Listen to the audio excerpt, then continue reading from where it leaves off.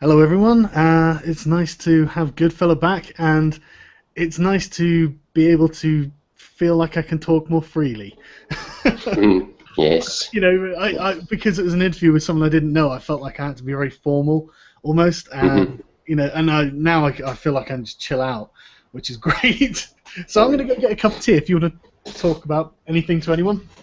Aye, okay. I'll talk about what she was talking about earlier on. Jesus Christ, man. Um, I mean, she just. Oh, sorry, wait a minute. Let me just. I need to sort the audio. It's coming through my headphones and shut up. There we go. Right. Anyway, as I was saying, she never fucking shut up, man. It was Yeah, just she I, she she didn't let Sargon get a word in, and. Anyways, there was something she mentioned right later on in the video where she said, that what you just going to go into it blind? Are you not going to get an informed opinion? And it's like, but the informed opinion cannot be fucking trusted. It's been like that for years, since before the internet on magazines. It's been like that for years. You can never trust someone who is paid to review anything, movies, art, music, video games. It doesn't matter. They cannot be trusted, because if I was a sleazy bastard, right, and I made a game, right, and I knew the game was shit, I still wanted to plug the game, I would go to as many of these people as possible to see who would take a payoff. Which I really would, because I'd be a sleazy bastard. And you try to tell me some game developers are not sleazy bastards. Don't trust any journalist. See, when it comes to video games, me personally, I like to go to user reviews, right? yeah, me too. I'll read what the game's about from the developers. Right, do I like the sound of this game? If so, I'll look further into it, and then I'll go to the user reviews. I never go to professional journalist reviews unless maybe that they've got an interview or something like that. Maybe I might be interested in, but other than that, no, I don't trust them. I just do not trust them. I mean, remember the Kane and Lynch article I sent you? I actually don't remember that. It was the one where the reviewer lost his job because he gave Kane and Lynch a bad review. I This was at GameSpot. Oh, no, no, yeah, no, I did hear about this, but Uh, the thing is, I don't. I'm just like you. I actually never go to any of these websites. I literally just don't go to them because I'm just not really interested in a professional reviewer's opinion. I understand there are a lot of people that are though, and that's fine. But like you, exactly. The first thing I do is go to user reviews because they're the ones we yes, trust. They're the yes. ones we trust. Well, Um, there a couple of weeks back, Civilization 5 was on sale on Steam. I don't play those types of games. The first thing I done was I asked you, because I know you do play those types of games, and exactly. I can trust your opinion on it. You don't have anything to gain either way, telling me it's good or bad. That's what I do. But I wouldn't go to a professional journalist. Not a chance, man. Not a chance. They can't be trusted. Well, I tell you what, I think. Sorry, I'll come back to the mic. I think there are some that can. I And, don't and, know, and man. I know. But hear me out. You see, this is actually what pisses me off the most about Jim Sterling, right? Is that he is very much against the idea of the AAA developers taking advantage of their customers, and I really respect that. And he really does come from a very strident position, and he fights the good fight on that front. And I Who is that? Who does he work for? Who is he he? works for the Escapist. Right. Okay. Okay. I think I wasn't aware of him before he came on the Escapist, but I think he basically made his name with that kind of investigative journalism, and he does a good job. He is good at that, and so I'm actually not innately adverse to listening to his opinion, but that's only because I know what to look for when he starts going off the rails. Mhm. Mhm. And I I swear I think that he would probably enjoy not having to deal with social justice. I get the Yeah, feeling like that a lot one of of us those. are. Yeah, exactly. I don't think he's one of the prime people peddling it. I think he's just kind of peer pressured into it. I mean, maybe I'm wrong. I don't know, but that's just the impression I get. Mhm. But See, regarding the whole Zoe Quinn incident, right? as I said to you earlier, I'm not an expert in all this Gamergate and all that. Right? I'm just not, right? Because again, I don't take these people seriously. So I knew that. I've always known they were corrupt. I've always known this.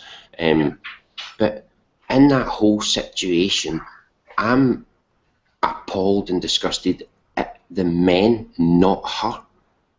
She took advantage of weak men who can be manipulated by a bit of pussy. It's pathetic. It is absolutely pathetic beyond belief.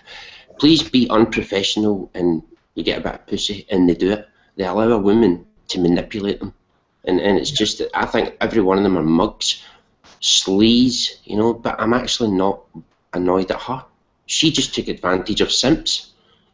Yeah, I mean, I'm not surprised. I think that the character of her character is just exactly that kind of person. You know, I would not be surprised. But the thing is, their character is exactly those sort of people. You know, they're all the same sort of people, and it really pissed me off. And someone in the comments put Chipman's worse than something. It's like, yeah, Bob Chipman is just the worst. I fucking hate Bob Chipman. Guys, I don't know a lot of these names because I don't take them, you know. Is he another reviewer? Is he a journalist? See, that's what I mean. That's why I don't know his name, because I wouldn't even bother reading their stuff. I wouldn't even bother with it. You would fucking hate him. Honestly, you absolutely would. And he's such a bigot against white men and masculinity because he was bullied at school. And, you know, now any Is he white? Is he white? Oh yeah, he's like a big fat white guy.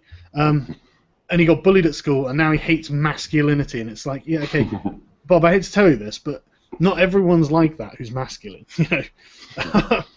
but yeah, he's just a fucking nightmare.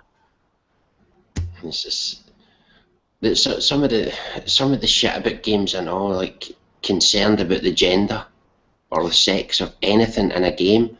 I just don't get that at all. I really don't. Nah, it just doesn't make sense to me, man. Most of the things I play in games are non-human. Yes, so, yes. You know, I don't care. You know, or I'm playing like Rome Total War, or you know, I'm playing Crusader Kings or something, and it's just like individuals. I don't give a fuck about individuals. You know, I give a fuck about where my 1,000 Roman soldiers have just gone. You know, you know, stuff like that. It's like, oh, but there are no women. Who cares? It's just so. It's just I always keep thinking the same thing when they say something like this. So, you know, so who cares, man? Just if Liana's listening to this, and I just want people to understand that I'm going to criticize her, but not her personally, because personally I thought she was. I won't. Because no, I did think she was actually a very nice person, but I'd like to analyse just the position she was coming from, really. And it was her surprise when I said that I didn't think game journalists were necessary, really. And you know, who's going to tell you whether the AAA developers are screwing you or not? It's like we'll figure that out for ourselves. That guy T, you're a wanker. Sorry. But yeah, it was one of those things where I was just like, and her surprise that it's the concept that what they do is just, I mean, they're propagandists and they're not necessary, you know, and things. I don't think she would be like that. She really didn't strike me as an ideologue. So I really think that she would actually probably do a much more responsible job than they have. Well, I don't mean to be rude, but she was nice. But as I say, they're always nice. But that doesn't mean what they're saying is nice, you know. No, that's I know. Just, I don't fall for that shit, that nice shit. I don't fall for it, man. Women pull that all the time, and I don't fall for it. No, she can be as nice as she wants. She's still talking shit, you know. She did make a lot of sense in her Anita Sarkeesian video, you know. She was pointing out good things in that, but on that hangout you just done where she fucking never shut up, man. It's just way off topic, talking about something else. I try not to be impolite as well, because if someone's coming on my channel, of course. So you know, I can't. But that was the thing. It was like I don't think she understood quite why these things were happening. You know, they understand that they understand that there's something going on that they don't have control of. but it really is a sort of just they talk from a position as if they have this kind of mandate to do what they're doing. As if they have a right to change things. As if someone voted for them. And I just want to try and explain to them that, look, right, if you guys all disappeared tomorrow, not necessarily Liana, but the group of the ideologues, if they all disappeared tomorrow and Kotaku and all that shut down, gamers would survive. You know, they'd figure things out, and it would be, you know, a grassroots sort of thing. You know, they aren't necessary, and they don't have the authority or power to do what they think that they should be doing, but they think they do, and so it's just like, right, okay, this is where we're kind of, you know, you guys can go over there and talk about social justice games, and you can do those things you want to do, but just leave everyone else alone. But these people are always a pain in the arse wherever they go, and what they do is, right, is they go into a pastime. They're not really that interested in that pastime, but it is quite popular, so they want to see what it's all about. They go into it, they don't like it, and then they go, right, everything has to change so that I like this pastime. And that's why people who actually like the pastime are saying, oh, fuck off. You know, we're not adjusting everything for you. If you don't like it, piss off. But they always want to change fucking everything, man. Everything to suit themselves. They're the most selfish people on earth, man. Yeah, yeah, absolutely. It's one of the things that drives me up the fucking wall. It's, just fuck, you know, I just want them to go away, to be honest. I don't care what they do, just leave me alone and the things I like alone. You know, that's all I want. And then they can do whatever they want. They can review Gone Home 10 out of 10, you know, Depression Quest, Game of the Year. That's fine. But just, you know, in the same way that I don't care what Fox News are saying. You know, they can say what they like because they're them, you know. And it's good that they're there because it's fun to take the piss out of them, you know. Yeah, that's true. See, that guy T said he's never heard anyone called a wanker before. I just want to see earlier on today, right? I just think you'll like this, Sargon. This is quite a funny one. This guy, he's obviously heard this before, but he's not British, right? So he thought it was an insult, and he said he called me the dog's bollocks as an insult. It was beautiful. I just went, thanks very much. It's supposed to be an insult. He's going, see this dog's bollocks here, and it's like, no, thanks very much. It's just fucking brilliant, jeez. Oh, bro. So Scotland, Scottish elections is our country doomed? I think it's going to be yes, even though I'm in the no camp. I think it's going to be yes, and I hope I'm wrong. But then I think that comes from the yes crowd seem to be a lot louder, and they're making a lot more noise. But then when you think about it, the no crowd aren't really demanding any changes. So I suppose the yes crowd have to be louder because they're the ones who want changes. So, so I still don't know. The news are saying they predict it's going to be close, but I'm not going to listen to those people. You know what I mean? We're not going to know until it's counted. Yeah, that's. I mean, all I've been seeing in practically, like, you know, every channel I'm subscribed to and all the news sites, it's the yes seems to be very much like like you say, just they are the voice, really. I wasn't seeing any particularly strong no opinions, and well, I think a lot of that as well comes from it's the no camp. I'm in it, so I know.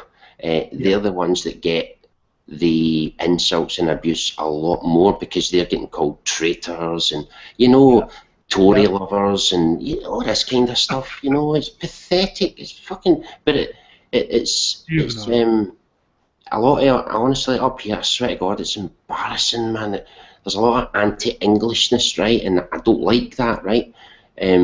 But I heard earlier on, I didn't see it, so this was just on Facebook, somebody mentioned it to me, that there was somebody burning a Union Jack. Do you know what I mean? And it's like, come on, man.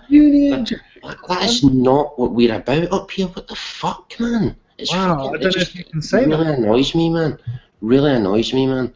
But it's just like, there's a lot of hatred, you know, and there's a lot of banter. I'm part of that. I'll wind up the English if there's any football on, no problem. But absolutely. But I actually thought a few years ago, wasn't it the World Cup when they had like anyone but England T-shirt? I actually thought that was hilarious. I think that's awesome. You know, you guys can say that if you want. That's it's cool. Funny, but sometimes it can be a bit pathetic as well. You know, it's an inferiority complex.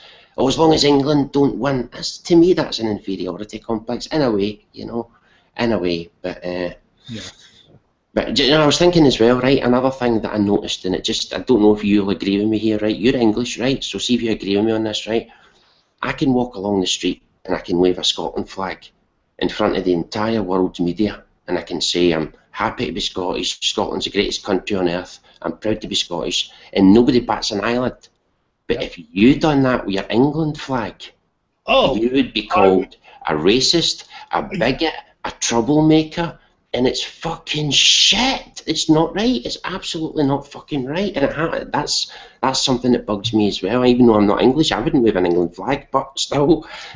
Yeah, it is something that really. I mean, hang on. It's a tragedy, I think, more than anything. It's sad. It's just fucking sad because the English have got a lot to be proud of. You know, of course. You know that, and that's the thing. And people that are like, "Oh, slavery and all that." It's like, yeah, but the English ended slavery. Stopped it. Aye, they fucking first to make a move to stop it. Christ. But I don't like the double standards and that. You know, like as I say with the England flag and the Scotland flag, same scenario, but you'd be called a bigot. I'd be called proud. But I think it's because England, right? I think is seen worldwide as like the centre of whiteness, and white people are not allowed to be proud of. You know what I mean? Do you know what I mean by that? It's like right, that you know, that's where white people, you know, and that's what I think. And I may be wrong on that, but that's just what I think it is. I think that might be, you know, subliminal at least. You know, a point. It's the English are pretty fucking pasty. But they're always the baddies as well. The English make the best baddies, you know, in films, you know. It's just... Oh yeah, hell yeah, that's because... You can see them as evil for some reason, easier than you can see anyone else. It's just strange. I imagine if they make films in, like, Egypt or Arabia, then the Americans are probably the bad guys in those. Maybe, but then in Asia, when the Chinese have got a bad guy, they're often English. Very English. Oh, I God. And a lot of kung fu movies and that. They're, you know, I think in Rush Hour 1, 2, and 3, there was only one English guy in the whole 3 films, but it was just he was the baddie in every one. You know, it's fucking unreal. Yeah, I mean, it's got to be like a cultural legacy of the British Empire. But it's because as English people, right, you don't cry like little bitches when you watch a TV show or a film and the English guy is the bad guy. You don't sit there and go, oh, hang on a fucking minute, this is terrible, this is racist. That's why I think it is. True. You're a target that I'm not going to complain about the representations. So everybody else would, including Scottish people. Oh yeah, that's true. They probably would. I think it's because of England's history. I think that England has been on top for a long time, and I mean, yes, I'm not saying this from a nationalistic point of view either. I'm really saying this from sort of like a historian's point of view. I've got a friend, or I had a friend a few years ago. She was Italian, and she was always like, oh, my dad was always like, if he wasn't born Italian, he'd want to be born English, because he just looked at the things the English had done all throughout their history and been like, wow, that's fucking amazing. You know, there's a reason that English is the language of the world, you know. And so it's hard to feel like anyone is better than you, even if like the Americans have got all the guns and bombs in the world, you know. They don't have the history. Exactly, we're still better than them. You know, everyone always has that kind of cultural inferiority, and it's not a good or a bad thing. It's just something that exists, and you know, I'm not, I don't think there's anything particularly nefarious about it. So I'm actually quite comfortable with seeing English people as the bad guys, because it just makes me think, yeah, you better fucking watch out. You better recognise. Exactly, yeah. One day we'll fucking realise that you guys need to be taught another lesson. Zonte, or is it Zante, just asked me a question saying, if it was a yes vote, what would have to happen for me to leave Scotland? But I wouldn't leave. You know, I wouldn't leave Scotland. I wouldn't leave I probably wouldn't even leave my city actually. I'd rather stay and make it better. No, you know what I mean? I think that's a great attitude to have. You know, be the change you want to see. Mm-hmm. I've got a question for you though. The yes people are very passionate about all this. What do they think England has done to Scotland to warrant the passion that they have to leave? Well, there is the one best example they have, and is the poll tax one. That's a good one, right? Because Scotland got the poll tax for a full year before anyone else in Britain, right? Okay. Which is clearly unfair. By the way, see David Cameron. I don't know if anybody knows this, but you know he apologised for that. I don't know if you know that. No, I didn't. See, when he first became Prime Minister, maybe it was actually when he first became leader of the Conservative Party, he apologised to Scotland, so he did, for that poll tax. He said that was out of order. Just thought I'd mention that. That's an interesting point, because I mean he's right. You know what it was. See, because that happened, and that was the Tories that done that, right? Again, it's the up here. I made the comparison the other week to somebody that were very much like, you know, like a black ghetto in America, right? You know, the way they're not allowed to like the Republicans, right? But they blame the Republicans for everything, right? Everything bad, right? Well, that's what Scotland's like. You're not allowed to like the Tories, right? And, you know, but you can blame them for everything. Even if Labour have been in power for 14 fucking years, you can still turn in and go, aye, but it was because of the Tories beforehand. And I've heard that happen. I've witnessed it happen. It's pathetic. There's just a hatred for the Tories, so much so that a lot of the yes people are stupidly saying, vote yes to sack the Tories. You know, well, if you want to sack the Tories, don't fucking vote for them. Use one man, one vote. That's how you get rid of a political party. You don't have the option. You don't change the rules so that they can't possibly enter the competition. It's fucking ridiculous, man. But something I would never do is rule it. See, I don't side with any political party, right? All of them can get my vote if they put forward the right policies, right? I would never say, oh, I would never vote Tory, because then that's saying to the Tories, there's no point in making any policies I'll be interested in. You know, whereas I would vote Tory if they put forward policies that I agreed with, you know. But there's a lot of people up here that don't think like that, and it's very tribal. It's it's very annoying, and I don't believe anybody should fight their parents or grandparents' fight. You know, you get your own battles. You know, I don't want my son fighting my battles. He can get his own battles. But that's what this is. It's going way back in history, you know, and it does, like you say, it gets sort of tribal, and it's just. Because I mean, you know, being a history buff, I'm looking at it thinking, well, it just seems to have been entirely in Scotland's favour. In fact, the union itself. I mean, someone pointed out in the video that the union isn't necessary anymore, and he's right. You know, it isn't, and because the whole point was.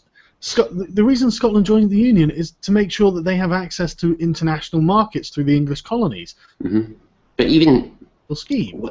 Whether you believe in God, right, or Mother Nature, right, I believe in Mother Nature. Even they have made it clear that Scotland and England should be together. Do you know what I mean by that? I mean, it's just. But then another thing as well I wanted to point out is I think a lot of this anti-English thing is actually anti-London. They just say England, because the Geordies, the Liverpudlians, the Mancunians are very much like Scottish people, I think. I believe that anyway. The people in the north are very much like Scotland, in my opinion, are like Scottish people, in my opinion. And they don't necessarily like the Tories, you know? No, well, that's the thing. I mean, there are a lot of people who don't like the Tories. You know, down here, you know, there are some significant, especially among like the lower classes. You know, they very much don't like the Tories. So, you know, it's amazing that the Tories have got any votes at all. You know, and I really think that if Britain just seceded from London, I mean, they hardly get any votes at all in Scotland. Yeah, Hardly any at all. It's just the way it is, you know. Yeah, but that's the thing. It's about classism rather than regionalism. You know, Probably yes. Probably with them, yes. You know, because it's only wealthy people who give a fuck about the Tories, just like in America with the Republicans. You know. Do you think though? I don't know about that. I don't know. Well, when I say wealthy, I mean middle class and up. See, again, I don't. I don't know what I consider myself actually. I stay in the East End of Glasgow, so I'm certainly not in the high earners. But yeah, I don't know, as I say, I wouldn't rule out anybody if they put forward the policies I agreed with. You know, nobody gets my vote if nobody interests me. I don't waste my vote on anybody, not anybody. I'm actually against the party political system these days. I think that we have the technology to do better than something we used in the 17th century. I don't think political parties are very productive anymore. They were good when communication was difficult. You know, they were good when you were ruling a globe-spanning empire because you needed a united view. But we're in a different world now. You know, we're in a complete different world. And so every man's just an individual then, basically, or every woman. Yeah. Yes, that's rather than there's no party. It's just everybody comes forward. I'm not with a party. Here's my policies. Exactly. I mean, but they need to have backing. They need to have other people who agree with them. Surely. Well, then it become a party. I'm not even like. I mean, this is just me talking shit. But I would be interested, and I haven't thought about this and thought this out properly. So don't people go, oh my god, this wouldn't work because of this. It's like, yeah, I'm sure there are plenty of reasons it wouldn't work. But I think I'd rather see people standing for positions, you know, and instead of having like a shadow cabinet, having like shadow ministers for positions, maybe, rather than these sort of overarching political affiliations, because you know the problem with that is that you might have people who are more moderate in some areas of the Conservative Party, who get just wildly overruled by the status quo of the Conservative Party and the Whip, and so you know they don't, you know, people might be voting for that person to do a specific job, or you know they might want that person's influence, but they might not have that much. And you know, there are some areas that I'd like more left-leaning people to be in charge, and there are some areas that I'd prefer more maybe right-leaning people to be in charge. Well, that's what I mean. That's why I don't side with anybody, because I don't agree with everything one side says, and I don't disagree with everything the other side says. So, but can you click on that link I sent through the Hangout? Sorry, I haven't. I'll just have a look at that. Just see if you could put that up to show them as yeah, hang on. talking about this. You know, I thought this might interest them. There we go. Right. I think. Yeah. Women of Britain, let's form our own feminist party. Sweden's feminist initiative has shown us how to make male-dominated middle-class Westminster work for women. Wouldn't that be great? We're going to turn into fucking Sweden. Oh, when our children and grandchildren look back at the Sun's page 3, that's women every morning in the Sun, page 3, with their tits out every morning. For I have no doubt its days are numbered. Why? They'll see it in much the same way as we watch casual sexism in Mad Men now. It will seem embarrassingly anachronistic. But then, what will seem embarrassingly anachronistic? Women being allowed to be glamour models and earn a lot of money. I mean, how the fuck what's so wrong with this, man? Well, I tell you one thing that pisses me off, right? Is that, well, maybe this is me being a total chauvinist, but I watched Mad Men, and I really didn't think it was actually that sexist. I never watched that, but I think the idea is it was slapping the ass, hey toots, things like that. Is that the idea? I never really saw that happen on the episodes that I was watching. I only watched, I think, maybe 4 or 5 at the most. But that's how that's what they exaggerated into, though, wasn't it? Yeah, that's how they present it, but it just wasn't like that when I was watching. I mean, it was more about like Don Draper's degeneration as a person. I mean, these were only like a few episodes towards the end of the series, I think, I was watching. But it was, I mean, Don Draper was an interesting character, and he wasn't like I don't know. It just didn't strike me as especially sexist. I mean, obviously, I'm not a feminist, so of course, Yeah, what but would I know they've got about to find sexism? something. They've got to find something. You could name anything at all, right? And you can find something that will offend women about it. Oh, And it doesn't even matter. It doesn't even matter what you pick. Transformers. How come there's not a lot of female Transformers? Boom. How come they don't transform into vibrators? Boom. It's just there's always fucking something, and it's just, and every time they speak, I'm always the same. Like, so why do you fucking care so much? Why does it? Oh, it's I'm with you. fucking unreal, man. Yeah, I bet this just gets better, doesn't it? Do you want to carry on with it? Wait a minute. Oh, sorry, I closed that page out. Let me just get that back on. It's ridiculous though. What this should tell us and remind us is that society doesn't progress on its own. Equal rights are achieved when those who are denied them organise and take power, because women are denied equal rights. Tired of this shit, man. Hang on, the paragraph above. Hang on. I know this because it's embarrassingly anachronistic now. It exists in an era where women build and fly planes, debate in the UN, run businesses, and generally demonstrate they're more than the sum of their parts. Build and fly planes? I mean, do women build planes? How often do women build planes? Well, I'm sure there are some women that help to put them together, and I'm sure there's some that work on it and do that. But I'm sure. And that should be the case anyway. They should be able to do it. Of course. I don't see how that means women who do page 3, because the thing is, not all women, especially when you think of page 3 models, not all women have what it takes to become engineers. The same way not all men have what it takes to become engineers. So, and there's a lot of men who make money taking their clothes off. Doesn't seem to be any noise about that. Why? Why do you never hear men complaining about this? Because we're not a bunch of fucking crybabies, and we don't want to be treated like fucking children. That's why we don't cry about it.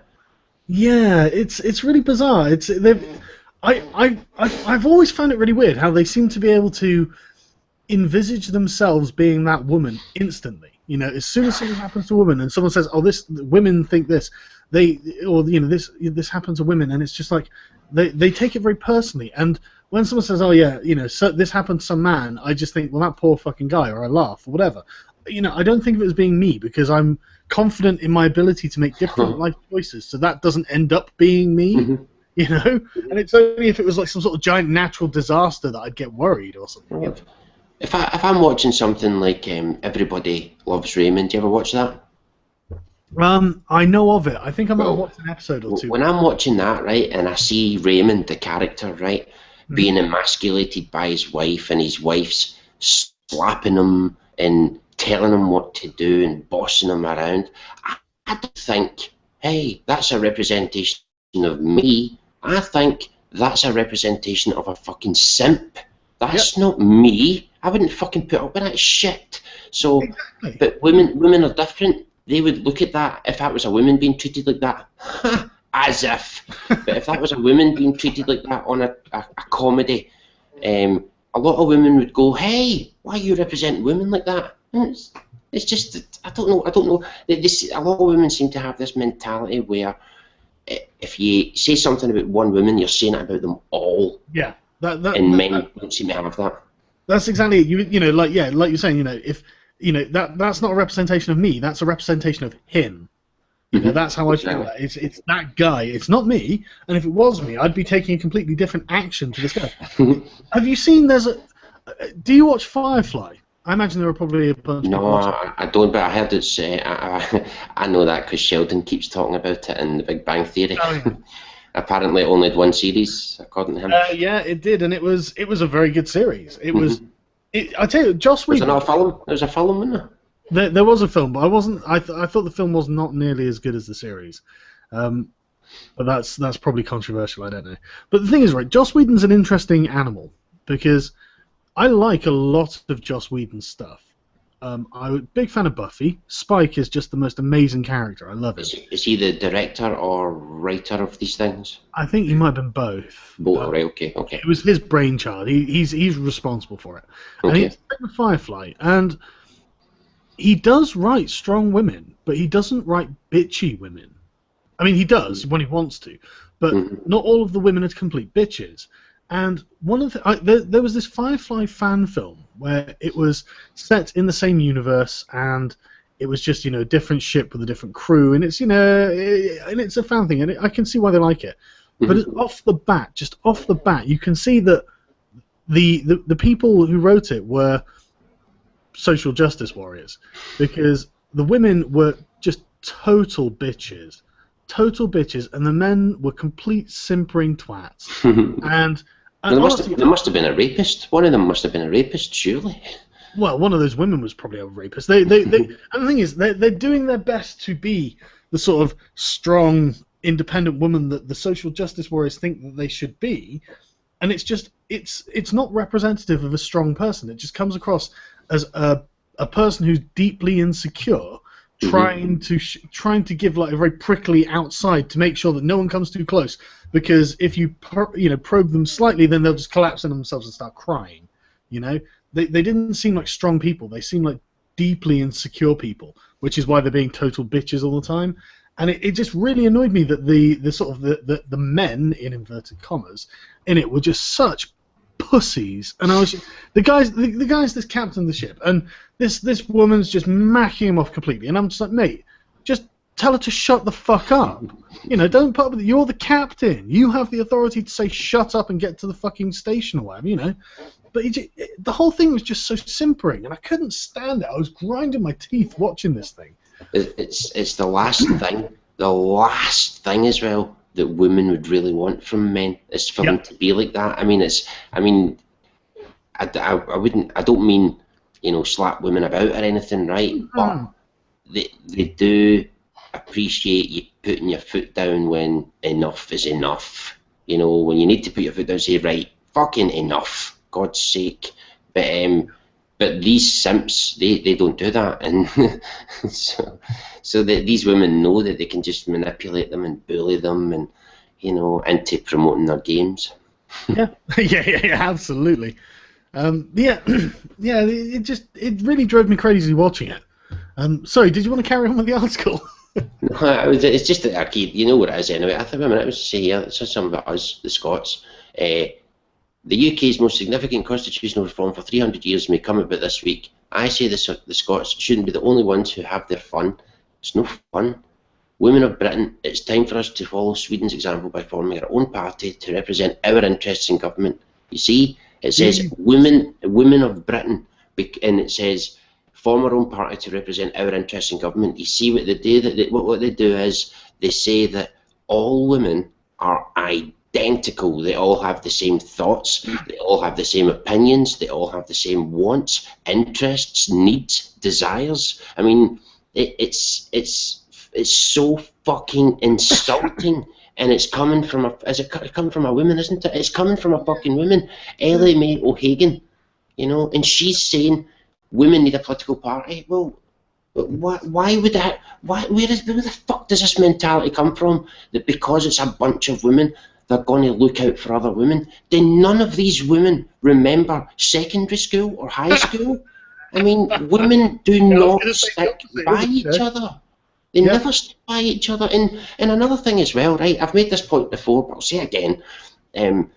See if a woman goes into politics, right, and she looks out for women, then she's not a good politician. She's a fucking bigot.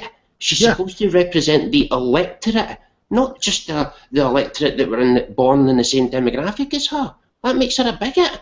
That's like me becoming a politician and going, right, I'll be looking out for white guys. I mean, it's just not fucking right. I would be seen as a bigot, and everybody would call me a bigot. So this woman saying we should have a feminist party, she's a bigot because she's saying it's for women, as if it's just all great because it's all women. Is that like all us girls will just get together, you know, and we'll sort out this country? Fuck off, man.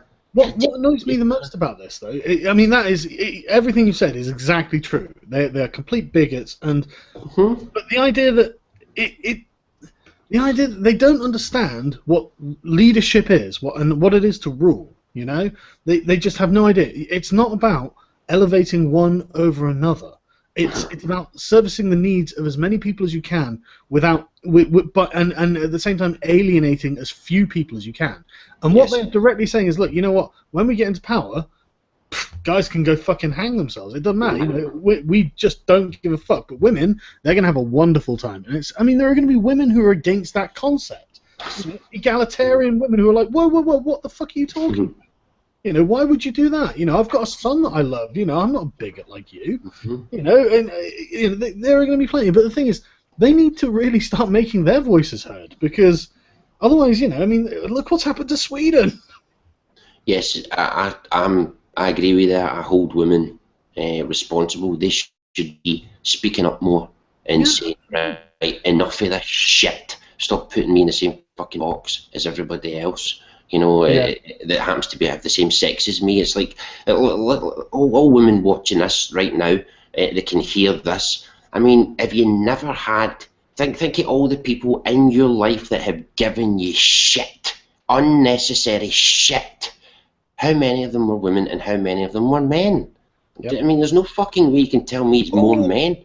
That reminds me, actually, right? I had to stay over at my nan's this weekend, and it was really interesting because I've had a bunch of conversations with my nan, and my nan is basically an MRA, but she doesn't know it because she's like 80 years old and she's never heard of an MRA.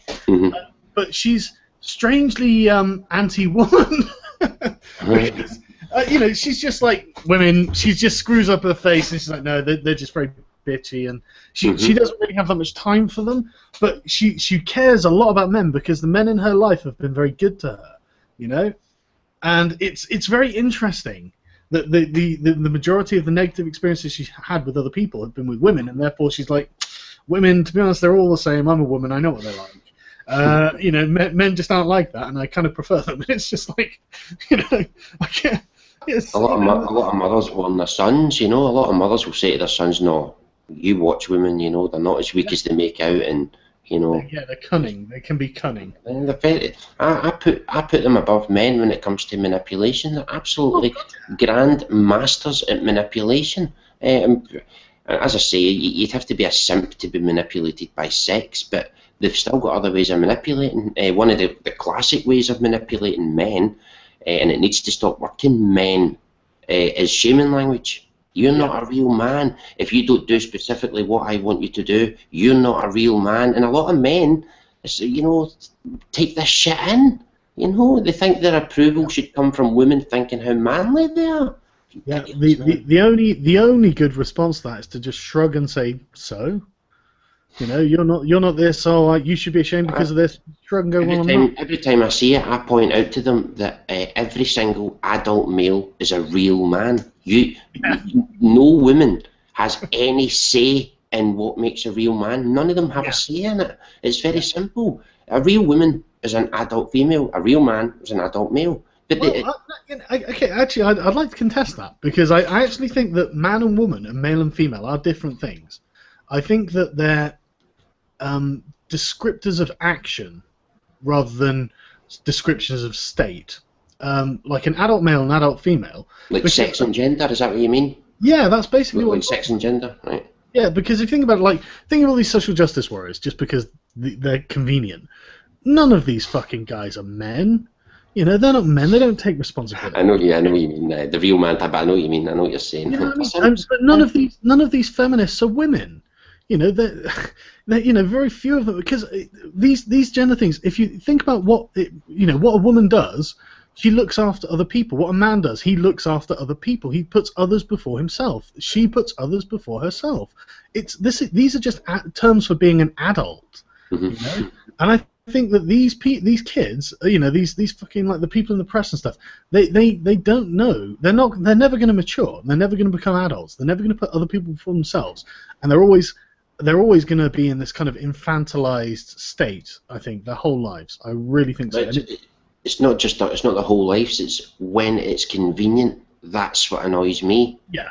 You know, I mean, if women want to be treated like unaccountable children, sure, I'll do that. But that means I'll also do it when they're being professional. I won't take them seriously. Yep. It cuts both ways. They cannot have it fucking both ways. Like, I'll give you an example, right? Colin Noir, right? I don't know if you know him on YouTube. He's NRA, right? He's pro-gun, right? I'm pro-gun as well, by the way, right? And he made a video the other day, and he said that Ray Rice was a coward, right? So I then made a comment and basically said that if somebody shoots me twice with a small pistol and all I have is a shotgun, can I shoot them back? Is it the right course of action? Basically making the comparison that she slapped him twice, she's weaker. Yeah. He hit her once, he's stronger. So let's say small pistol, shotgun, right? Now, there's hundreds of replies to this comment, right? And the majority of people are saying, yes, you have to shoot that person back, but yet the same actions with human and physical contact makes the man a coward. But yet, how did, you know, so the ones that knew what I was doing, making the analogy, they then tried to defend, you know, their side and see the comparisons they make with women. It is so insulting, right? But yet not one woman says anything about it. Like one guy says to me, because I said the woman was like a small pistol and the man was like a shotgun, he then came back and says, well, no, to be more accurate, she's like a Nerf gun and he's like a shotgun. Now, to me, that's so insulting to women, as if a woman puts her mind to hurt somebody, she can't do it. Why are you not giving women some credit, you know? Yeah, I mean, there are a lot of I mean, you know, I've spoken to guys who have been, you know, beaten bloody by their women, and you know, it's not that women aren't capable. I think more that most women aren't capable. I know, you know, I think every capable adult is capable of causing serious harm to another adult without any weapons. I believe that anyway. Maybe. Yeah, I mean, that probably is true.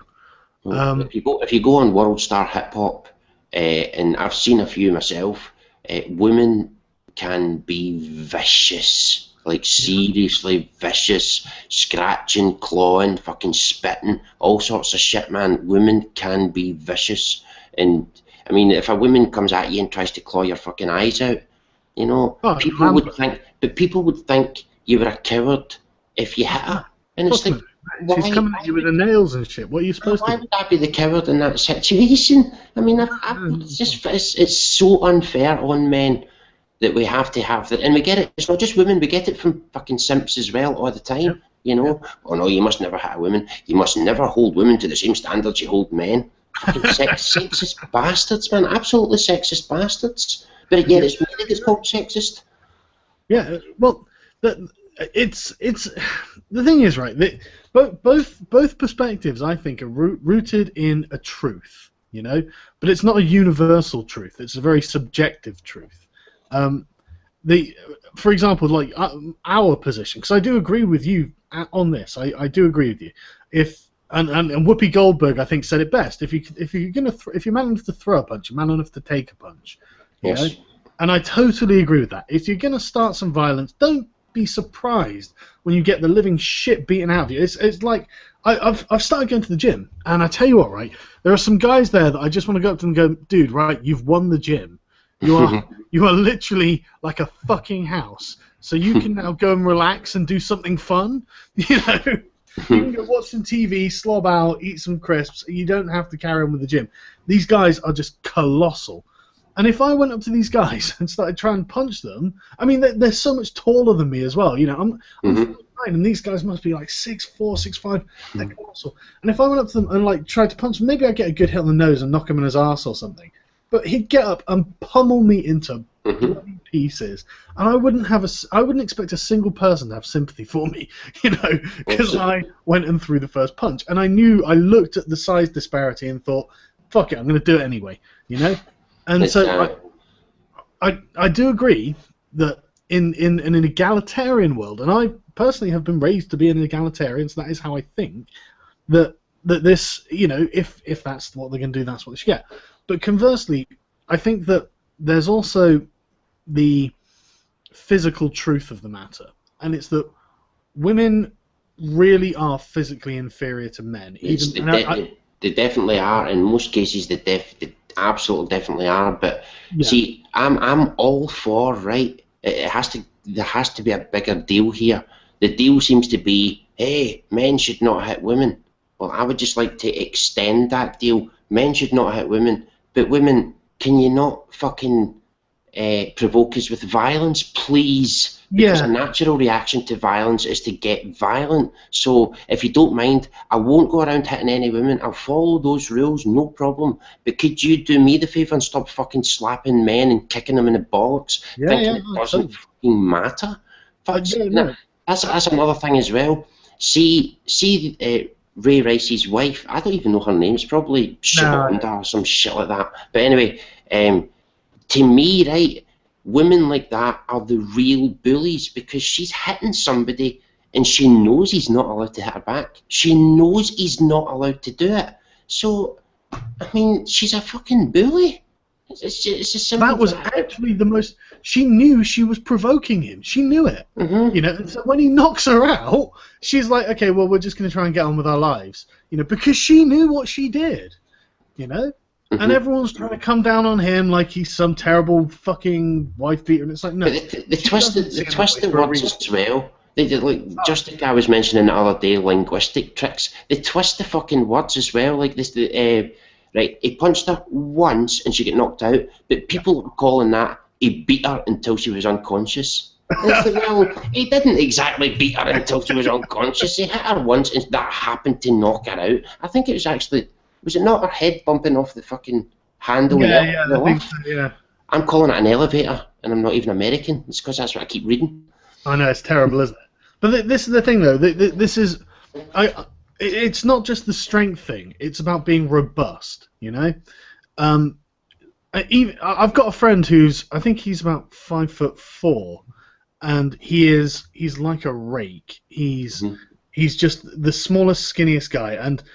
One time we were all drinking, and we were around my flat a few years ago, and he was trying to get to the computer to change the track, because we're pissing around. We're guys, a bunch of guys that hang around my flat. We're just pissing around. I'm like, no, I'm leaving this song on. He's like, no. He tried to grab for it, and I didn't even think it was a shove. I didn't even think it, but he went tumbling backwards. And I really didn't mean it. He wasn't hurt, but it was just like I didn't realise the disparity between me, because I'm 16 stone, and he... What happened there?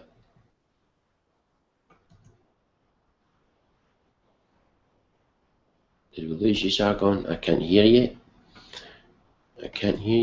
But... I see regarding the... I don't know if people can hear me, but I'll keep talking anyway in the hopes that they can, until Sargon comes back. Regarding the women hitting men scenario, if I was in that situation, right, and a woman was attacking me, first of all, I wouldn't go out with a violent woman.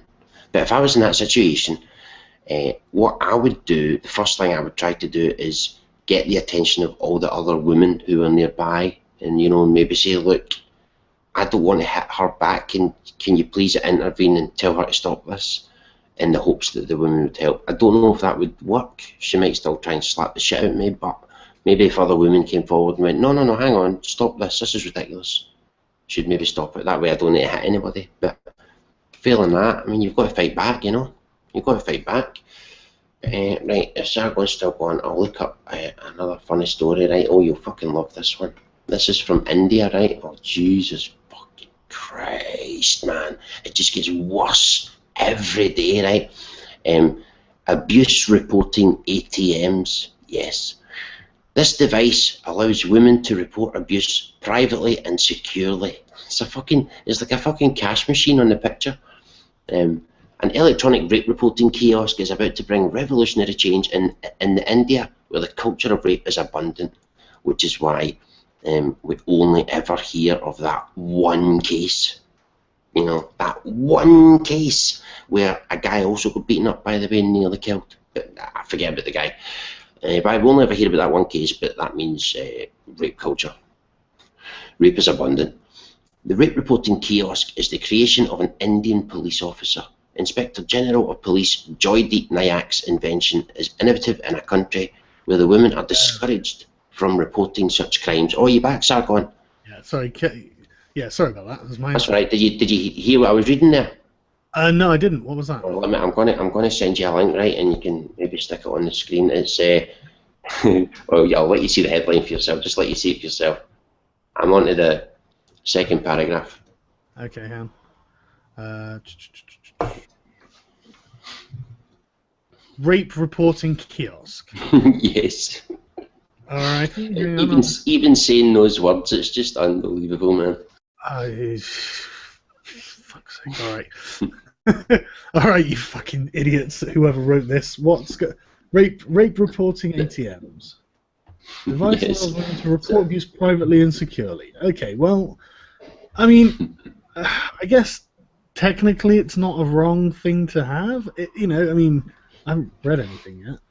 But don't you feel that? Don't you ever get the feeling that women are almost encouraged to say they're a victim of rape? I mean, that's what it seems like to me. You know? There's definitely just a naked bias towards women being the victims. Oh, shit, fuck off. Yeah, I get so annoyed when they make it gendered. If they just said, a device allows people to report abuse privately and securely, that would be perfect. All they have to do is change one word, because everything about all of this directly implies that men don't suffer from these problems. Not only that, it also implies that men are dangerous. Yeah, the men are perpetrating these problems. Yes. Yeah, exactly. Yeah. So it's a double-edged sword, but then both edges cut men. Yes, it's just being cast as the worst type of people. It's just fucking vile, man. Vile. The rape reporting kiosk functions like an ATM machine. It goes by the name Instant Complaint Logging Internet Kiosk. Well, that's catchy. The rape reporting kiosk can be employed to report abuse and theft by ladies. By ladies. Report abuse and theft. So if I'm an Indian man and some fucker steals my phone, I can't use that to report the theft because I've got a penis. I tell you, it's just a matter of time, right? Before, the way people say, especially the social justice warriors, they'll say that it's what you identify as. If you identify as male or female, right? There's got to come a point where most men will just identify as a woman because it's easier. Yeah. I want to report a theft of my phone. Oh, hang on, you sound male. I identify as a woman. Is this what we're going to have to do to get treated as fucking equals, man? Yeah, to just be treated as humans. That's the thing, and it gets my goat. It absolutely gets my goat. They have to make it gendered. Why make it gendered? There's no shame. There's no shame. That's the problem. They're gender ideologues. They're obsessed with their own fucking genitals, and they can't. In fact, I've got one that really. I've got a bunch of old stuff from This Week in Stupid that I basically couldn't include. It was getting too fucking long, honestly. That's stupid. yeah, exactly. And the Gamergate stuff came up, so I didn't really have enough time to include it. Right? If this one, Vlogger releases 20 empowering names for your vagina. Fuck's Why is this on the Huffington? I mean, not why is it on the Huffington Post, but why is it being written in print?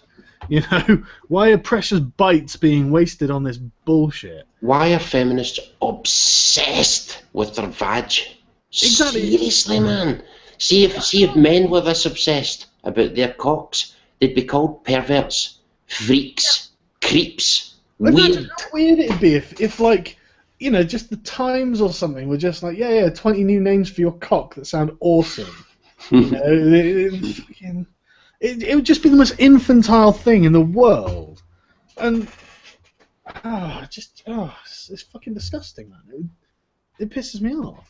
So what are the 20 empowering names? I don't know. We can watch it if you want. How are they empowering anyway? 2 minutes, right? Okay. Fuck knows. Get rid of this. That's another one. Empowering. Everything's empowering in it. Fuck's sake. And we were just reminiscing about something Can you guys hear that that? happened in our I can hear that. Usually our guy friends would have a name for their penis, sometimes having to do with the popular movie at the time. Right, like... What? Big or Ferngully or The Rock, because I'm sure their dick at 10 years old got that hard. So after talking about it, we realized that only guys do this. Yeah, they even hold measuring contests. I've never heard of girls doing that. Fucking hell, this is pissing me off. Get the fuck over it, you children. Men are taught to really love and embrace their penises, where women are taught that it is something that should be kept away and keep your legs closed, be ladylike. Keep it a secret, ladies. And the nicknames that people do have for vaginas are terribly disgusting, like meat curtains. Well, we say, Fuck that. So here are 20 empowering words that you can call your vagina. Hillary Clinton, Cherry pie. American style, possibly. the Cave of Wonders, Thunderpuss, and Sandshrew, if you just got home from the beach. Jigglypuff. Alright, I can't go on with this. No, I'm not calling it any of those things, man. Fuck's sake. Just, I can't even. At the beginning where they talk about, oh, you know, women are supposed to keep it hidden and secret, and it's just like, hang on. You don't understand that the reason your mum was saying, you know, like be sparing with it is because that is your power. You know, you can use that to get what you want, and you don't have to really do anything else. And this is like the power of the feminine mystique over men, you know. And these women seem to have completely forgotten that men are people and have wants and desires and can be manipulated. No, they know. Well, they seem to be forgetting how. Honestly, I really think these people just. It's about. I don't know how to describe it. It's the gender role, you know, and it is the gender role, but the gender role existed for a reason, you know. If you do these things, then men will hold you in great regard, you know. I mean, Margaret Thatcher never talked about the name she had for her vagina, if she had any, which I fucking doubt. You know what I mean? And there's a good reason why I respect Margaret Thatcher. Not the, you know, this is the thing. So yeah, oh fuck me, this is just infantile, absolutely fucking infantile. That's oh Jesus, I feel like I've lost a bunch of brain cells after watching that.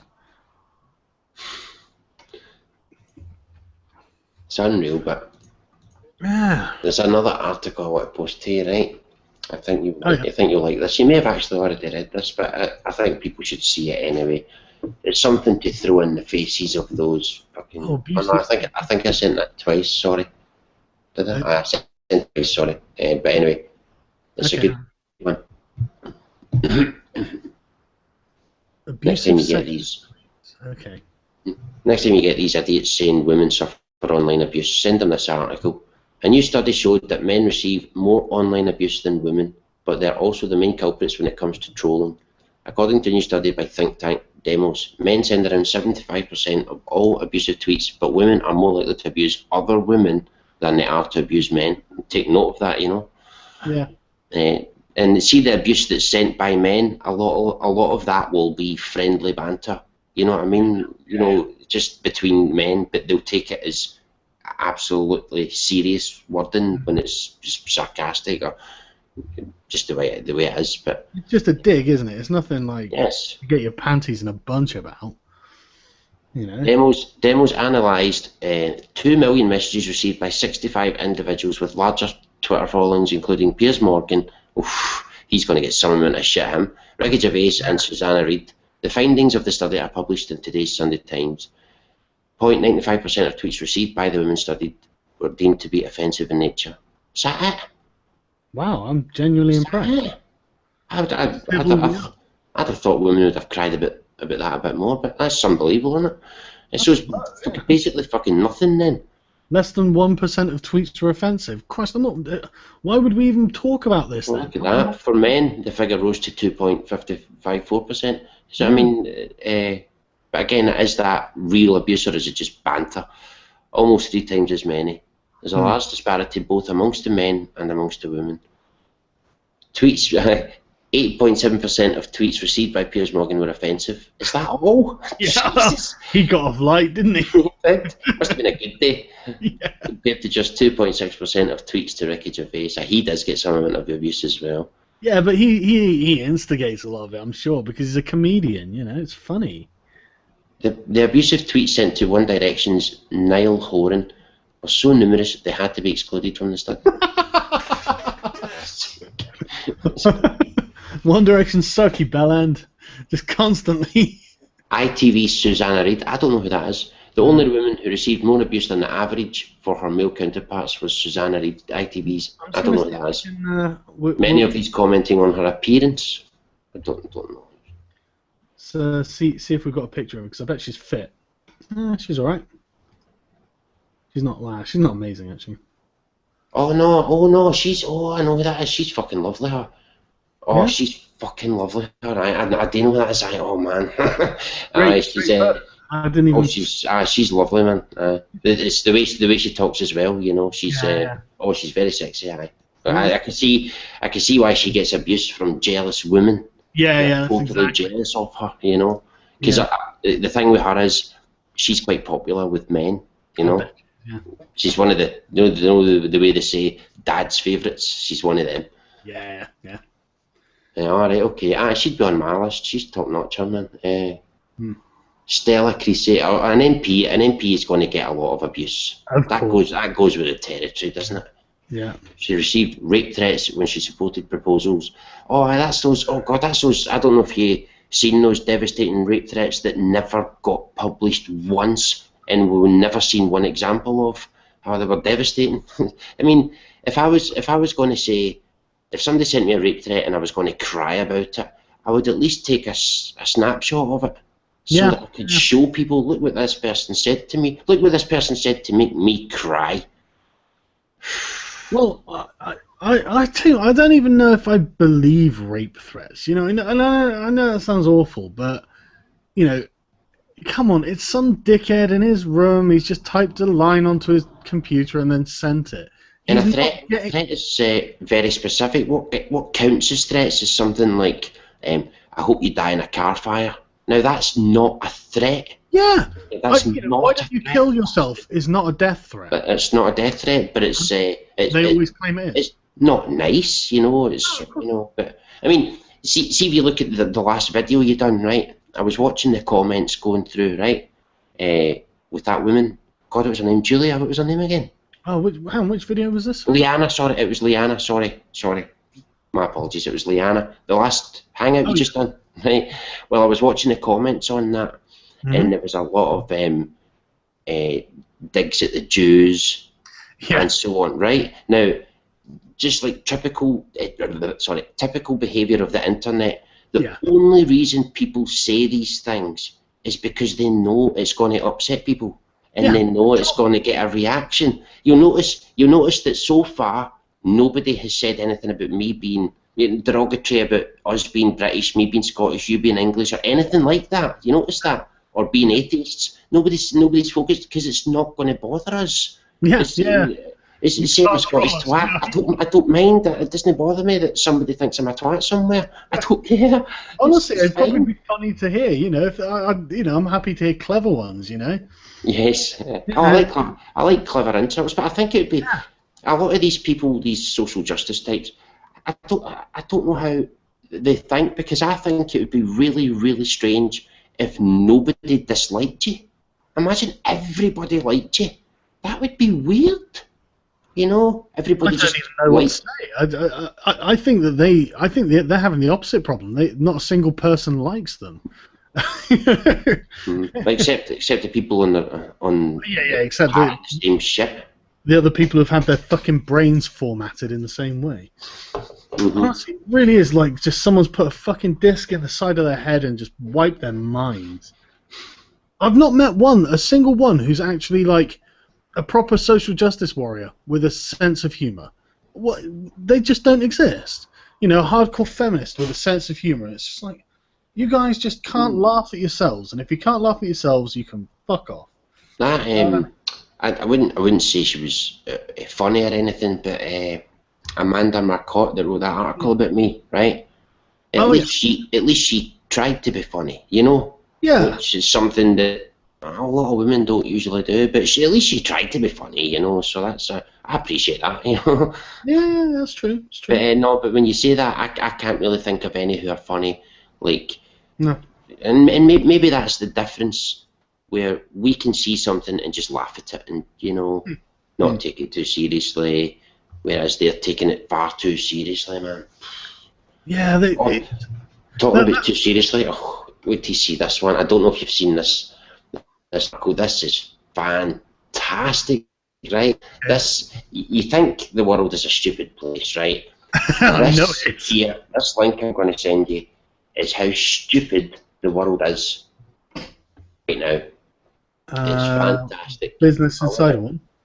Yes, it'll be redirected in 1 second. Just read the headline of that. It's fantastic. What? Oh, yeah, redirected it. Columbia student who's carrying... Oh, yeah. Did you hear about this? Yeah, the Columbia student who's carrying a mattress until her alleged rapist leaves campus says she's getting a ton of support. Not the right support, obviously. Mattress. She needs a psychiatric support, I think, but not fucking the support of anybody else. So she's walking around campus, right? Yeah. With this mattress, because apparently somebody raped her. Right now, it's already been cleared, and there's been no case. You know, this guy's still there. But what she's doing is she's going where this guy is, say in the canteen or something, and then running out crying. You know, with her mattress. He's still here. He's still here. So she's going around basically saying this guy's a rapist, and you know, and it's just. And it's just allowed to stand. But if it was me, right? If, for example, I was in college and I got raped, right? I would go to the police. I wouldn't think, right, time to get my mattress out. I mean, well, I find it very bizarre that they go to the colleges. Why would you go to the colleges? They're not legal entities to, you know, they don't have any jurisdiction of law. But it's because they know that and know they'll get a conviction that way.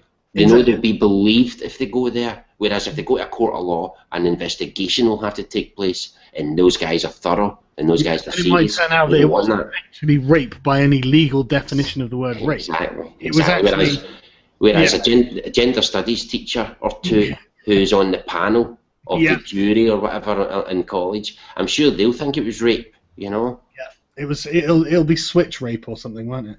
What was that? He offered you coffee in an elevator? Rapist? How did you survive? How did you get out of there in one piece? Seriously. You better write a book. Yeah, exactly, yeah. Someone back her on Patreon. I shouldn't say that because, you know, people back me on Patreon, but I like to think that people back me on Patreon for the right fucking reasons. You know, one thing that drives me crazy, right, is the monthly thing on Patreon. I actually get really pissed off about it because the way I look at it is that, you know, if I'm making videos, then it's when I've done something for a start. So there's a quantifiable, I made this video, if you want to back me. And also, when you're doing it by individual video, what I really like is that some people, sometimes they're like, no, I didn't like that video, so I'm not going to back that video. And it gives them the power to choose, if you know, and that's the best of both worlds, I think, you know. And so, you know, I'm never like not doing something or getting money for just being idle, and people can absolutely choose to pick and choose what they want to support that I do, and so that's fine. But these like Matt Lees and all these social justice warriors, just like, yeah, just give me $3,000 a month, you know.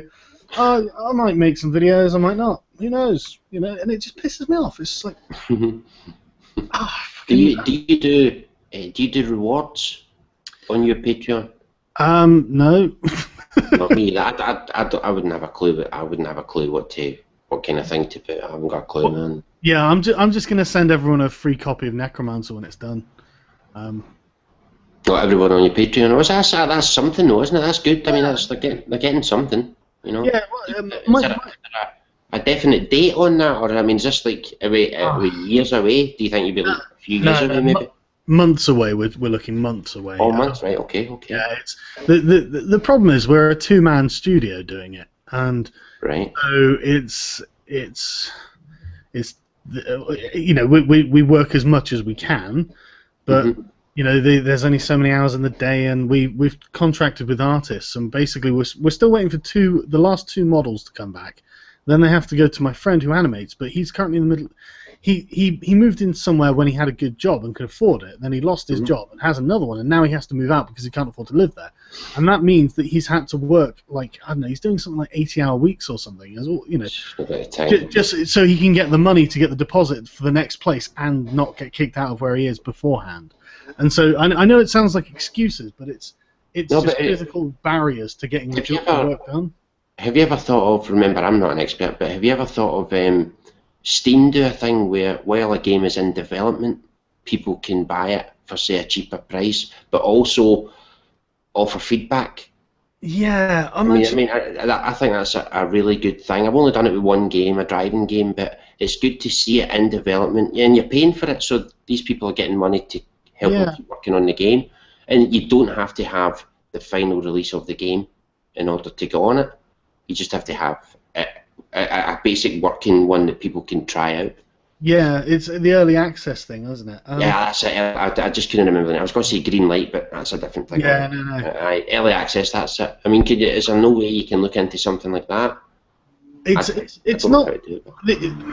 The problem isn't really one of money, because we're not getting.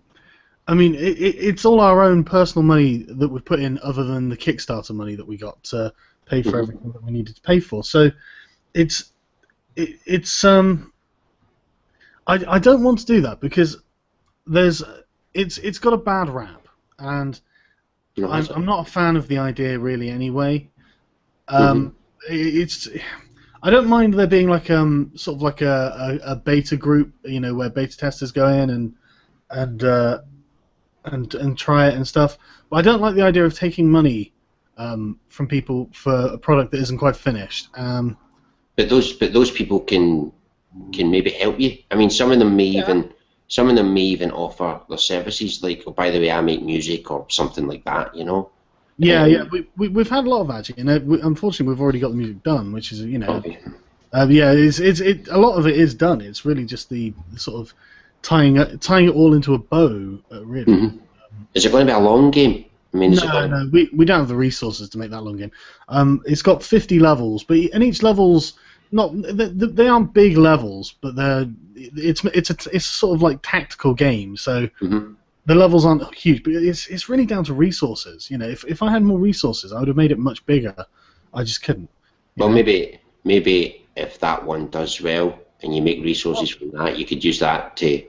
That's what we're hoping. I mean, the reason we got 50 levels rather than like 20 levels, which is what everyone expected, was because the levels themselves they're not tiny or anything, but they're not colossal. They're probably, I mean, you know, if I suppose they're probably about, I don't know, maybe probably like half a mile square if you were going to talk from the perspective of the character, you know, which isn't enormous.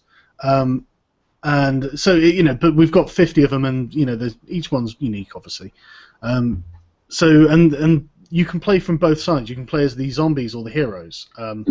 So there's, you know, and we've got a player versus player campaign as well. But that's the unique thing about the game, isn't it? Yeah,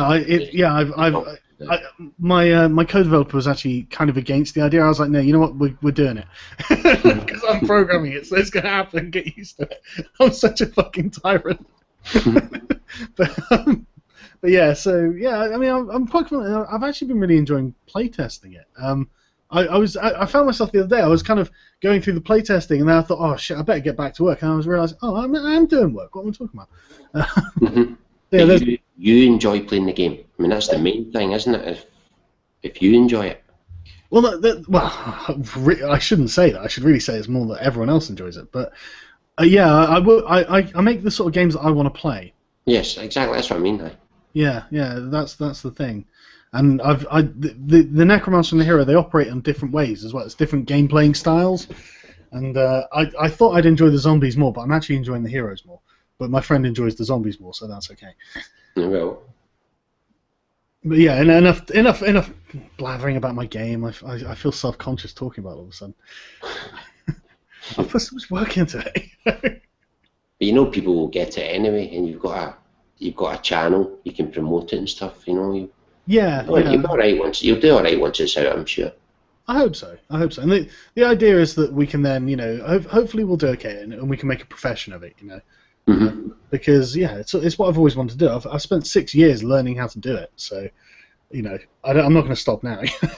No. That coding does look quite difficult though. You've got to have a certain kind of mind. You've got to have it's all just computer logic. So it's you've got to. Bug hunting is the biggest problem because most of the time it's not that something doesn't work; it's that it works in a way that you weren't expecting and it doesn't do quite what you wanted it to do, and then you have to kind of backpedal and trace your way back to what's not wrong but just incorrect. That's what the beta testers are for, isn't it? Wow. All the bugs and.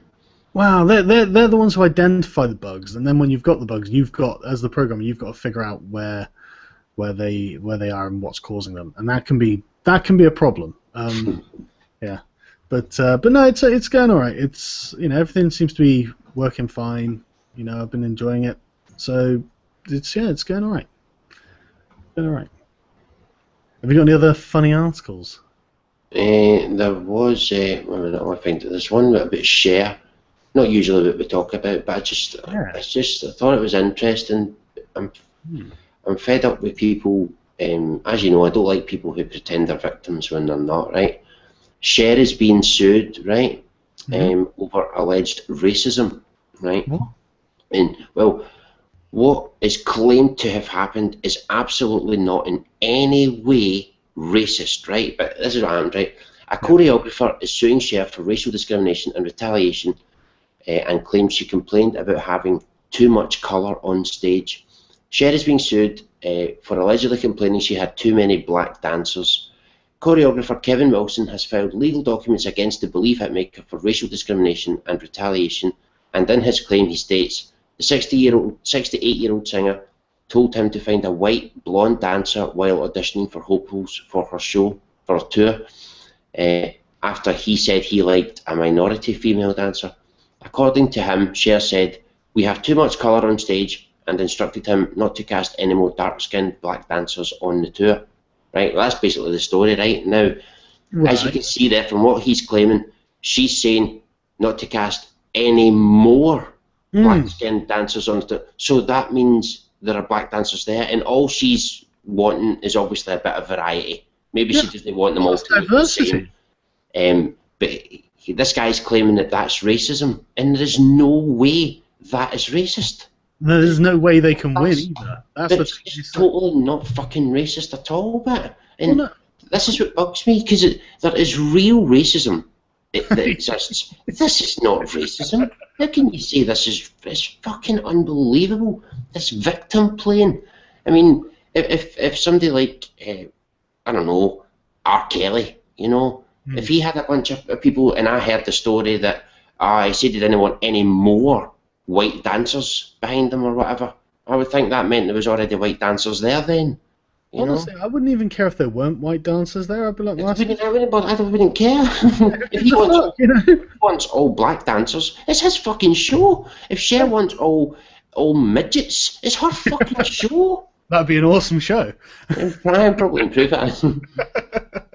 It's just this nonsense. I mean, I know Cher's a nutter, but she's not racist, for God's sake, man. I'm sure she's really ridiculous. And the weird thing is, these sort of diversity police should be like looking at it and going, wait a minute. You don't have any Chinese, you don't have any Nordics, you don't have any, you've got too many black people. You need to have more diversity. Everyone has to be included. When's it ever going to be fair and right? I mean, so it's got to be 50-50 male-female.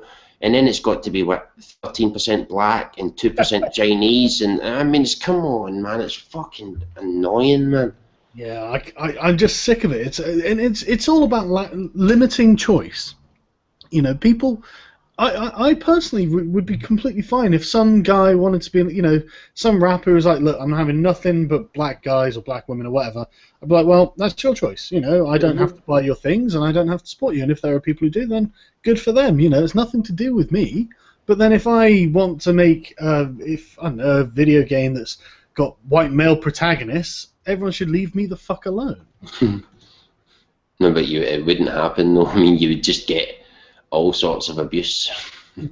I just want to answer Triple Alpha's question. He's asked it twice, so I feel like I should reply. Sargon, when I saw that little tidbit of you showed us making the game, you mentioned being able to summon unlimited amounts of normal zombies. Wouldn't that be a disincentive for players to use the special zombies? No. You can only have so many of the normal zombies. Well, you can only have so many zombies at once. They are unlimited, but they're not provided to you all at once either. So you've got a supply that you build up basically. And the special zombies are so much better than the normal zombies, but you don't have nearly as many of them. So they stand out. So basically, your tool is like the zombie mob that you kind of, you can tell them to attack, you can tell them to follow you, or you can tell them to hold their ground, and then you've got special zombies that you mix in with that mob to give it a specific sort of power. You might put like a tough zombie, special zombie in there to make sure that to give the mob a bit of staying power, or you might put ranged zombies in there to give it long range ability and stuff like that. So it's yeah. I don't think it's a disincentive. I mean, you definitely want to use the special zombies. When I'm playing it, I find I definitely want to use the special zombies because they absolutely swing the tide of it. And some of the heroes are quite good at caning up large swathes of them. I mean, one of the heroes is we've got a feminazi with a flamethrower, and she's surprisingly good at clearing out hordes of zombies. So, but she is the only woman we've got, so they're going to enjoy that. Right, I am going to go for a piss, so I've left that link there. I think you'll really like that and probably want to speak about it. It'll annoy you though, but I'll be back in 2 minutes. Oh god, the title annoys me. Alright guys, let's go through this. Why video gamers are speaking out against sexual harassment. Oh my god, let's hear it. When Heather Knight joined her first formal gaming group, she thought she had found a like-minded community. The last thing she expected was what came next. Unwanted, sexually harassing messages from fellow players. Were they total nerds who didn't know how to speak to women? I didn't realise it until much later, but they harassed me horribly. What the fuck me? If you didn't notice it, it probably wasn't harassment, and you've probably been some social justice where it came up and was like, oh, by the way, they did that and that, and yeah, I didn't think much of it. Yeah, that's actually harassment, It's like, what? What do you mean? Oh, under legal definitions that we've managed to change, this is now harassment. It's like, oh my god, I was so harassed. Fuck's sake. It was like having really rude brothers that I couldn't beat up. It got hugely upsetting for me. What is a formal gaming group anyway? What is a formal gaming group? But Knight's experience is not an anomaly. 2 high-profile women in gaming have recently faced the ugly side of the internet. Oh, Zoe, the frothing, snapping beaver Quinn. If only she could keep her vagina in her pants. A game developer, yeah, okay, that's the loosest possible fucking...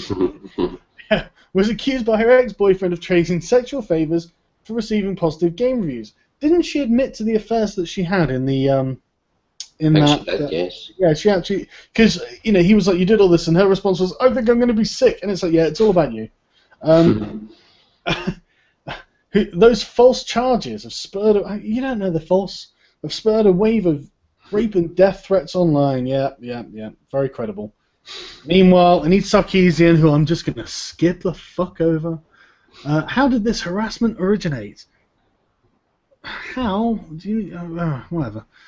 Opinions from the online gaming gaming community are divided. Some say that the threats come from fringe users and small unpopular minority. Others suggest the backlash reflects gamers' strong feelings about having developers such as Quinn disclose their personal relationships with reviewers. A 29-year-old male gamer who requested anonymity for fear of retaliation by the gaming community. They're all going to beat him up and steal his lunch money. Simp. Yeah, honestly. So, yeah. It's hard to think of a better word than that. Said the incident stemmed from legitimate concerns over ethical journalism about gaming and not from the rejection of women from gaming. And yet they won't fucking listen. And yet this article's titled Gamers Speaking About Sexual Harassment. The majority of us are certainly against hateful behaviours. Duh! This sort of thing pisses me off, right? It's just like, so do you condemn this terrible behaviour? And it's like, listen, right? That's a stupid question. Because if I did, then I'm going to say yes. And if I didn't, I'm going to lie to you and say yes. You're never going to get a no, It's such a dumb question. There's no point asking it. But yeah, I don't think anyone wants to see anyone else's lives ruined. He referred to Quinn as a catalyst for a larger conversation among gamers about unbiased game journalism. That's true. Dan Golding, editor of the Free Play Independent Games Festival in Australia, offers a different view. The mangina view, I've got no doubt. I'm going to get this up just in case. He wrote in a post on his blog that he hates some gamers have aimed at Quinn as a result of male gamers fearing they will become irrelevant to gaming culture. It's pathetic, isn't it, though? It's fucking delusional. Well, as long as they spend money on games, they will always be relevant. You know? I mean, it's like I feel irrelevant in this pastime. I think I'll attack that woman. Yeah, exactly. Where's the sense in that? What the? Yeah, that makes no sense. But yeah, but I love this, right? Make no mistake, this is the exertion of power in the name of male gamer orthodoxy. Hashtag not your shield. An orthodoxy that has already begun to disappear. Oh, mate, this Gamergate thing, they're not coming back from it. I cannot see how the fuck they could ever turn this around. You know, how could they get it so people are going, actually, you know, Kotaku, they're alright. You know, Kotaku, okay, Rock Paper Shotgun are fine. You know, Gamer Sutra, I don't mind Leigh Alexander being editor at large. How is that ever going to happen? I think they're hoping it'll happen with their usual trick: play women as the victim and get everybody to feel sorry for them and avoid all the facts. Nah, they've done it too much, too often. Everyone sees through their bullshit. Yes, but see when the story gets into the average newspaper, right? Ah, that's true. The average person who doesn't play games or know about any of this, they're going to read it and think, God, these women, even women developers are getting abused. It's just unreal, man. Yeah, no, that's true. That's true. I mean, didn't Leigh Alexander? Zoe Quinn wrote for Cracked. Not their mainstream news or anything, but you know, they're a non-involved party. You know, well, it should be a non-involved party. And I think Leigh Alexander wrote for the Telegraph or something. And it bothers me how much they can actually do this. You know, it makes me wonder what the sort of connections between the mainstream press and these dickheads are. Because how are they just, we'll just slip that in, yeah, Zoe Quinn, yeah, we'll write for her. We don't know what's going on. What does Zoe Quinn think is going on? And it's just like, right, okay, that's worrying, you know. But again, you know. It's just it's the same narrative all the time. It's everything. Yeah. But the internet, that's an unsafe space for women. You know, women are victims here. Women get paid less. Women in the games industry have got it tough. Women can't get into Silicon Valley. Constant messages of women have got it tough. Women have got it tough. Women are struggling. Women are struggling, and it just gets so fucking tiring, man. So tiring. I tell you, I've got an article by Leigh Alexander from her website that I actually wouldn't mind going through. Sure. It was just one of those things that it's just like, when I'm reading this, ask yourself if a girlfriend's ever asked you to consider her feelings in this way, right? What can be done? Do's and don'ts to combat online sexism. Don't tweet women asking them what should be done. When someone is venting about systemic injustice, commandeering their attention with the question, but what solutions would you recommend, is akin to waking up a person who's on fire and then asking them to bring you a bucket of water so you can help. A, that's stupid, but B, has anyone ever read Men Are From Mars, Women Are From Venus? Right? I've read. I went out with this woman who basically asked me to read it, and the guy who wrote it, he wrote it and like got a lot of advice from his wife on it, and he's right. You know, he's right with the way he's looking at how male and female in relationships work. You know, women want to feel heard. You know, they want you to listen and they want you to be sympathetic. But men want to fix problems. And so in this book, he says how, you know, men put on their like Mr. Fix-It hat or something, and then, you know, because that's how men feel useful and productive, and that's how they feel like they're making a difference. Whereas what women really want is for the man to just feel what they're feeling. But men, I don't think men and women necessarily feel things in the same way. I know I certainly didn't feel I just didn't have the same feelings as this girlfriend of mine, and so I was just like, okay, I can listen and I can understand what you're saying, but I feel personally I get really frustrated when I can't take an action.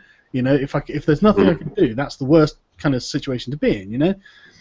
And so it's this sort of thing. Don't ask what should be done, because all she wants is for men to go, "Oh, that's terrible. How do you feel?" Yes, oh, especially when it's like, see if they come back from work, right? Mm. And they start pissing and moaning about their work, and they go, "This person said this person done that."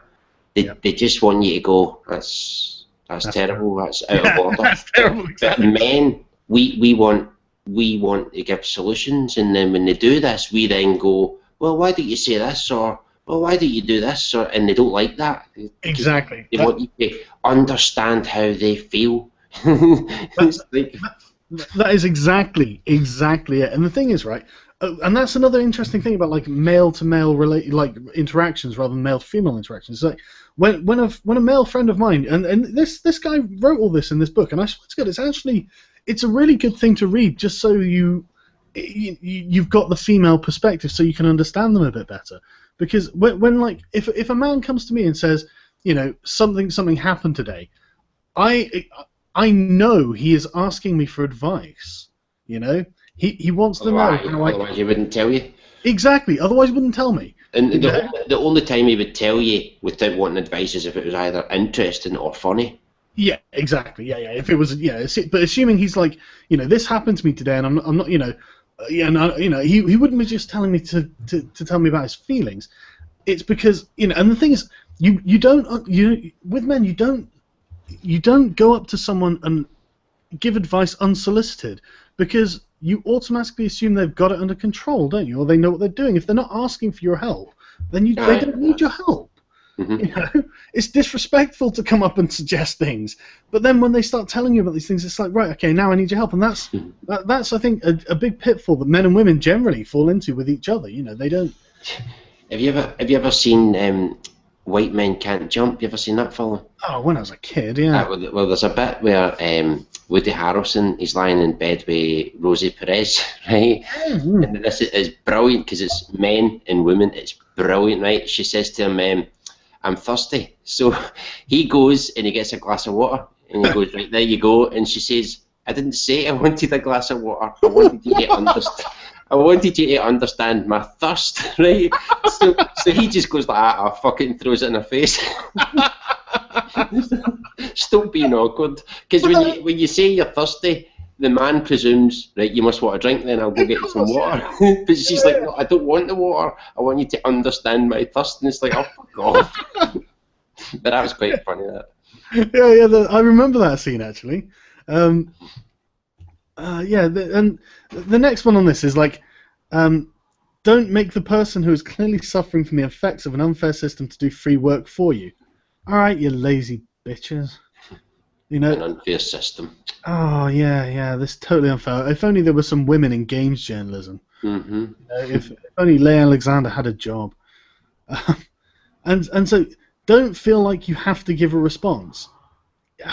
You just want me to sit there while you whinge at me for hours and hours, don't you, Leigh? You know, just some people. She literally says, I'm gonna show this so you guys can see it, actually, because I'm not making this shit up. I swear to God. Sometimes people just simply want to be heard and understood, and you do not need to prove you're a good person by offering a pithy reply or insincerely fist-shaking along. That is literally like, I'm going out with Leigh Alexander now, and she's just like, "Look, I just want you to just let me have a whinge for a bit," and then just sit there and be like, "Oh God, all right, I've got to sit. This is my duty as her boyfriend, apparently. I mean, I don't know. You know, don't try to explain things." Oh, sorry, go on. I'd just say I would have one of those rules, and it'd be simply, don't tell people what to fucking do. You know what I mean? Yeah, no, absolutely. I mean, the next one is, don't try to explain things, because they don't want it explained. They don't want to understand it. They just want you to hear them. She's trying to turn the whole world into her boyfriend. You know, she just wants every man she meets to be like, "Oh yeah, okay, darling, yeah, okay, let me hear about your feelings. I give a fuck." You know, and then it really does my head in. Don't tone police. Does she sound enraged, impatient, and bitter? Is she not being especially nice to all the people who have tweeted at her to explain sexism? Ask her how to solve sexism. You just said don't ask her how to solve things. But it's and then don't make stupid jokes. Yeah, don't try and make light of us. Don't try and diffuse the tension with humor. Don't do that because her feelings. She doesn't understand that if you don't laugh, you'll fucking cry. Yeah. Or start just banging your head off the wall or something, But do express your feelings of support. Because, this is just a group of women sitting around going, oh, yeah, of course, that's so awful. Go and talk to your female friends if that's what you want, Go and talk to your girlfriends. I'm here to fix things, you know what I mean, Leigh? And then, I probably would shag Leigh Alexander, actually. She's alright. She's got a fucking sexy voice. Has anyone heard it? No, but I now need to look up a picture of Leigh Alexander. She's alright. She's alright, but I tell you, she does these. She's got a YouTube channel where she does Let's Plays, and she's actually quite good at them. And I hate saying this, I hate having to say it because I don't like her as a person in any way. There's something about her as a person that really does repulse me. But you know how it is. She's alright. A wee bit chubby in some pictures, but she's still alright. Do you ever get the feeling though that see when they write these lists, especially when they're writing lists of what men should be like? Do you ever get the feeling they're describing the exact opposite of what they actually want? Oh, God damn. When they're saying that, men don't criticise and don't say this. No, they want the men to fucking speak up. Surely they don't want them just to sit there and... I really don't think... man. Yeah, I don't think they understand that what they're doing is trying to turn these men into their girlfriends. And once they have successfully done that, it's mangina central and they're not attracted to any of them. And they're all in the friend zone. And these poor guys... And it really fucks me off when they're like, being a nice guy doesn't entitle you to sex. Because I tell you what, I'm not a nice guy, so I've never had that problem. I've never been in the fucking friend zone. So what does entitle you to sex? Nothing entitles you to sex. But the thing is, right, I kind of understand where these nice guys are coming from. Because they're like, oh yeah, okay, women want us to be really nice and considerate and kind and put them first and all this sort of stuff. It's like, right, okay, yeah, all right, they do this. And then these women are like, no, you're undateable. Why wouldn't they be pissed off? I think nice guys, the biggest mistake they make is they listen to women, and even and I'm including their mothers, and they shouldn't listen to them because they talk a load of shite. Oh, we like men to be nice, we like this, we like that, and all the things they're saying. Nah, they don't want. They want a man to be a man. Man has to have man traits, and if you piss a man off, he's going to get loud and raise his voice. Don't tell him he can't do that. Don't tell him not to have natural reactions, Christ. Did you see the lesbian woman who dressed up as a man with like Hollywood style makeup and everything? I seen that. She was done an experiment to see how the men and women react. I seen that. I read about that. It was interesting, but I thought it was fascinating. I don't know. I think a lot of the men suspected there was something not right about her when I watched this documentary about her. They thought she was gay, didn't they? I think it was that. I don't think they thought she was a woman. I think they thought she was an effeminate man. Yeah. And they couldn't really relate to her the way that, they couldn't jostle her and throw banter at her because they thought she was maybe a bit effeminate. But she did point out the differences, like when men are hurting, they will not speak up. And this is true. This is true. We don't want to burden anyone with our problems. We don't want people. And another thing as well. I speak for myself, but I think a lot of men are the same. We don't want sympathy.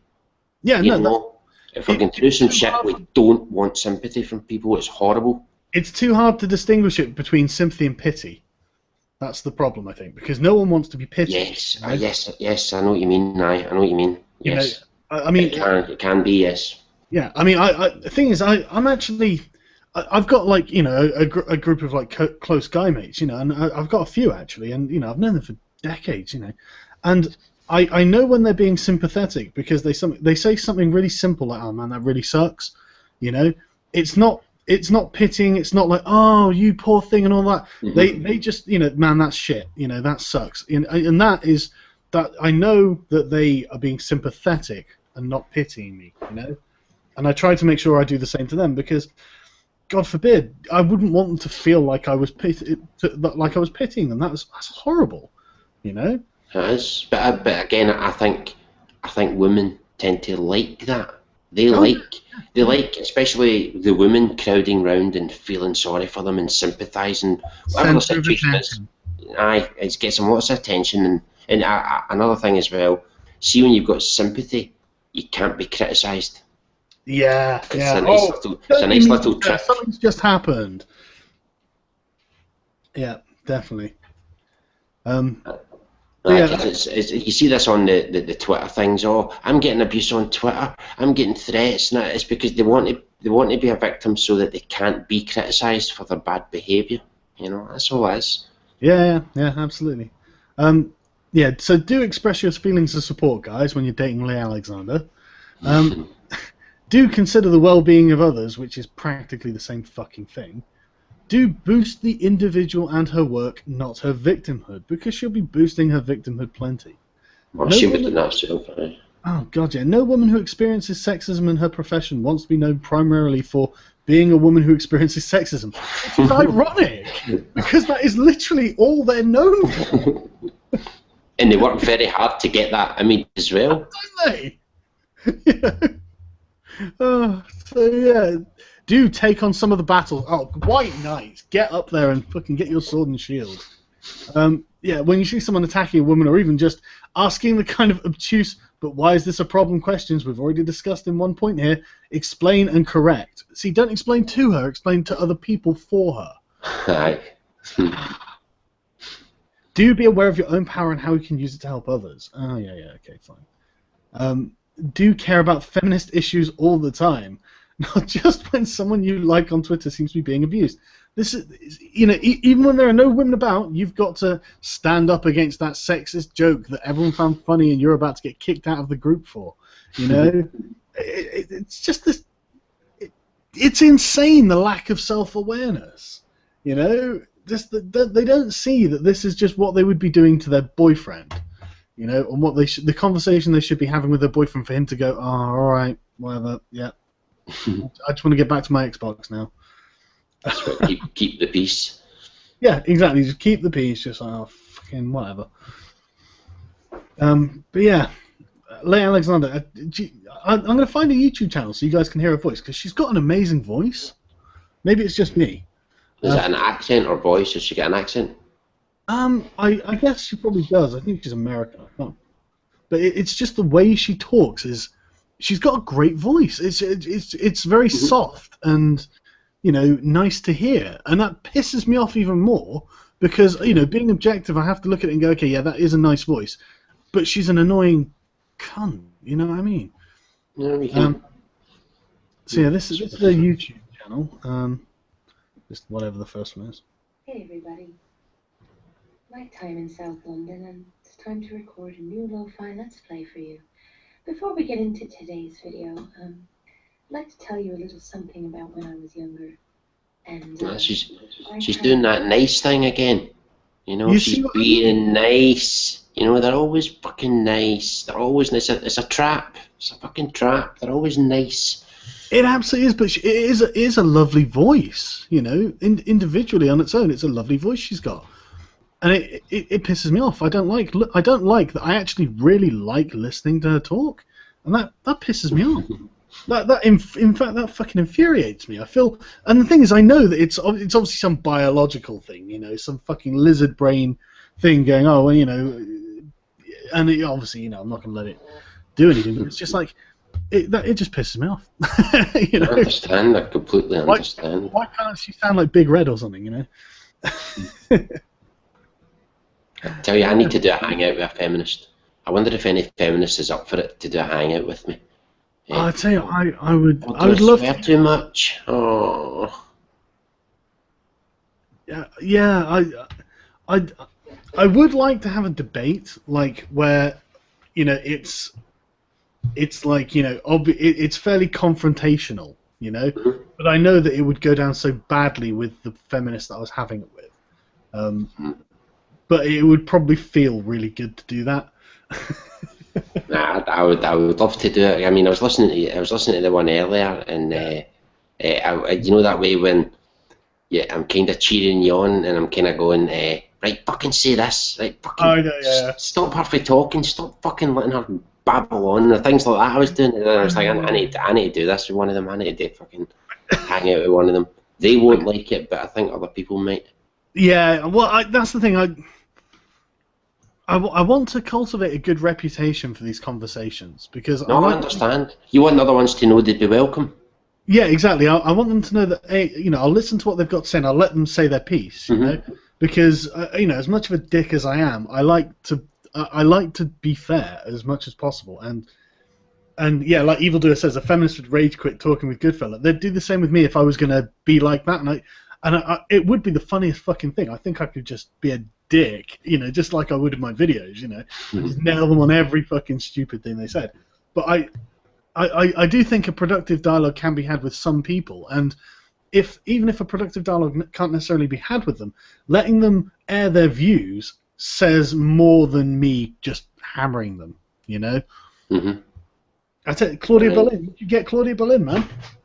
I would definitely, I'd definitely do a hangout with her, aye.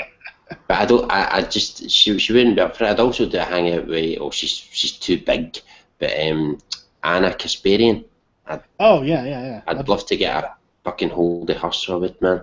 I'd love to debate with her, but see, somebody said to me the other day that if I ever considered going, you know, doing a TV interview or something like that, but I said to them that I would do a hangout with a feminist anytime.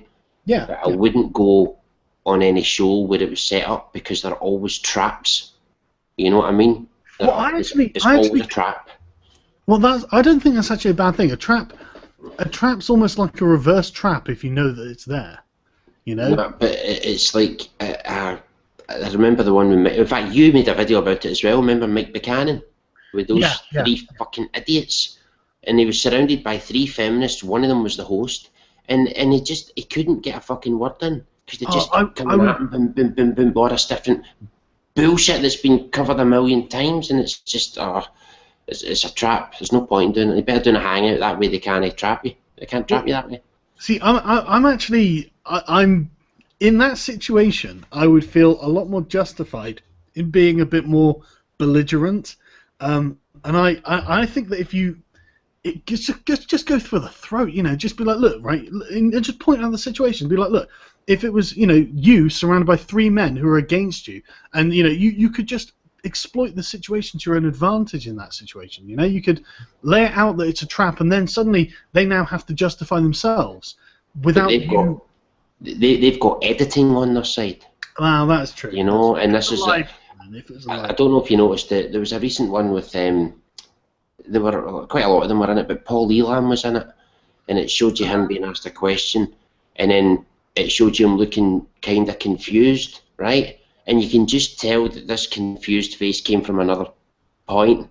Right. You know, to make him look a bit stupid, they edited, you know. So you might think you can get them, but you won't, because they'll have editing on their side, and they'll just edit it to make it look really, really bad. They can't do that on a hangout.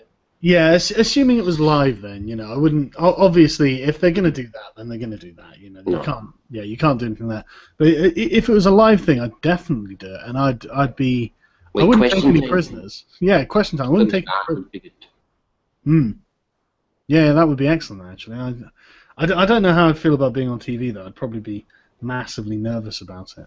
I imagine you would be. It's just, I think you would get used to it. I was nervous the first time I spoke on YouTube, you know. The first time I let my voice be heard, I was a bit nervous, but then I just get used to it. Get used to talking to myself.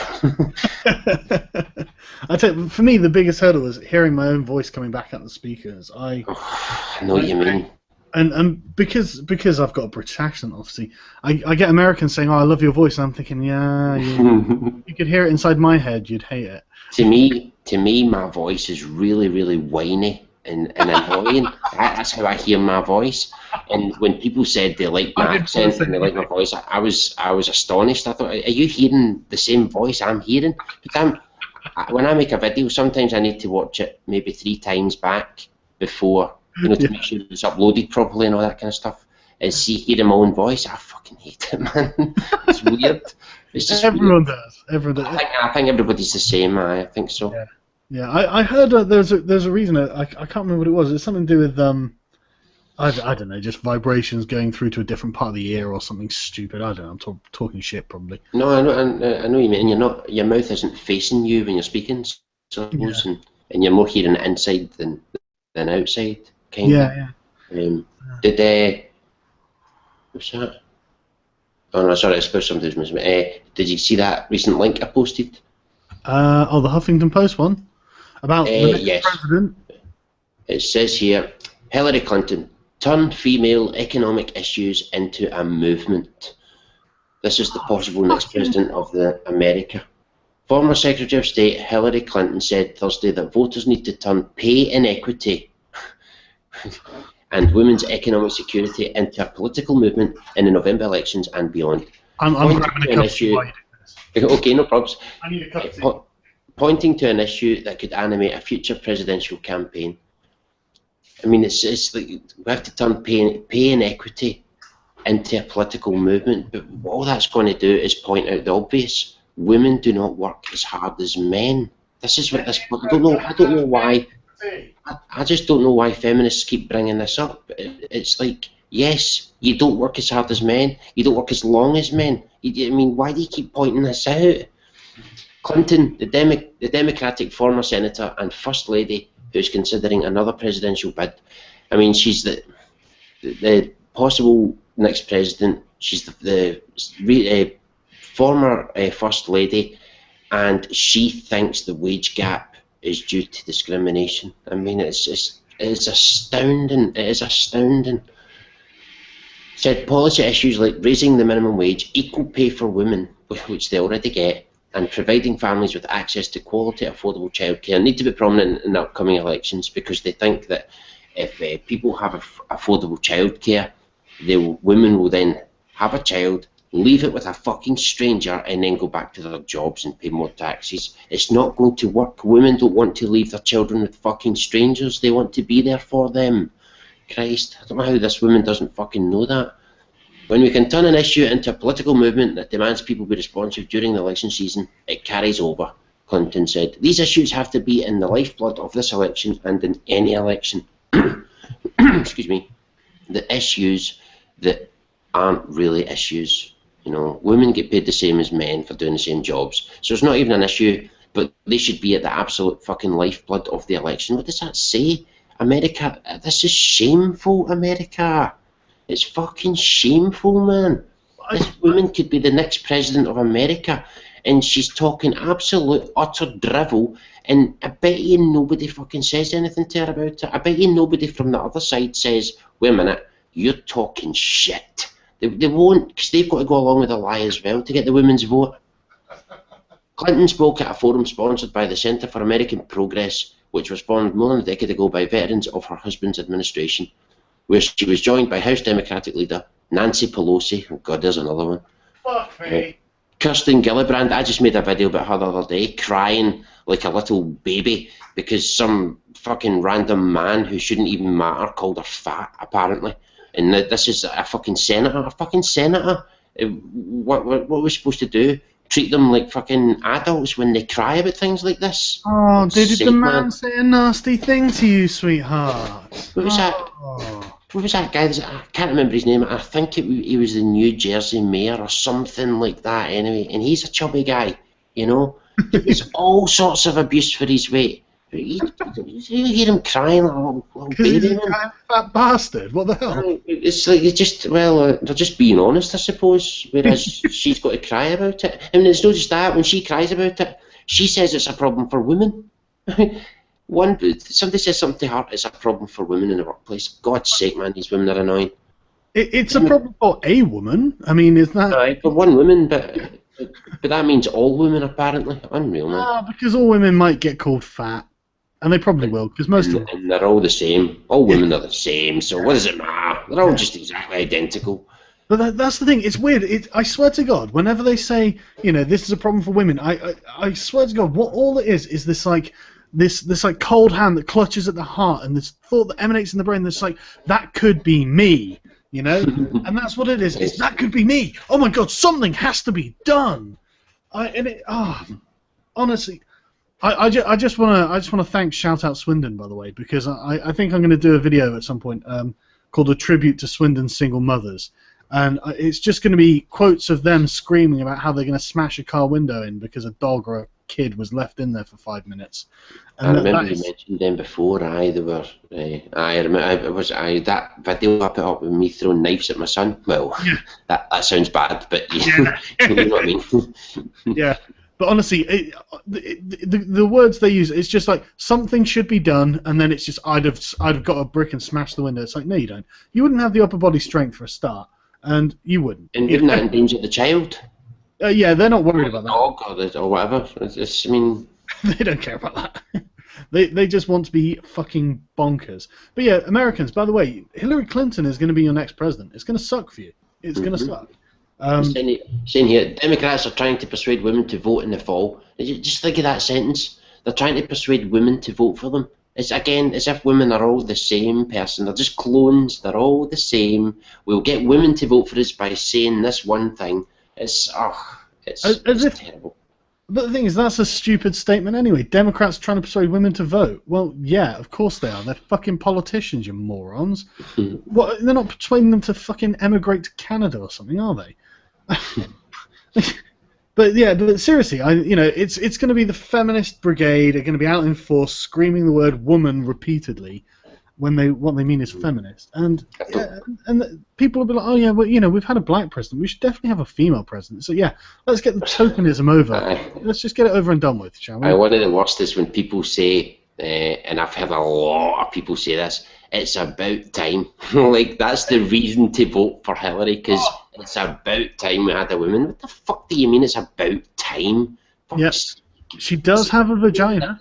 I know. Very old vagina. But that's one of the things that I worry about this vote up here. If it's a yes, a few people have mentioned it. Will the social justice warriors take over Scotland? But I don't know, man. I don't know how bad it is just as in Scotland. I can't see many Scottish people putting up with the bullshit. To be honest, I just don't imagine a lot of them would put up. They just say, "Oh, shut up! Don't be so stupid! Stop crying!"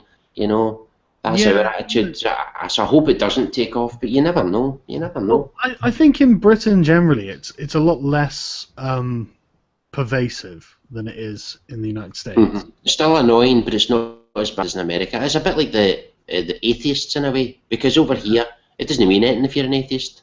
We don't really go on about it because it's like nobody gives a fuck. But in America, it's a pretty big deal, Yeah. Only because the church tries to enforce fucking, different things on people that they'll believe. And there's a heavily religious demographic in America, and that's yeah. But I tell you what, right? What I think the Americans need to do, American men, right? What you need to do is start a petition to the White House. In fact, it's actually a petition that will basically say, we petition Bill Clinton to give Hillary Clinton a good fucking rogering, because she's clearly in dire need of one. And Bill's just going to be like, oh, what, really? Yeah, come on, mate. Take it for the team. Just give her it. Just only, you have to do it once, and it'll just shut her up for a while, and we can all just go back to living normal lives. Come on. It's either that, or it's going to be 8 years of Hillary Clinton. Hillary Clinton, oh my God, I can't even begin to imagine how awful. Assuming we have a civilization left at the end of it, maybe we can have like a normal guy in the fucking thing. It's got to make a difference, though, that to some people that, she couldn't take care of her own husband, so how can she take care of her country? Do you know what I mean? She couldn't keep him happy, and that's one man. So how can she keep the people of America happy? That's a lot of people. I'll tell you what, though, if you were married to her and you're the most powerful man in the world, you would be fucking everything that moved, wouldn't you? It's like, I think it's Chris Rock that said that as well, I mean, come on. I think Bill Burr said it as well about Tiger Woods. You get all these people saying, oh, that's terrible, and it's like, oh, you're not in that position. You've not got women throwing themselves at you, so you can't talk like that. Yeah, exactly. I tell you, if I had women throwing themselves at me all day, I'd probably die of syphilis. You know what I mean? If they were making it easy, and they're just, I don't know. I don't know. I think they'd annoy me if it was too easy, man. I like a wee bit of a challenge, Yeah. If they're all throwing themselves at you, I'm sure it'd be good at first, but I think you get fed up with the amount of idiots, man. I mean, if you're famous and you've got money, you can't really trust women. It'd be very, very difficult to trust a woman who showed interest, because you would think, is it because I'm famous or is it because I've got money? You know? I think, in fact, it's not. I probably wouldn't even have the problem there. I'd probably just assume by default it was about my fame or money.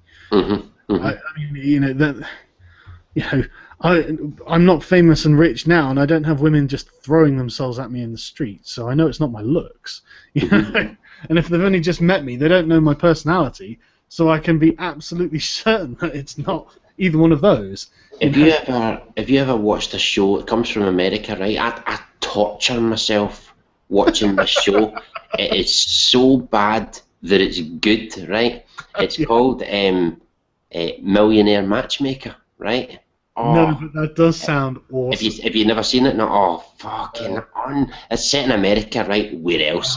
Yeah. And basically, it's usually a guy, right? Very rarely is it a woman. It's usually a guy, and the guys go to this woman who's a millionaire matchmaker, right? And she sets up people who are millionaires with people who want to be with millionaires, right? Oh, I'd like to apply for that. And I think I could take one. you get these guys, and I think they know the deal, right?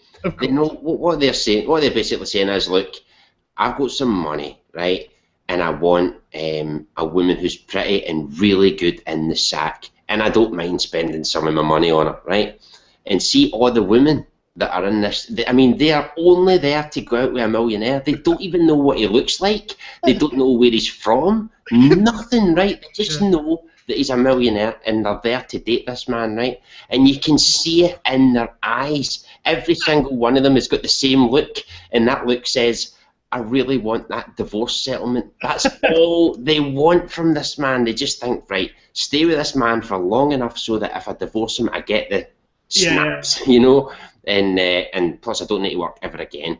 And that's all they're after. The most shallow woman ever, and I don't know why feminists don't attack this show. It really, really makes women look so fucking shallow. I mean, they're liars as well, right? Remember, they're all desperate to get that divorce settlement from this rich man. So you can. They look like wolves around a sheep, you know. Oh, aye, God, aye. And, I mean, they are usually all pretty, right? As you'd expect, you know. And but it's funny when you know that they're lying, right? There was this one I watched last week, and honestly, I was laughing for ages afterwards because of this woman, right? This guy he said he was a collector, and for some bizarre reason, he wanted the woman he was with to share the same interests as him. I don't understand that, but anyway, that's what he was. So he was kind of like asking them, what do you collect? You know, do you collect anything, right? And obviously these brain-dead bimbos don't collect fucking anything, right, at all, right? They don't collect anything. STDs maybe, right? So you could see them all struggling to answer, and none of them could answer them, right? So he then picked one out and went, right, you then, do you collect anything? And she was like, oh shit, I need to convince this man I've got something in common with him so that I can get that money. So she then went, I collect life experiences. The guy's just looking at her like, what the fuck are you talking about, man? Who doesn't do that? I actually collect life experiences. So in other words, you don't collect anything, do you? You're a fucking lying bastard, man. I tell you, no, I want to give her some props for that. That's quite an inventive answer. I would have said to her, do you ever take them out of the box? If you're a collector, you know? Fucking life experiences. No, I mean, I can understand. I give her props because at least she tried, but it's just you can see how pathetic it is. And then and these women, they don't share interests with these guys. They just don't, and they just pretend that they do. But I think the guys know this. They're in it for the good sex, the pretty woman on their arm. I'll spend money on her if that's, you know, fine. And they would totally be in charge in that relationship as well until divorce time came along, because that's a lot of them probably like that. If I was rich, I'd probably just find a prostitute and be like, look, right, let's just work out a deal. You know? Well, for the money it would cost to be with one of those bimbos, you could probably get 3 high-class prostitutes a day. Yeah, exactly. You know, I mean, you know? It's not like it's not about emotions. Clearly, when you're doing it in such a predatory, superficial way. So it's just like, okay, well, let's just let's just be honest with ourselves. I want sex on tap as I want it when I want it, and you want lots of cash, and I have lots of cash, and you have a vagina. So let's be adults about this. These say once a day maximum. That's and then. There may well be days where you say, look, I don't fancy that because of whatever reasons, and that's fine. We can come to other accommodations. Well, that's definitely what happened with Anna Nicole Smith and that oil billionaire. Yeah, exactly. They obviously came to an arrangement where, look, I'm going to die soon. Do you want some of my money? Yeah. Then just. I want my dick sucked. Exactly. It's just there must have been a deal there. But anyway, I highly recommend, if you get the opportunity, you ever see it on Millionaire Matchmaker, it's just absolutely, as I say, it's so bad and so cringeworthy. I torture myself because I watch it when it's on and I'm screaming at the TV. I'm usually screaming, "You fucking shallow bitch." Usually that's what it goes like. Oh, they're unbelievable, man. When are the results of the referendum going to be announced? Well, they said it should be tomorrow morning, that'll be Friday morning. I'm guessing around about 5, 6 o'clock in the morning. That's my guess. Hang on, we've got here, for the no, 19,000 odd, and for the yes, 16,000 odd. Now, I still think yes will win, though. I know it's 3,000 difference. I still think yes will win. I've just got a funny feeling they're going to win. I don't want them to fucking win, but I've got a funny feeling they'll win. Well, I was actually going to ask you, right? So the people who are in the yes camp are very passionately in the yes camp because they woke up listening to Braveheart or something, and they seem to be zealous, and I doubt there's much persuading going on either side. Am I right there? Is that a fair assumption? When I went to the polling station today, there was 2 guys standing outside, one yes, one no, handing out leaflets. Yeah. I just said to them, I've already made my mind up, but I thought that was a strange. Are they expecting to change someone's mind right at the polling station? Yeah, that's a strange tactic, I'm voting no. I'm voting no. Was this a yes card? Actually, you've changed my mind. How is? I just can't. I don't know. I can't see that as being helpful. But no. See the city centre in Glasgow. There's been a lot of photos, and it shows there's a lot of people waving Scotland flags and stuff, and we're going to party and all that kind of stuff, But the yes camp are definitely louder. But as I say, they're the ones that want change. Yeah. In the no camp, it basically goes like this: do you like it the way it is? Vote no. All right. Yeah. Whereas the yes camp are like, look, we need to change it for this. We need to change it for this. They're the ones that have to. They have to be loud. They're the ones that have to push their side because they're asking for change. Whereas the camp I'm in, we don't want change. But I saw I've seen clips on American TV of American journalists who have gone to Scotland to interview the very die-hard yeses, and they're all saying stuff like, this is the moment I've been waiting for my whole life, and all this sort of stuff. And I don't buy that. I don't buy that. This is a recent thing. Yeah, I don't. I don't buy it. So I've never at any point. We get the history from our grandparents and stuff. The English and Scottish battles and stuff. But I wouldn't say it's been a lifetime thing for anybody to want to separate from Britain. No, this is just recent. This is recent. Okay, but they do seem quite emotionally invested in it. And if it comes back as a no, are they just going to take it lying down? Well, no choice. If it comes back, yes, I need to take it. Wow. They don't have a choice. The type of people Scottish people are, I don't think there's going to be riots or anything. Right, I'm genuinely concerned because of the depth of feeling on the yes side. They really, really, really want it. It seems. And so if it just suddenly comes back, no, sorry, you're staying with Britain, tough shit. The voters decided it. The case is closed. They're going to freak, aren't they? I think they would freak out more if it wasn't close. It's quite close right now. with the count on TV, and see if it wasn't close, like if it was an overwhelming for no, I think they'd be very annoyed then. Yeah. But if it's close and they lose, I think they'll accept it. Well, as you can see, say it's something like 55% no, 45% yes. I think that will encourage the yes camp to maybe at some other point in the future, try again. I don't think they should, by the way. I don't think they should try again. This is it. Yeah, yes yeah, or no, done. Don't get to try again. None of that nonsense. You've had your not a fucking chance. No, just you've had your chance. Lisbon Tree.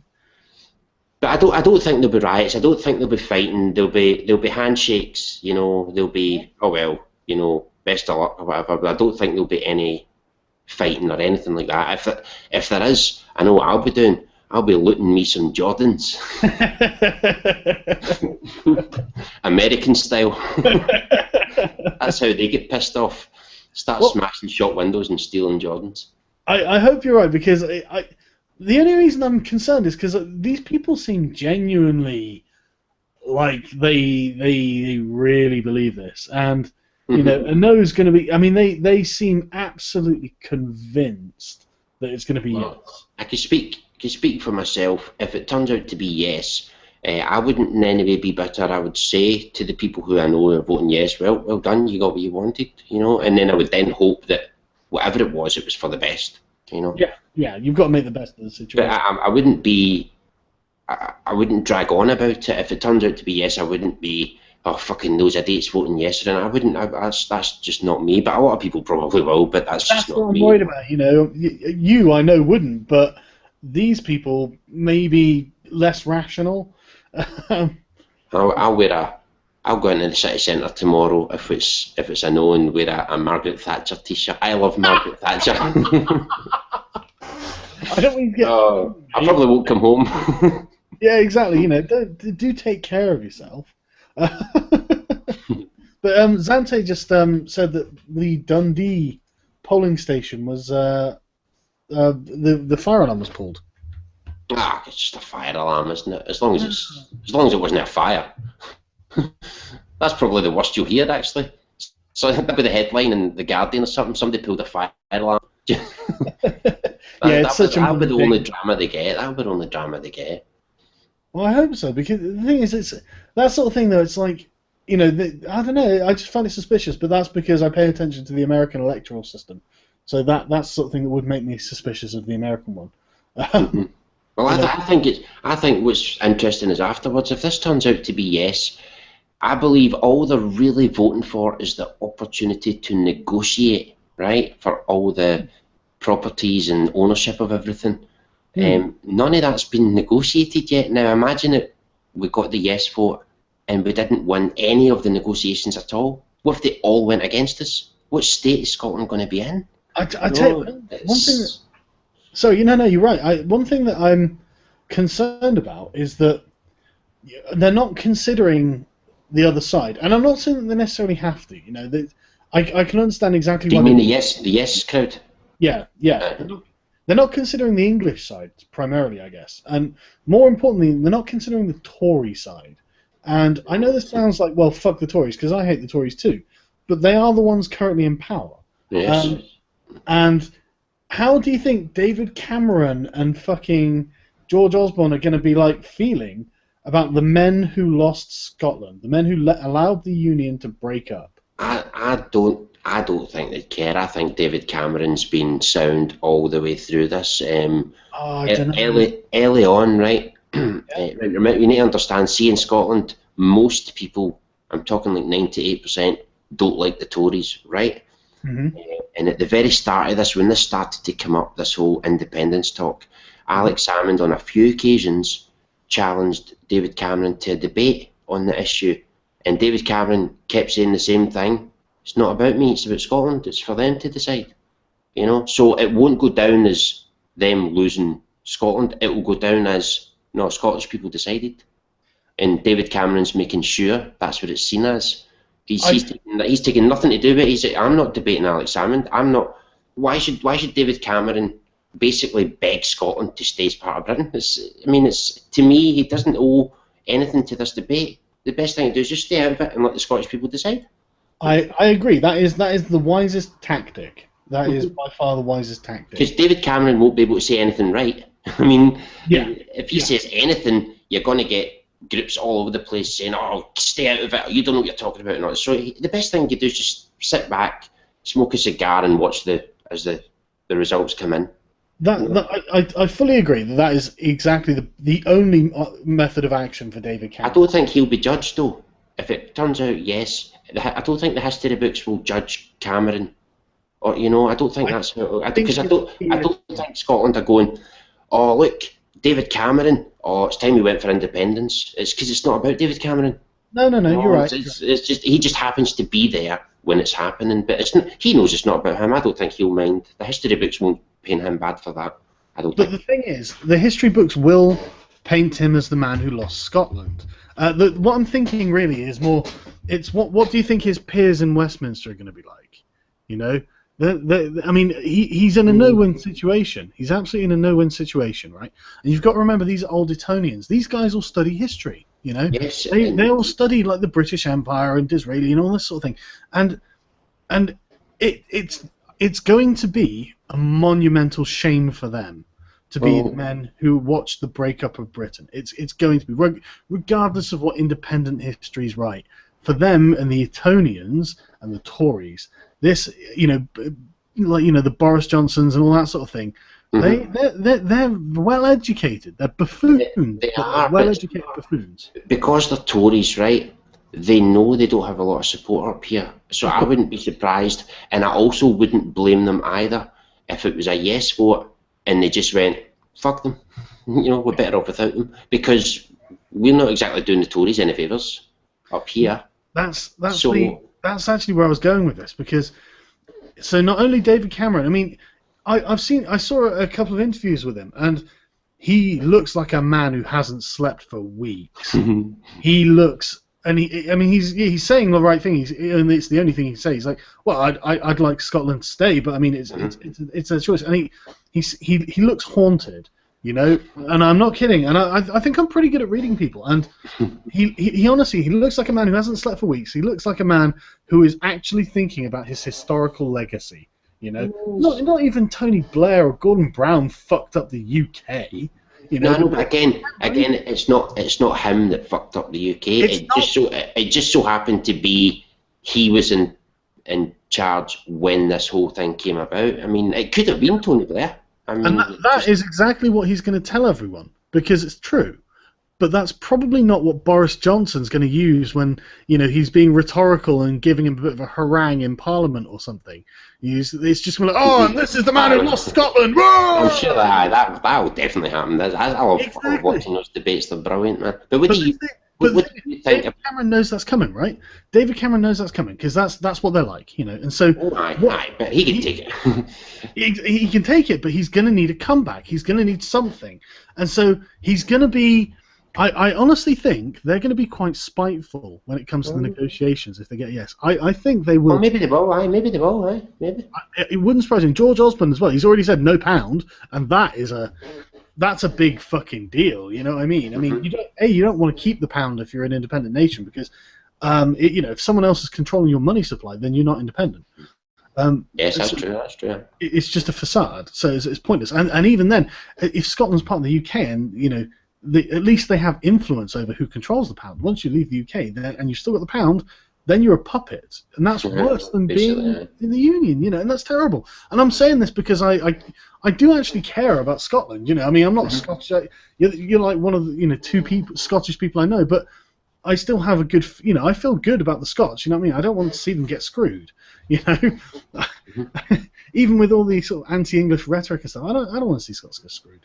I think David Cameron comes under fire, and people say this is the man who lost Scotland or whatever. His comeback could simply be, no, the Scottish people voted. Yeah. It's nothing to do with me. But it'll hurt his pride. It'll wound him, because. Do you think that say it's a yes vote, right? Mm-hmm. It's Scotland's independent. Do you think that will benefit the Tories in England? Now that's interesting. Because they could gain from this. they could. I think that everyone wants to secede from Westminster, whether they understand that they want to secede from there or not. You know, I think that basically people would like to have a divorce with London, and there are plenty of English people who would rather secede from the UK. You know, a lot of the plebs are always, you know, whenever I'm out drinking with people from like the lower classes, they're always like, oh yeah, well we could just leave, couldn't we? And then everyone would be screwed. And it's like, yeah, I mean, it's a bitter sort of way of looking at it, but you know, then they're not unhappy about it. You know, there's quite a high, you know, when it's polls, there's quite a high support for the idea of, you know, just, you know what, tell them all to fuck off, the ungrateful bastards, you know. And that's not even an unreasonable position to have, really. Something that I've just thought about there, actually, when you said that was, you know, I haven't heard a thing about what will happen with the TV licence up here. Now, I don't know what's going to happen there. So I don't know. We're not going to have a TV licence. You know, that won't be part of Britain. British Broadcasting Corporation. Surely we won't be getting that, or won't have to pay for that, or whatever. I don't pay anyway, but you know what I mean now. Yeah, no, I don't. I'm pretty sure there's no statute under British law that actually compels you to pay it, so they just send you letters that makes it look. I don't think it's legal, to be honest with you. I don't think it's legal. It is. It's the equivalent of me, say I open a shop in your street, right? And I don't know, sell apples, right? And I put an apple through your door, and then I come back to you next month and say, right, you're going to have to give me money for that apple that you did not ask for. You did not request this apple, you know, but yet you have to pay for it if you don't want it. In this day and age, when you look at Sky TV, there's no reason to get BBC for free. No. You know, they could sort it so that you have to have a license, but yet they don't, because I think they know it's illegal. It's fucking illegal. Yeah, I'm absolutely convinced that's the case. I really am, and I've never paid for a TV license, and I've never been forced to. You know, I've never needed to. I mean, I don't have a TV, so you know, I've got a TV, but it's not connected to an aerial or anything. No. As long as you don't pick up anything BBC, you don't need to pay it. Yeah, I don't. I just don't even open them these days. Every now and again, they'll send me one. I just ignore it. But yeah, with the thing about the Tories and the power of the Tories in England, I'm actually really unsure about what will happen, because I can't believe anyone votes for any of these clowns. You know, I mean, there was a poster up somewhere. I can't remember what it was. It was somewhere in England, I think. But it was just like, it was a picture of Nick Clegg. What's the Walton Gromit guy? The Labour leader, Miliband. He looks like fucking Raymond, actually. Everybody loves Raymond type. I know what you mean now. Yeah. His eyes are just far too close together. Not that there's anything to do about that, and that sucks. And then underneath it was just like, do any of these people represent you? And that's the thing. It's like, look, everyone knows they don't represent anyone but the moneyed interests, you know, corporations, banks, and rich. And it's just like, right, okay, so great. I mean, you know, that.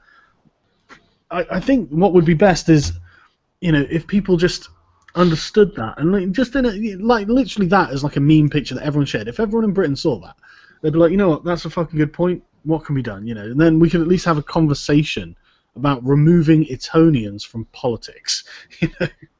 Yeah, but it'll never it's their game, though. I mean, in Eton, I mean, this is the kind of place where they hold like debating classes and stuff. I mean, these people know how to debate, and wow, I mean, they do all this in there. You know, they've got I seen it years ago in some documentary showing you about Eton, and they've got the room in there like a mini version of Parliament.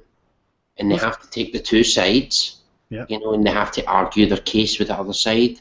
So that, I mean, they learn all this. So when they then leave, there's not really anywhere else to go apart from politics, because that's what they've been trained for, you know. Yeah, well, that's interesting, because it's like that. I think there's a distinct difference there between being a debater and then being trained for politics. And I think that they do debate, obviously, but I mean.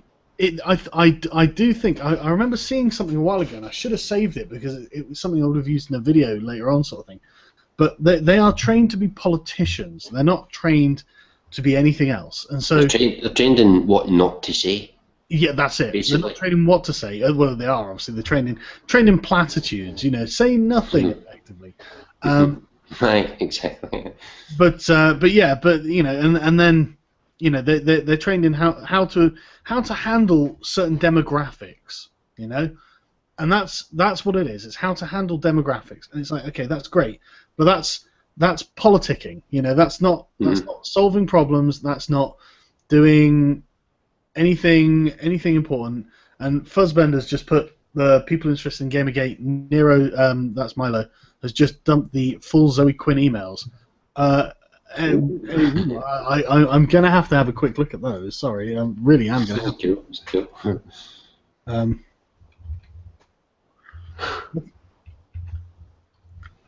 I'm very, very curious, because I bet it just gets dirtier and dirtier, doesn't it?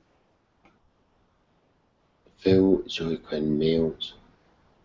Well, there could be a lot though. Yeah, and stuff. They weren't the full emails. Yes, Lord Darth Vader, I voted no. Yeah. If you want to talk to people, I'll just look for this. Sorry. You're just asking if anyone in Scotland voted no. I'm one of them. I think I have a link if anyone wants it.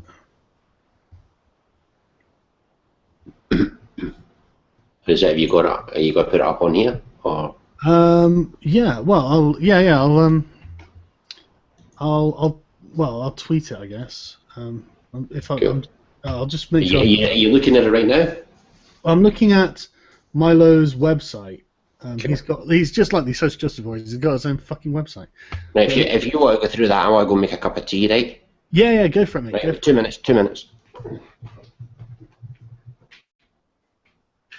Right, guys.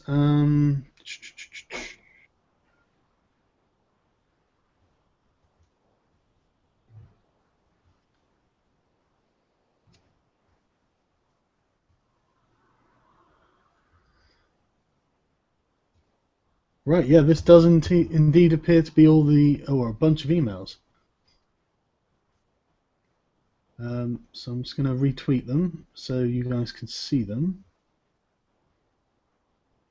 Yep. This will be interesting.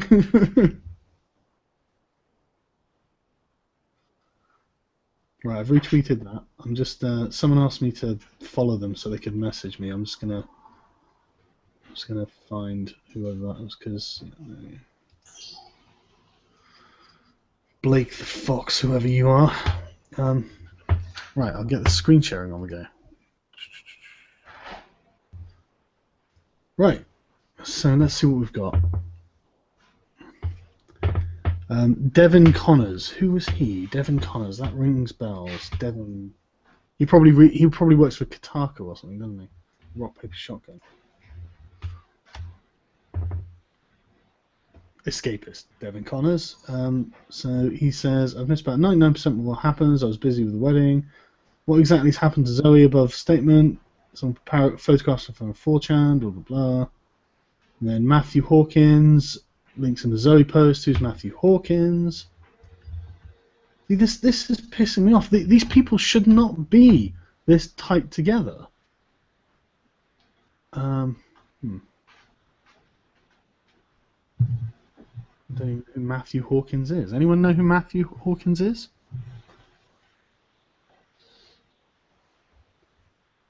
What the fuck is it? This sort of thing might be there. What is this? What? Okay, I don't know who this is. And then James Fudge, he was the GamePolitics, I think, .com guy. Yeah, GamePolitics.com. To Greg Tito, obviously. I've decided not to write about this. Why would you tell everyone? Why do...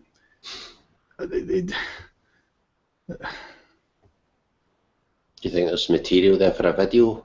Oh, videos? Absolutely. It's the kind of thing you cover, isn't it? Yeah, absolutely. I mean, you know, literally just looking for opinions from the group because I'm stumped at the best way to handle this. And it's like, that's I mean, why don't you ask the people you work with rather than the people you don't work with? You know? Ben Kuchera, which he's a serious problem in all of this. Yeah, it's that one. We've seen that one already. So if there is harassment, I'd shut it down immediately. Yeah, but what you class as being harassment is people disagreeing.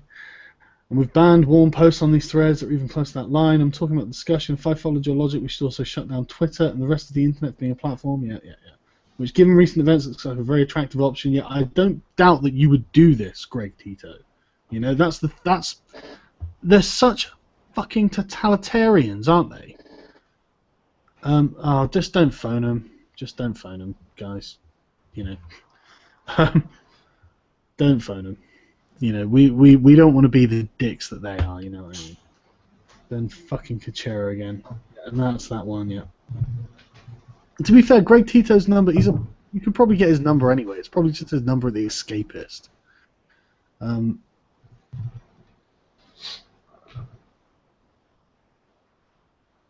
See, they're so concerned. They're so concerned about... You can't get in trouble for putting these phone numbers on here, can you? Well, that's what everyone's saying. Do you guys reckon? Just in case, because they might say you done it deliberately and pretended not to know or some shit like that. But you specifically say don't phone them, so yeah, don't phone. Let them play those stupid fucking games. Yeah, exactly. That's not for us, is it? You know, we don't need to do that. But the thing is, I mean, is this actually doxing? Because these phone numbers, I bet if I search for Greg Tito phone number, ooh, good idea. You know, you can probably... It might be the number he puts out there. Yeah, exactly. It's... No, I don't see anything.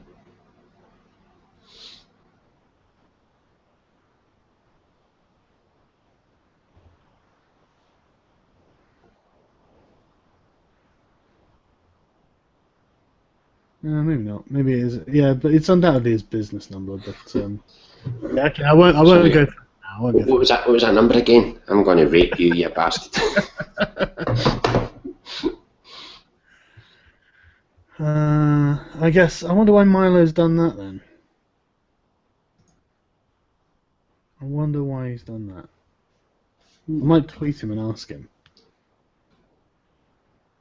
But he'll post it again tomorrow when he's made absolutely sure there's no contact details in there. Right, okay. You know, I guess... Black them out, just so that the right people avoid the trouble.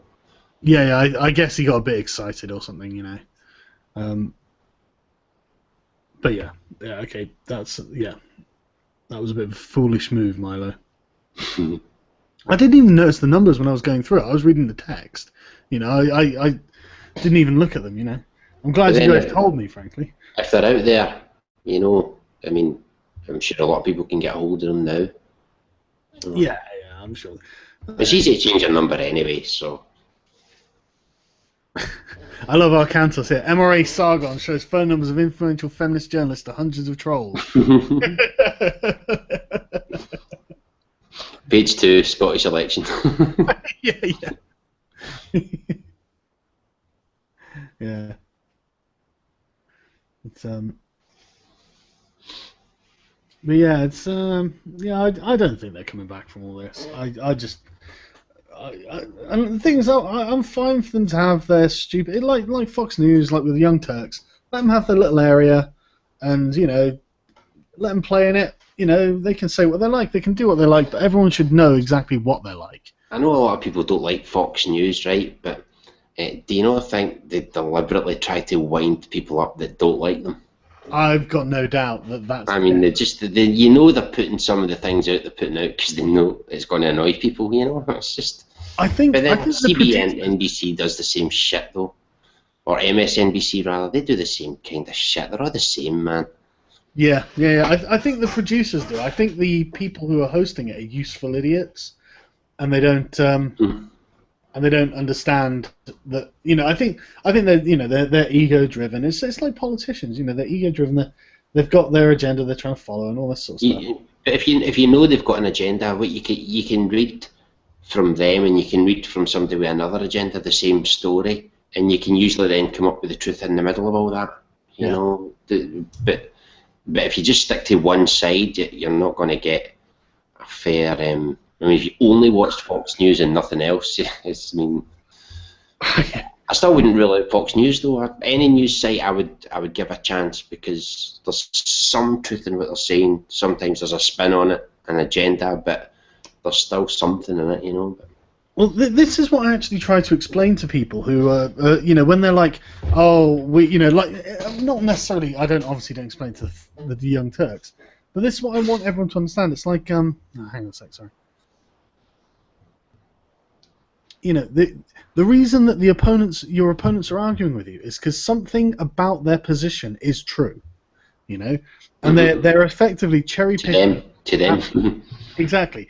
And that's why there are people against you, and that's why you hold your position, because something about your position is true, but you're both cherry-picking different facts out of the situation to assume, you know, to like create your narratives. And if I had like an example to hand, I'd show. It's so easy to spot, and it's just like, right, you know, if you just look at it from their perspective, yeah, that is true. You know, it is true that these things happen, but they're not considering, you know, X, Y, Z, and it is also true that these things happen, and they're not considering A, B, C, and it's just come to the point, especially in American politics, where it's just like, why don't you guys just split into two countries? You know, you obviously can't live with each other. Got a little update on the numbers. You want to hear them? 2 out of 32 declared, and we have for the no 29,040, for the yes 21,233.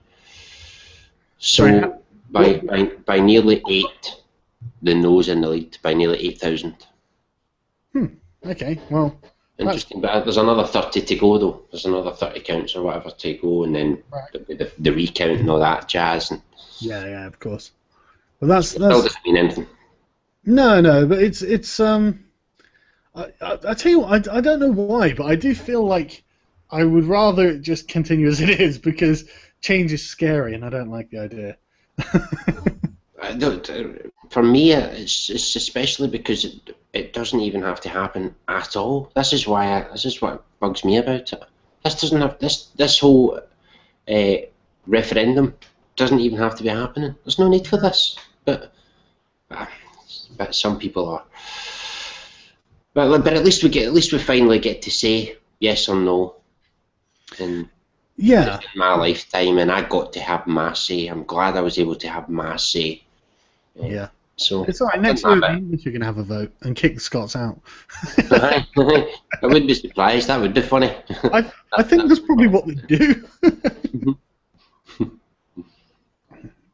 But it's the things, I mean, what does Scotland not have that it wants politically, really? I mean, you've got the Scottish Parliament, you've got all these devolved powers. It seems that they don't want Westminster. A lot of people don't want Westminster to basically be calling the shots, right? But for it to affect Scotland, Scotland would have to basically agree with those shots. But it's I don't understand this argument, because what they're really saying is the people in Westminster are corrupt and don't care about Scottish people. Well, they don't care about it. But yet they seem to think that if they're Scottish, they will care about Scottish people and they won't be corrupt. Absurd. And it's just like absolutely mental to think like that. There is no fucking way, because they're Scottish, they're going to care about you. I mean, it's just ridiculous. They don't give a fuck, man. These politicians. For fuck. They're all politicians. I mean, yeah, exactly. Alex Salmond. And another thing, do you really want him to be the Scottish George Washington? You know, no. Do you really want to hear him lionised in Scottish textbooks and schools? Well, I do not want him in history books for this at all. No. Exactly. No. You know, you'd want someone. I mean, what's your opinion of George Galloway? George Galloway. Oh, George Galloway. I like George Galloway, but I mean, don't get me wrong. He's one of these guys. See, because he's so opinionated, you know that it's just a matter of time that he's bound to say something you don't like. And I think he's done that a few times, but he always says things I like as well. And I like his attitude. He's not scared of anybody. He isn't afraid of anybody at all. Did you see him in front of the American Senate? Yes, a few years back, and God, he's a boss. He just doesn't. He's no fear at all. You know, he doesn't get in it. He's surrounded by people who don't like him because he sticks up for the Muslims. You know, but he doesn't back down, and he's very loud, and you know, no, this is what I believe, and you'll fucking hear it. You know, no, you'd have to make sure if you're going to challenge him, you'd have to make sure you were right. Because he's really good at this. He's a great debater. Getting his point across, he's really good at that. So he is good at that. He's a great rhetorician as well. But, you know, the only speech that I was actually persuaded by about, you know, like that actually got me feeling even vaguely patriotic was when he was giving one. I should find it because he's such a good speaker. But although I like him, he's one of those guys. I can understand why people don't like him. Do you know what I mean? Oh yeah. In fact, I can understand why people don't like me. You know, and you know, but he's one of. I like him, but I know why people don't like him. I like Piers Morgan, right? But I know why people don't like him because he's such a wind-up merchant. Did you ever see him on the American Apprentice? Did you ever see that? I didn't. Fuck. He won it as well. He won the American Apprentice, and he just took the piss out of the other contestants. He was top class. He really was brilliant on that, man. Hang on. Can I just... Lucia Beville Aqua? I can't pronounce it. Yes. But is this actually a social justice warrior we've got with us? Because I'm happy to answer any questions they've got. And be serious about it, because... Why do people call social justice warriors toxic? It's like, how dare those marginalised groups of people discuss issues they face? Right. That's cool, right? Because they often belong to culturally marginalised groups. Now, my primary response to that is, so what? And I would also say the issues that they discuss that groups face are 9 out of 10 pure bullshit propaganda that is not true and not to be taken seriously. Oh, there's not enough fucking Asians here, there's not enough black people here, there's not enough women there. Who gives a flying fuck? Their fucking points are not worth anything. And so that's why we don't take them fucking seriously. They talk shite most of the fucking time. When's the last time any of them had a point? Yeah, no, I'm with you. But the thing, I don't want to like bully the person out of the room, because actually, you know, they're presenting the other side. And I would like to talk about it because this is she's not a feminist. Says she's not a feminist. Well, that's fine. I mean, yes, you know, if she's supporting that position, that's, you know, that's what I want to talk about, because, like, the marginalised, right? Okay, you know, how dare these marginalised groups discuss issues that they face, right? Their issues are there aren't enough transsexuals in video games, and it's just like that. If that is your issue, if that is something you're so passionate about that you're gonna come to our podcast and start talking about it, then you have got very few problems in life. And honestly, I think that you should shut up and be thankful that is your biggest problem. And I know that sounds callous, but seriously, if I started whinging on about these tiny problems, I would expect people to say that to me, you know. And at the end of the day, if there's, you know, San Francisco and Bristol are overrun with people like this. Why don't they get together? And it's not about dismissing you. It's about you, Lucia. That's the thing. It's not about dismissing you. It's about you literally looking at your situation objectively and saying, "Hang on, how bad is this really?" You know, and it's, you know, are you actually being actively oppressed? Do you have separate drinking fountains? Do you have, you know, legal stances taken against you? What is happening that's not cultural? Because cultural stuff is about freedom of choice. Lucia, and you can't take people's freedom of choice away. Sorry, go on. Lucia, I'd like to say that I'm totally in favour of people discussing issues, but if they pull up issues that are not fucking issues, I won't stand for it, and I will call them on their bullshit. So when they say some shit like, "Oh look, pixels don't have vaginas," I'm going to call them on that fucking bullshit. When they say, "Oh, there's not a lot of women in politics," I'm not going to let that fucking slide. I'm not without saying that not a lot of women go into that field. Stop fucking doctoring the numbers to make it sound worse. Oh, women earn less than men. No, they fucking don't. Not because of discrimination. They do. Away with this constant bullshit. So you said, but what about we do it? Bring actual issues. What fucking actual issues? Bring one actual fucking issue and we'll deal with it. But they're not fucking issues, are they? They're made up nonsense to make you a victim. God. Yeah, no, I really do think a lot of it. I mean, the pay thing drives me up the wall. Because it's like, oh, well, you know, women, what was it that, was it Gloria Steinem or someone? Yeah, it was Gloria Steinem, called it the female ghetto or something, where, you know, she was saying, well, female jobs are paid less. It's like, that's sexist, isn't it? So, you know, they're not female jobs, and that should be what feminism's fighting against, is that concept, Gloria, but we all know that she's gone fucking senile, when she was young, anyway. But it's you know, it's like, look, it's basic economics. You know, nurses don't get paid very much because they are where the money that is earned goes. You know, school teachers don't get paid very much. You know, they're paid by the taxpayer in this country. You know, and it's stuff like this, and it's like the STEM fields. That's where the money is. STEM fields. You know, and entrepreneurship. And these things are high risk or high work fucking jobs. And if you're not going into them, don't be surprised that you earn fuck all, you know? And look, what are you talking about? Cis, trans, straight, non-straight, white minority hierarchies. What kind of bullshit is this? These are not hierarchies. This is the thing. There is no hierarchy that says, right, okay, I mean, cis white people are by default at the top, and you know, and then it's cis women, and then it's trans men, and then it's trans women, and then it's trans black women or whatever. You know, there is no hierarchy. It's all in your own fucking heads because you're lazy and you don't want to do the work to get the job you want.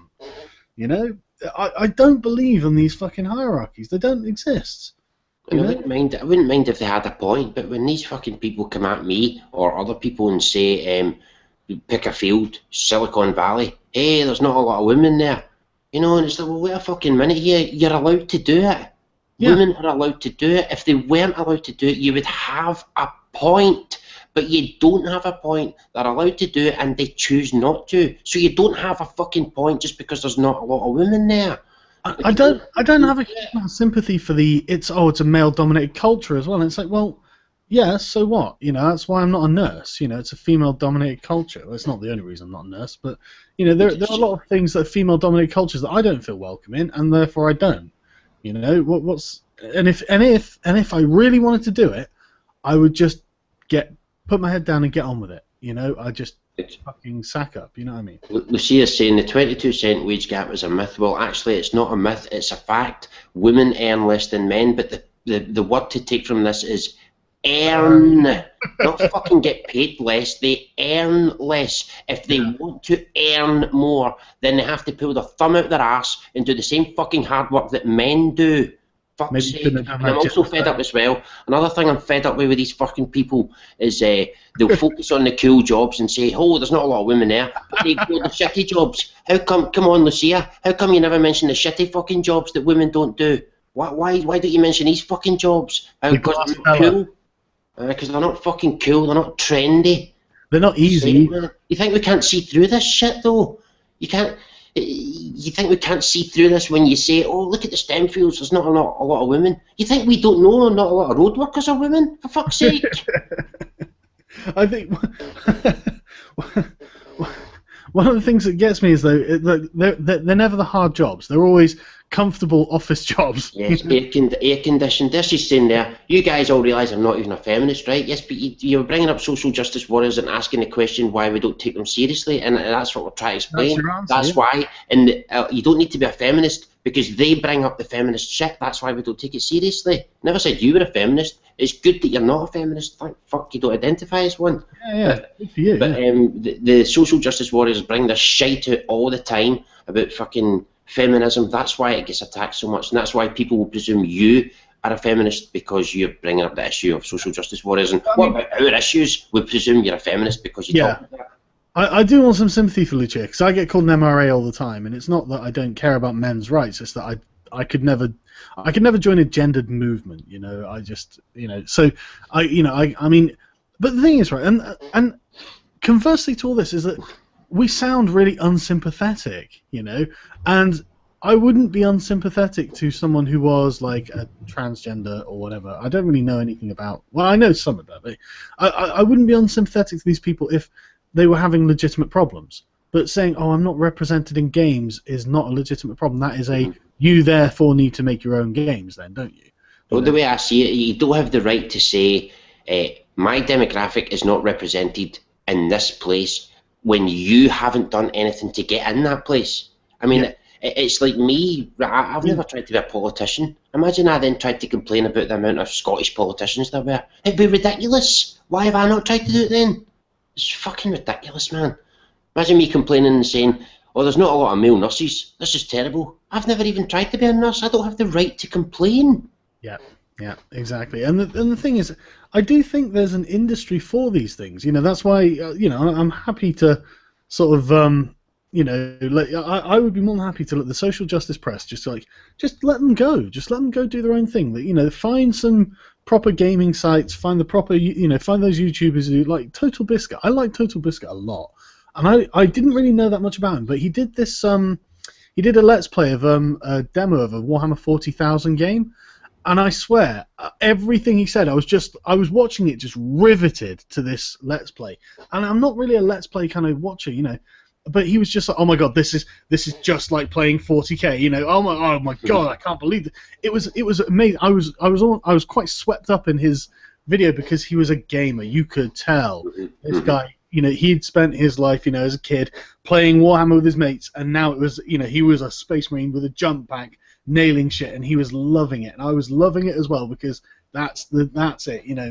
If those guys want to play Depression Quest and tell everyone about how it makes them feel, that's fine. I don't care.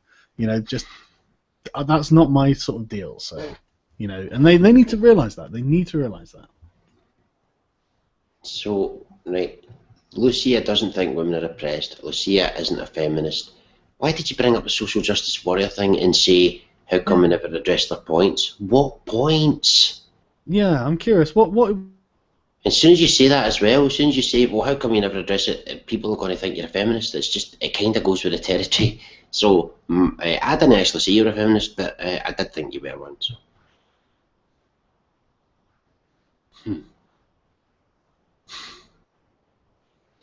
Still with us, Sargon? Waiting for people to join this video call. I take it Sargon's been cut off. Let's see if there's anything of interest here. Williamstown firefighters must learn to have respect for women. Right, this is a letter, and the letter is from it's from somebody. Deb Huber, the acting president of Now from New Jersey. Right, this is a letter, and I think it's one to read out. I agree with your comments on the behaviour of some members of the Williamstown Fire Company. They behaved like college students at a fraternity party. I don't really know what's going on here. Some firemen, partied or something. They need to learn to have respect for women. I mean, they would learn to have respect for women if women were respect-worthy. Then they would have no choice but to learn to respect them. You can't just expect to be respected just because a badge. Really does my head in that, man. We do not want men to tell us to bare our breasts for their gawking pleasure. What men are... I applaud the service of the volunteer. Thatcher see her tits, you know what I mean? Exactly. But it's obviously just some fraternity, college students and that having a laugh with firemen. There's a lot of sexual innuendos with firemen. We all know this, women love a fireman and all that stuff. Long hose, all that kind of shit. But if you say it the wrong way, people get offended. But she ends this letter with, lack of fair and equal treatment for anyone who is not a heterosexual white male. I mean, the hatred is just there, It's like everybody's oppressed except heterosexual white men. It's just clear they just don't like fucking men, white men. The thing is, though, I think that in a way, this is the thing. In a way, this is all kind of true, right? Because no one, absolutely no one, gives heterosexual white men anything for free. No. And what this except does, abuse. Yeah, except abuse. Yeah, but even then, that's the same thing. What this does is it forces them to develop themselves as people. You know, you have no choice as a heterosexual white male but to learn something. You know, you've got to be good at something, or you've just got to put up with the grunt work, because that's the only way you're getting anywhere. I think our greatest advantage is that it's every man for themselves. Yeah. That's That's the thing. There's no, like, you know, there's no patriarchal brotherhood who helps each other out. There is the meritocracy, and if you can work hard and you've got talents and you work these skills, you will rise. It's inevitable. You can't not, you know. But you have to be good at what you do, and if you're doing something you're not good at, you've got to change it because you're not good at it. And therefore, and they never get any sympathy. White men never get sympathy from anyone at all, even when they are the legitimate victim. And this just breeds a greater strength of character. And so these people going, oh, you know, and it's strength of character that people respect. You know, that is what is respectable. You know, whinging, oh, but I'm not a white man and therefore no one respects me. It's like, yeah, but that's because you're whinging. Maybe they confuse attention with respect. Maybe they're getting a lot of attention by whining, and they think, oh, they're being respected. I don't know. I don't know. I mean, but the thing is, that's the thing. I mean, like, well, I saw this article from this actress, this French actress. She was a good-looking girl in her day, you know, and she did loads of films. She really distinguished career actually, and then she did this article in, like, you know, the fucking Huffington Post or something, where she was complaining that men develop gravitas, and she just didn't develop gravitas, and it's just like, and now her looks have faded, no one looks at her when she walks into a room and all this sort of stuff, and I'm just like, well, that's entirely your fault. You know, no one can give you gravitas. You know, it's something you develop based on your skill set and accomplishments. You know, it's the air you carry yourself with. And this woman had loads of accomplishments, so it's not like she couldn't have done it. You know, look at Helen Mirren. You know, she's got gravitas. You know, it's just this. She talked out her ass as well, though. Quite a lot. But you know, these people don't seem to understand. It's what you do that counts, you know. And if all you do is whinge, then that's what people will know you for, you know. Mm-hmm. But yeah, does my head in. These people just have no idea that, you know, nagging to get your way doesn't improve you as a person, and therefore you're never going to get what you actually want. It won't get them respect, but it might work, because this nagging thing does work for a lot of them. You know, so maybe it's because it works, and maybe it's because men keep letting it work. That's exactly. They need to stop it, man. I've got a message from Liana K, by the way, that she was like, "Thanks, that was great and very productive. Signed, a sleazy bastard." Was that me? Yeah. All right, okay. Wait, sorry, could you read that again? Sorry. No, it's good humoured actually. She was no, like, I know. I just didn't catch the middle of it. Yeah, that was great, very productive. Signed, a sleazy bastard. That's the thing. She's not an ideologue, you know. She's a feminist, but she's not an ideologue. You know, that's the difference. When it's the zealot thing from Churchill. You know, she can change her mind or the subject. Mm-hmm. She doesn't just have to talk about her vagina and her vagina's, you know, ideology. She's all right looking as well. She's a redhead, isn't she? Yeah. I didn't think she was. She's all right. She's all right. You know what they say about redheads? They got no souls. No, they're passionate and fiery. Oh, I was going to go for they've got red pubic hair, but no. It's feminists that have got no souls. You're getting confused. Ah, that's true. What was I thinking? But yeah, it's Monday. Matt's like, "Whoa, Nero sights down. What the fuck?" And it's like, I reckon it's probably traffic. You know, because if it gets some sites get a lot of traffic, they closed it, they're overloaded or something. Yeah, they crash, especially the smaller sites. I don't know what Nero is. Is this like a website or is that a guy on Twitter or something? That's Milo's website. Right. Okay. Yeah. But yeah, I imagine he's got, like, you know, sort of like a £5 a month hosting deal or something. And yeah, it's probably just completely overloaded it. But yeah, I can't believe that 4chan guy just, you know, siding with the social justice warriors. It's like, what the fuck is going on? You know? Oh, I don't know about that. What's happening there? Oh, look, I don't use 4chan, so I don't really know much about it. But I watched Monday Matt's video about it, and he was gutted the guy who owns and like founded 4chan, he's gone over to the social justice warriors effectively, and it's just like, and he just Could like, man, could it be a game? Could he be pretending in order to get ammunition? He could be pretending. It's a hell of a risk to take, you know, because he's basically alienating all of 4chan doing that, and you know that's a risky game to play, and I don't know how smart he is, so I don't know whether he'd be clever enough to pull that off. Yeah. It's disappointing when you see somebody changing. Remember that Camilla Bams, what's his name? I Socialist Rants or something. See, when you see somebody changing like that, it's just horrible. He's been brainwashed, hasn't he? He's been proper brainwashed. How many fucking movements is he part of? Do you know what I mean? He's part of. He's a feminist. He's a libertarian. He's a fucking socialist. He's an anarchist. And it's like how. I mean, it's like, how can these people not just be their own man? Why do they need these groups? You know, I need to be part of a movement. Most of these be surrounded by people that agree with me. You know, you can't really be an anarchist feminist. That's a bit nonsense, you know. And Dr. Random pointed that one out as well. It's like it's all backwards.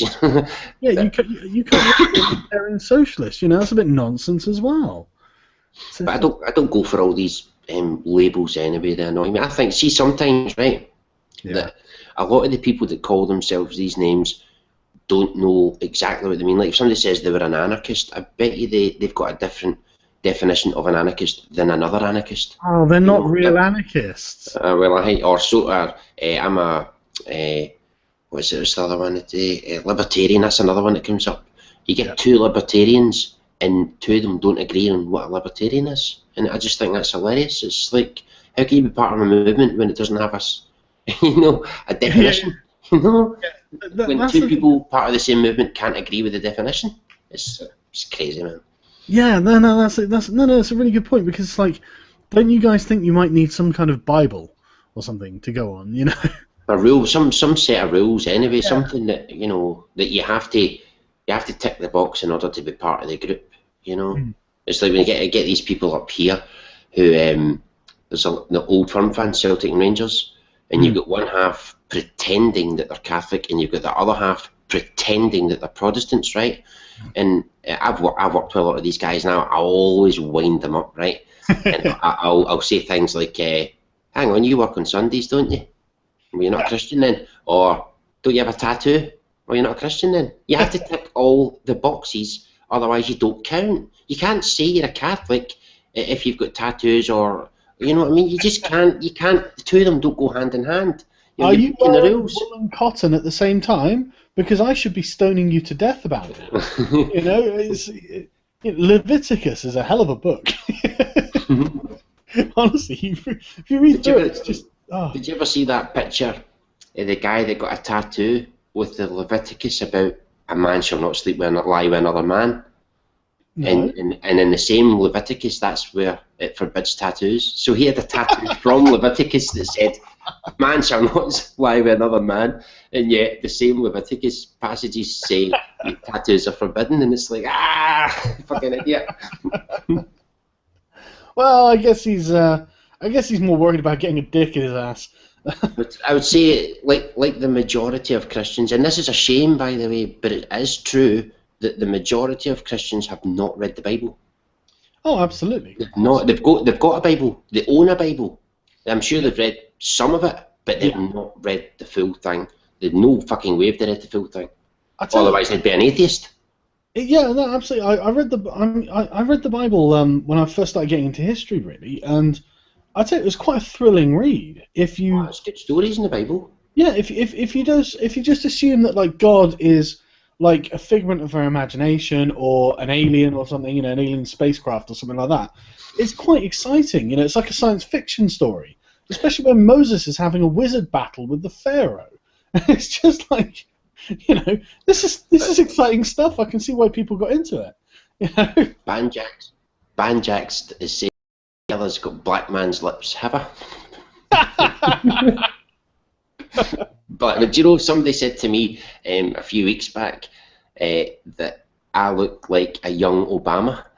Have you heard that one before? Sounds pretty cool. It's not the most unrealistic thing I've ever heard. You've got the face. Do you think I look a bit like a young Obama? You've got the same Is it sort possible? of shape. You know, you've got like a long. You see the big eyebrows? Yeah, but it's the jaw shape as well. The shape of your jaw's the same sort of shape as his. Hang on, let me see if it works right. I'll tell a fucking blatant lie and see if I'm like President Obama, right? I'm a rainbow-coloured pony. You need to smile up a bit more at your cheeks. You know, pull your mouth up a bit. It's not a million miles off, mate. No. It's really not.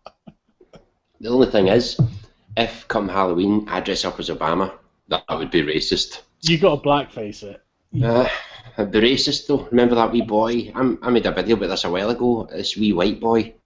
Mm-hmm. He went to his school. The school project was dress up as somebody you admire from history and then do a little speech about them. He dressed up as Martin Luther King.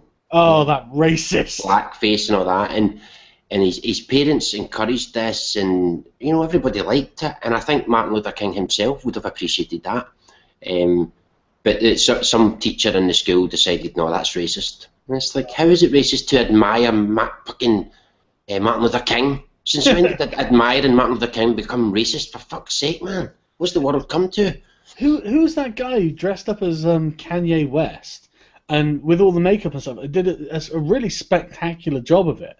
He really looked like Kanye West, but obviously he was using like, you know, black makeup sort of thing to make himself look black, and everyone was freaking out, you know, in American media. It's like, oh my God, he's being racist. It's like, no, he's portraying a specific person. Mm-hmm. No, and you're not allowed to do it. You know what I mean? I mean, they've got darker skin. You need to make your skin look darker if you want to resemble them. Yeah. Did you hear about Kanye West and the disabled fans? Did you read that? Didn't he try to? he was doing his routine wherever he was, and he said, right, I want everybody in the crowd to stand up, and there was two people who weren't standing up, and he actually pointed them out and says, right, come on, stand up, and the guy lifted a prosthetic leg and went, no, or it was a woman, I think it was a woman, he went, I can't stand up, and then Kanye just went like that, oh, she's got a prosthetic leg, that's cool, and then moved on to the next guy and said, why aren't you standing? I'm on a wheelchair. That's cool. Just got on with it. But a lot of people are annoyed at that, but I think the whole thing would have been done in jest. I think they would probably laughing along. I don't think it was serious as you know, as he was having a go. I mean, I don't like Kanye West. He's a real knob. But I don't think he would deliberately insult disabled people. I really don't think so. This reminds me of a thing about Russell Brand a few years ago. There was I think Russell Brand has spent a lot of his life. He's a very interesting guy, actually. I think sort of being a bit of a selfish twat, and I think as he's matured, he's realised that it's actually what you do that counts. Mm-hmm. And so what he was driving along in Hollywood or something, wherever he lives, and some homeless guy with a trolley full of cans had spilt these trolley full of cans, and so he stopped and actually helped this guy pick up these cans, and that's a really nice thing to do. I wouldn't have done that. Mm-hmm. I'm a selfish twat, and you know, and then the next day in the papers, it's just nothing but like Russell Brand knocks over homeless man's thing, and he had to do a video or whatever saying, look, right, no, I didn't, you know, I was helping him because he had spilled them or something, and it's just like, you know, it's the press, they edit things and they twist it to make it seem bad, you know, but. Yeah, I mean, I heard Russell Brand. See, I don't mind Russell Brand. It just annoys me that people call him a comedian. I personally don't think he's that funny. No, but what I have heard about him, right, is that he's hung like a horse. I've heard that. I don't know if it's true, but he did land Katy Perry, so it's possible. It's possible. She's probably a mental. That's the thing. They're all mentals, I swear. I could see. I imagine for her, somebody like her, he'd be good fun. I mean, she's coming from a preacher dad and all that kind of stuff, isn't she? That's true. So he'd be kind of wild child, good fun, all that kind of stuff, you know. I imagine that's just my guess. Yeah. But yeah, have you been watching his YouTube videos at all? No. I tell you what, they're surprisingly good. He's opinionated, isn't he? He's very opinionated. He is, but he's I tell you what, this is going to sound awful, and to my American listeners, I apologize in advance, right? But there seems to be a problem with your culture's morality. I know that sounds awful, but I'm not joking. I'm absolutely serious, right? And I want to put it in Dungeons and Dragons terms because that's the easiest way for me to explain it, right? There's lawful good, which is obeying the law, but obeying the law because the laws are just, and then there's lawful neutral, which is obeying the law for the sake of the law. And I really think that America is, instead of being lawful, they've moved from lawful good to lawful neutral, or even lawful evil in some cases, and probably in the majority of cases for politicians, where the laws themselves are more important than the actions that the laws are trying to prescribe against.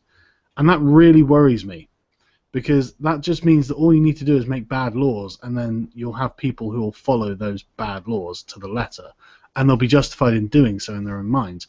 And that is why Russell Brand is doing so well in America, because I've watched him on American, like he hosted his own show for a while, and it was proper British morality that he's got. You know, he knows what's right and wrong, and he knows it's the sort of thing that, you know, that it really is taught over, because the laws are a lot less important over here than I think they are in America.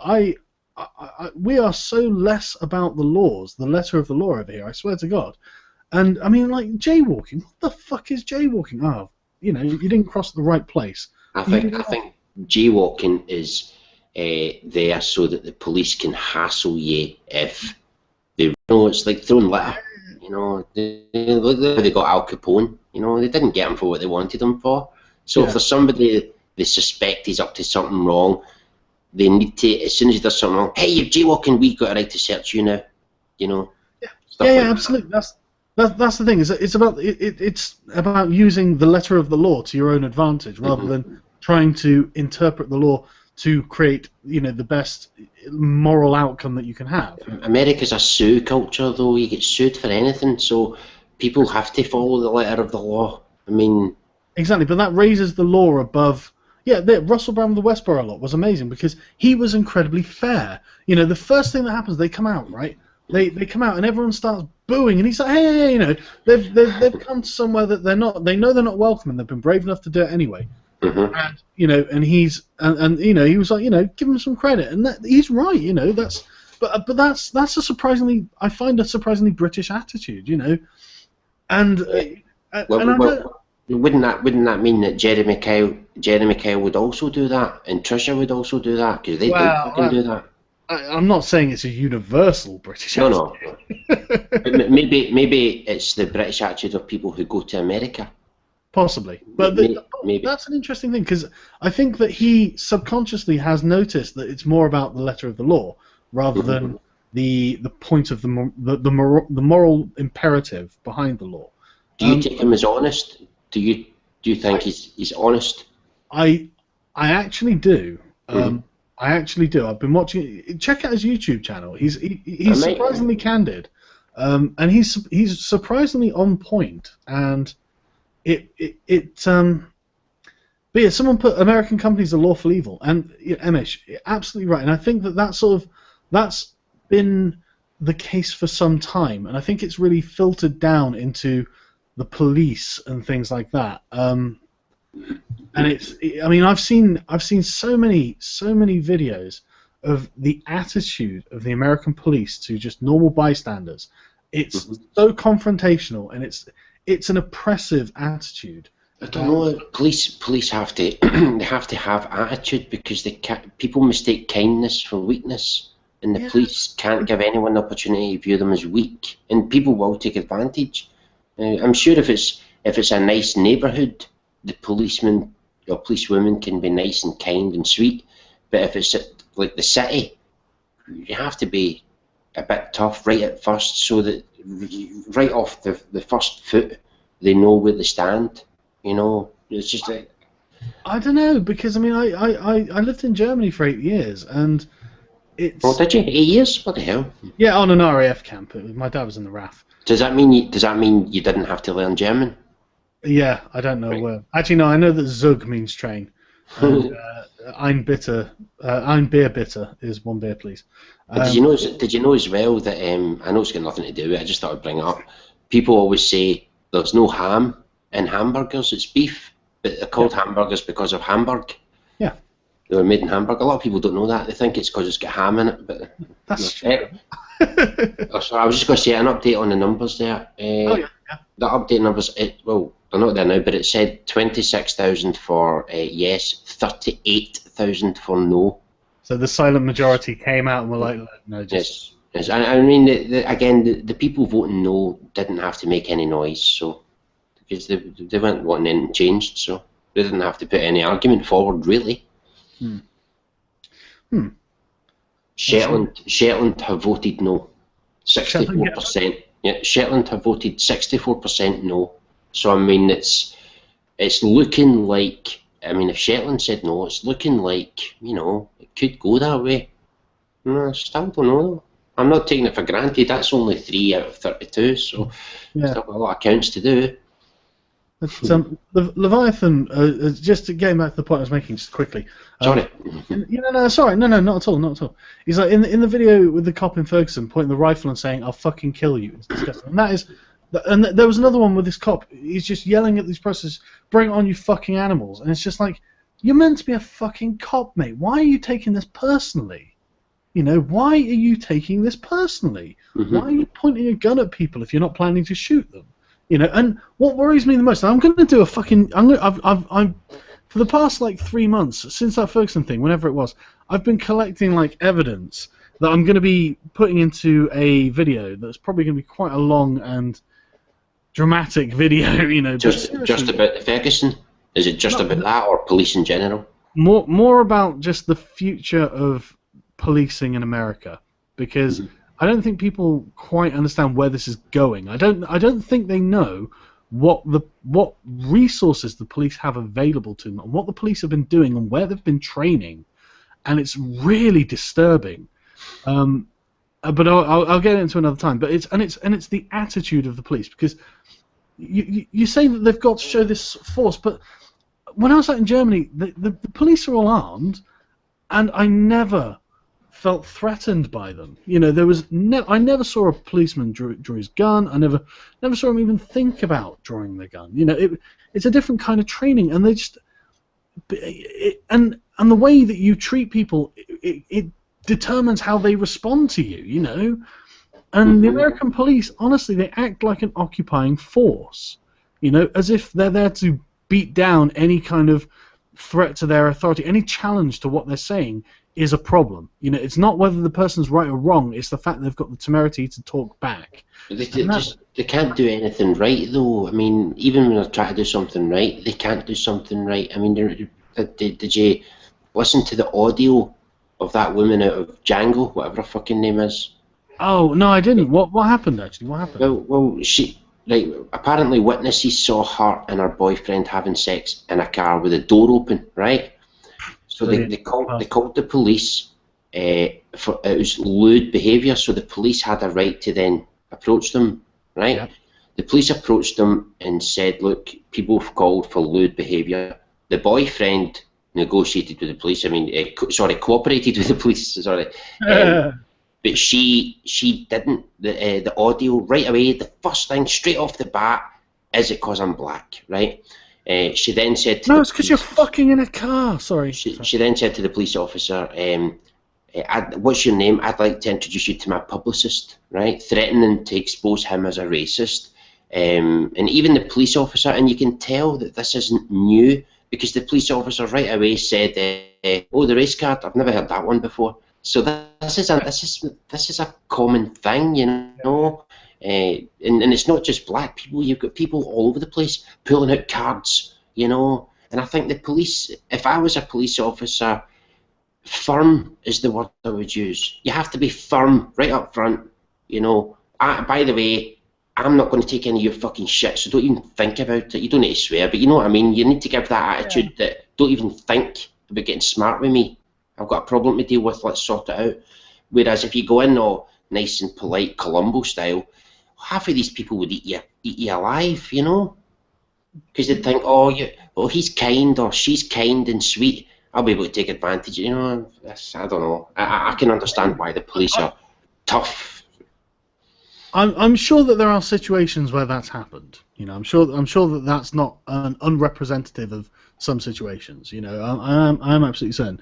But I can't help but think that this attitude, and it's a very confrontational and oppressive attitude. And I'll tell you what, one of the things that I can't stand to hear is when the American public, I've seen hundreds of these YouTube videos where they're filming their interactions with the police because they're afraid that the police are going to do something. I mean, the police, they kill more people than terrorists, you know, and I'm not surprised because there are more cops than there are terrorists and there are more interactions.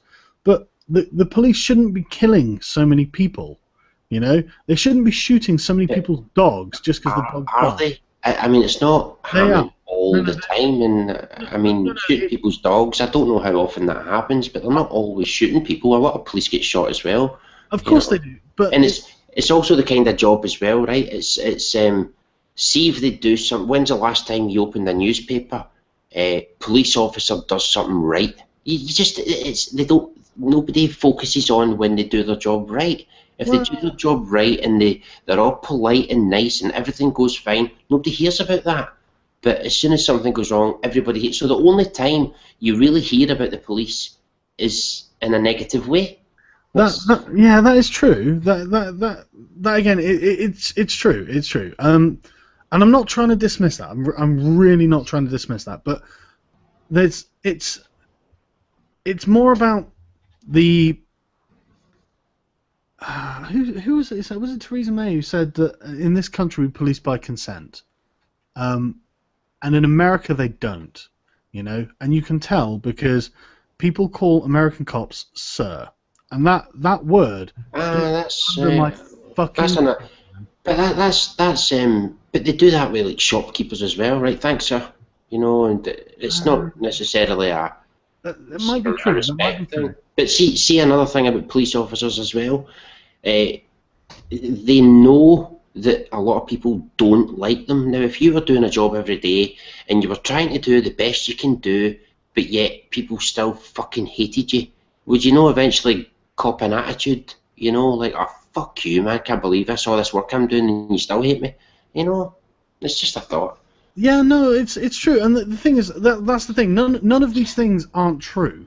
That's the problem. You know, that's why it's so difficult to have this conversation with anyone because you know what you say, that there are bound to have been situations, and probably not unique situations where, you know, not rare situations where this has happened. But there's this. There have been like people who have come out of like the police force and said, look, there's a culture in these police forces, and there is a serious issue with this culture, it's best exemplified in the case of Ferguson, where you've got the cops pointing guns at protesters, you've got cops going, come on you fucking animals, or whatever, and you just think, all right, how long before one of those fucking cops shoots someone? Yes, but the thing is that they're put in a position because of a group of people who are petty and don't understand anything. I mean, from everything that we know, this guy was shot from the front, so he wasn't walking away from the police. It doesn't matter. The guy's irrelevant. No, I'm just saying all these people are rioting over fucking nothing, and they're giving the police a bad name. So the police shouldn't even have to be there, but it's because of these idiots and these race baiters like Al Sharpton and the likes. Oh, yeah, you know, yeah, of course, yeah. They're the ones who are putting the police in this position, you know, where they're having to draw their guns to make sure to let the people know that I'll fucking shoot you if you try anything. Because these people are holding sticks, bricks, and all sorts of shit, throwing them. You know, they've got it. It's just, I mean, over here they wouldn't pull guns; they'd have the riot shields. You know, but. See, now, this thing, Doctor 2, right, he's like, I don't know, even as an Englishman, if a policeman pulls me over, he's in a position of power of me, I call him sir. Mate, don't do that. He is actually not in a position of power over you. It's actually not. It's pleasant, though, just to... I don't think it's subservient or anything to say sir. It fosters entirely the wrong attitude. Pleasant. No, it's you can be polite and pleasant without calling him sir, because sir is a distinct marker of authority, and they don't have authority. The authority they have comes from you. You know what I mean? Mm-hmm. It's like they said, it's police by consent, and that means that they are not any higher than you, and you are consenting to them enforcing the laws that we all live under. But and someone else said the American cops, it's about authority. It's about making sure that no one can question their authority, even though that authority should never be unquestionable. And this is why America is turning into a police state, and there are plenty of reasons to justify it. And I'm gonna try and do a really thorough job with this, because I don't want to just be attacking cops. Because I think you should definitely do a thorough job, because you will come under fire for it. I know. If you make any errors, the people will attack you for it. I know. That's why I haven't done it yet, because Cav says me. That's the problem. The entire problem is they expect to be called sir. They've got that, and the thing is, well, that's different. That's different. I mean, that's. I've got a bunch of videos, and I've got like quotes and stuff where people from the police force, they're like, look, they're hiring the wrong people. They're hiring the wrong people to become cops, and it cultivates this culture of conflict and us versus them. The German police were completely different, but they're armed in not the same way these days. But they're armed as your average American cop's armed. But honestly, they're just not. It's not the same culture. It's not this us versus them. It's more sort of, they're public servants rather than an occupying force. And I know I'm doing a hash job of it here, but honestly, I'm going to try and make a really fair case. But the thing is, just as someone who sees the patterns of history, I'm telling you, I would be afraid of American police. I would be afraid to have any dealings with them whatsoever. And I know that paints all of them in a bad light, and I know there are some good ones. I saw this great one of this I think it was a Texan cop or something. He had to pull some guy over because he was running a checkpoint or something, and he was forced to pull over. And he was, this guy was like, oh, is this, what about my constitutional rights? So, absolutely, citizen, you should know this, and this. You good to go, great, know your rights, citizen. And also, he was very much a constitutionalist, you know what I mean? And he wasn't an ego man. That was the difference, because a lot of them take it personally. It's about their own egos, about feeling like the big man. And I know, not all of them are like that. Most of them probably aren't, but there's a large percentage of them that are, and that's a worrying thing, That's how a police state is formed. But it's like the old. It's like, I know it's a cliche, but surely, if you haven't done anything wrong, you shouldn't really have to worry about the police. If the police knocked on my door, says, right, want to search your house, I'd go, sure, go for it. I haven't done anything wrong. I don't have any dead bodies in here. They're outside. But I just I don't have any hide. I'm fine. I mean, I'd be annoyed having the place searched or me searched, but I know the police have got a job to do. I've been stopped many times, just walking along the street, and the police say, "Oh, where are you going? Do you mind if we search you?" Stuff like that, and I always say, "Sure, go ahead. Doesn't just no skin off my nose, because I'm not doing anything wrong. Surely it's only the people doing things wrong that have to really concern themselves with this." Yeah, again, there are other issues there. So like if they come up and ask, and you say, yeah, okay, that's fine, then that's fine, But they've got no right to demand, That's the thing. If you're not doing anything wrong, and they don't have a warrant, they haven't got evidence of suspicion, to give them suspicion, then they've got no right to demand, because otherwise that's a presumption of guilt. But here they have to ask, though. They do say, do you mind if we search you? Yeah. I mean, there is a way out of it. As soon as the police stop you here, what you can say to them is instantly say to them, do I look like anyone you're currently looking for, or have I done anything wrong? And if they say no, then you can just walk on. Say, right, then we're finished here, because I've not done anything wrong. I don't look like someone who you're currently looking for, so we don't have any business here. But then if you do that, that's copying an attitude, and attitude breeds attitude, and then they start to get snarky. And but still, for me, I just cooperate because I don't have any hide. So. Well, no, yeah, of course you don't. But it's more you shouldn't have to worry whether you've got something to hide or not. You know, that if they've got no reason to suspect, there shouldn't be a conversation happening. You know, but I mean, yeah, I mean the things. Can you imagine having that kind of attitude to an American cop and the encounter going in your favor? Don't know. Well, I've not done anything wrong, but they stopped me. Yeah, and you say, you know, do I look like someone that you're looking for? Have I done something wrong? And they go, no, and you're like, well, I'm just going to walk off then. Do you think they'd just let you go? You know, do you think they would? Well, if it's the same laws here, they wouldn't really have a choice. I mean, well, I don't know. And these days as well, most police are carrying recording equipment. They don't control that recording equipment. Yeah, but the thing is, there have been several cases. Sorry, there have been several cases where the police department have refused to release the recordings of what's happened, because, and that's another thing, they're never punished for what they do wrong. They're never punished for what they do wrong in the United States. It's really worrying, because that is a true sign of a police state. And I know it's hyperbolic language, but I'm really serious that I would be afraid if I was. If you say this in the video you're planning on making, I think you'll have to show clear examples where they've done something wrong and never got punished. You know, because people will say, "Well, what do you mean?"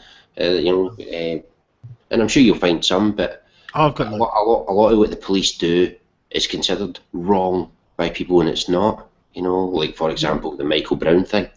You know, all the details I have about that. I don't think the policeman was wrong, but I don't think he was at all, really. I'm actually really. I don't really care about like the Michael Brown thing, the rights. I don't really care about the fact that they were rioting. I don't think it's very right, but you know, it's more the larger implications. People getting too focused on these small details, and I can see why, because you know I can see there be a lot of personal investment there, but if you look at the larger picture, it's like, right, okay, this is bad. You know, it's bad when the American cops are just running around pointing guns at people who are protesting. Someone's going to fire a shot, someone's going to fire a shot back, and then you're going to have a massacre. You know, that's what's going to happen. And it's I just wanted to say that I haven't actually seen this footage. Just I'm going on what you're saying. I believe it's I just haven't seen the footage of the police pointing guns at the rioters. I haven't seen that. I'm not saying it doesn't exist. I just haven't seen it. Okay, hang on. Oh, you got a picture? Cool. Yeah, I'll grab it. There's pretty Here we go. Right, I'll just share that. Like, so, I mean, this is something. Look, why these cops? Look at them. They're fucking pointing their gun at this dude who's got his hands in the air. There is. Aye, but what you can see there is one dude. Who's behind this one dude? And are those bullets rubber bullets, or are they real fucking? Because they're probably rubber bullets. Probably some tear gas there as well. Because they've got the masks on, so there will be tear gas there. It's just basic crowd control. I don't think anybody's at risk of being killed because that'll be rubber bullets there. And although you see that one guy standing there like that, you don't know what's going on right behind him, because it seems unusual they're all standing there like that for this one guy. I think there's got to be more. And look at the little sign there as well. Look, fuck the police. You see what I mean? It's like they're going into an area where they know they're hated and they know the people are angry and upset. And they also know that these people riot and loot. They know this. They know this throughout history. So they've got to go with the riot gear, because that's what it is. That'll be tear gas and rubber bullets. They won't be fucking big giant, M16 full bullets or anything like that. I seriously doubt it. No, of course not. I doubt they are as well. The problem, right, is that if you're trying to do riot control or crowd control, this is provocative. You know, this doesn't calm anything down. This doesn't help dissolve the tension. This just escalates it, you know, by a long way. And, I mean, no soldier would do that. You know, no soldier in an occupying soldier in like an occupied area of the world would be trained to storm in there like this. They'd be trained to stand These there. guys are trained to do this, so they're not deciding themselves, this is what we need to do. They've been trained and they're following orders. Absolutely. And I think that's the training, the orders that are wrong. But I don't think this picture's showing the full picture. You know, because it does look, it looks bad, but then if I'm right and it's rubber bullets and it's tear gas and there's a bigger crowd behind that guy, you know, swinging about like a bunch of fucking lunatics, you know, I can understand them being there. Yeah, I agree. That is entirely possible, and it would be justified. But it's still, I mean, what you know, a line of cops pointing shotguns at people. You have to keep these people. You have to keep these people in line, and that'll be beanbags. That won't be real shotguns. That'll be like, well, look at the bullets. The bullets at the side. It does look like real bullets. But it could be the beanbag shots as well. You know, Yeah, and you can see they've got the tie straps ready. Yeah, you know, yeah, to absolutely. tie them I'm sure they are. I'm sure they are beanbags. But the point is, it's like I say, the show of force begins the presumption of conflict. You know. There's a story about the first Gulf War that I can't remember where I heard it, but it's a fucking brilliant one. It was in like Fallujah or something, and there was a huge crowd of Iraqi just civilians who were absolutely raging outside of the military base, and the Americans got out like this. You know, they're there with their guns and stuff. I think it was Dan Carlin that I got the story from, and the British we put a fucking table out with a little sign saying complaints. And obviously, people calmed down and queued up and gave their fucking complaints. You know, and it's just like, it's about how you treat people. That's how they respond. It's a self-fulfilling prophecy. You know. It depends what the people are like. But if the people have a history of rioting and looting, you need these people to go in because they need to be told, we're here to keep you in line to make sure you don't cause havoc. I mean, I've said before, and I know it seems extreme, but I'm not exaggerating. I was talking about Chicago and Detroit. I think they should declare martial law there. Black men in those cities are killing each other all the fucking time. And obviously Al Sharpton doesn't say anything about it. Of course not. But I think they should declare martial law. Send the troops in and put a fucking end to this bullshit. Because I guarantee you, and I know this sounds racist, but see if that was a fucking white area, they'd have done it long ago. Because and the reason that they'd done it long ago was because they could have done it without being called racist. You know, so if a white neighbourhood was behaving like that, white people killing each other over and over all the time, they would send the troops in to deal with it because they could. Nobody would say they were racist, but they can't do it with Detroit or Chicago because that would be racist. Yeah, but it's more it's a chicken and the egg thing then, though, really, isn't it? It's like, do they hate the cops because, you know, they're bad people, or do they hate the cops because the cops have been bad to them on an individual basis? No, not always been bad to them. You know, I've heard all this shit before. They're raised to hate police. They're not allowed to like police. They've got a no snitching policy. They put things in place in police stations in America to try and get more black people in to become police officers. None of them want to do it because you know, it's seen as a bad thing. They hate the fucking police. They're almost raised to hate them, and I don't know, man. Yeah, no, I'm with you. That's true. That's the thing. There are so many things that you can say that are true, but the thing is, on the other side, I've seen interviews with these people who are like, well, I was going to join the police, and then, you know, I went through the training and I got bullied because I was black, and they were quite racist to me, so I left. And it's just like, right, who's right there? I'm very sceptical of all these stories because I've heard them all before, and when you dig deep, as I pointed out earlier, that one with Cher, that wasn't racist. But that gets classed as racism. I don't know if you ever heard the one from Britain, right? This was from a few years ago. Because of the humour, you might have heard that about the jelly babies, the black jelly baby. Did you ever hear about this one? No, I didn't. There's a guy, he's working, a black guy, and there's two white guys at another table, and they're eating jelly babies, right? Right. And he said that he was discriminated against and racially mistreated at his work because they were biting the heads off black jelly babies to annoy him. Now that's not racist. We need to calm the fuck down with this shit. Racism is racism, but let's stop saying things that are not racist are racist when they're fucking not. And you get it here as well, especially in London. God, I've been pulled up this many times, you know, in my car. It's 'cause I'm black. But you've got white people saying, but I get pulled up all the time as well. I never even considered my skin colour. You know, if a black person, especially in America, goes through something, the first thing they think is it because I'm black? Yeah. You know, I said before that these people bug me because they think they can't be an asshole. Because if I was to say some black guy, oh, he's an asshole, oh, you're racist. There's nothing to do with his race. It's because he's a fucking asshole. But Yeah. you can't. They think they can't be assholes. How arrogant! Yeah, I completely agree that that's the thing. I can't disagree with anything what you're saying, but the thing is, I don't think that invalidates what I'm saying either. You know, that's the thing. It's, you know, they're not trained to hate like the firemen, are they? Because the firemen come over and put out fires for them, so they're doing them a service. But it's I doubt, and I'm not saying that all the police are racist or anything like that, but there's a bad culture in American police at the moment. There is, and it's. I've got a bunch of stuff that I'll be going through in the video, and it's a tinderbox. Something's going to happen. There's going to be a massacre.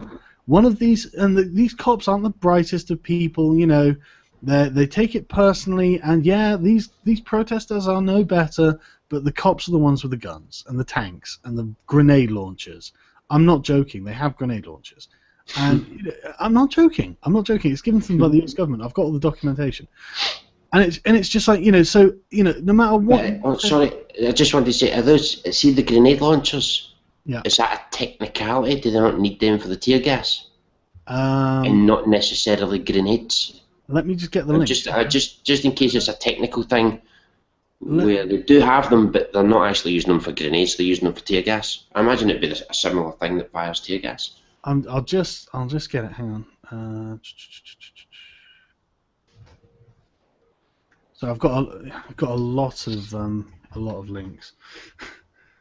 There. Oh, just to quickly update you: 36,000 for yes, 49,000 for no. Oh. That's 4 out of 32 done. So it's oh shit! Get to the point, so to speak. Now. Oh, sorry, you're probably gonna have to listen to this advert while I can't shut it Say up. hello. Sorry. I'm still listening. I'm just gonna go for a piss. Okay. Shorter, sharper domain. Sorry about this, everyone. Oh, finally, I have some control of this fucking video. Right. Okay.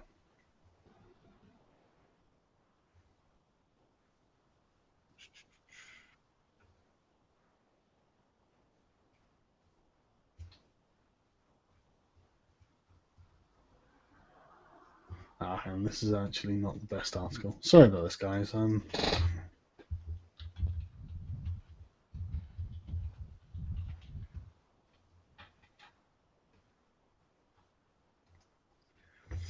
Okay, from The Guardian here.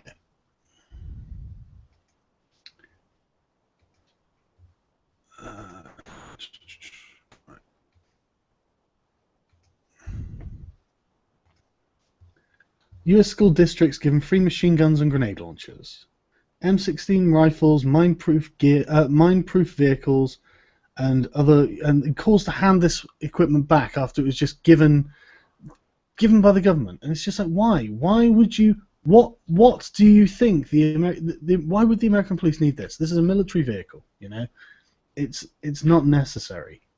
It's absolutely not necessary. And you know.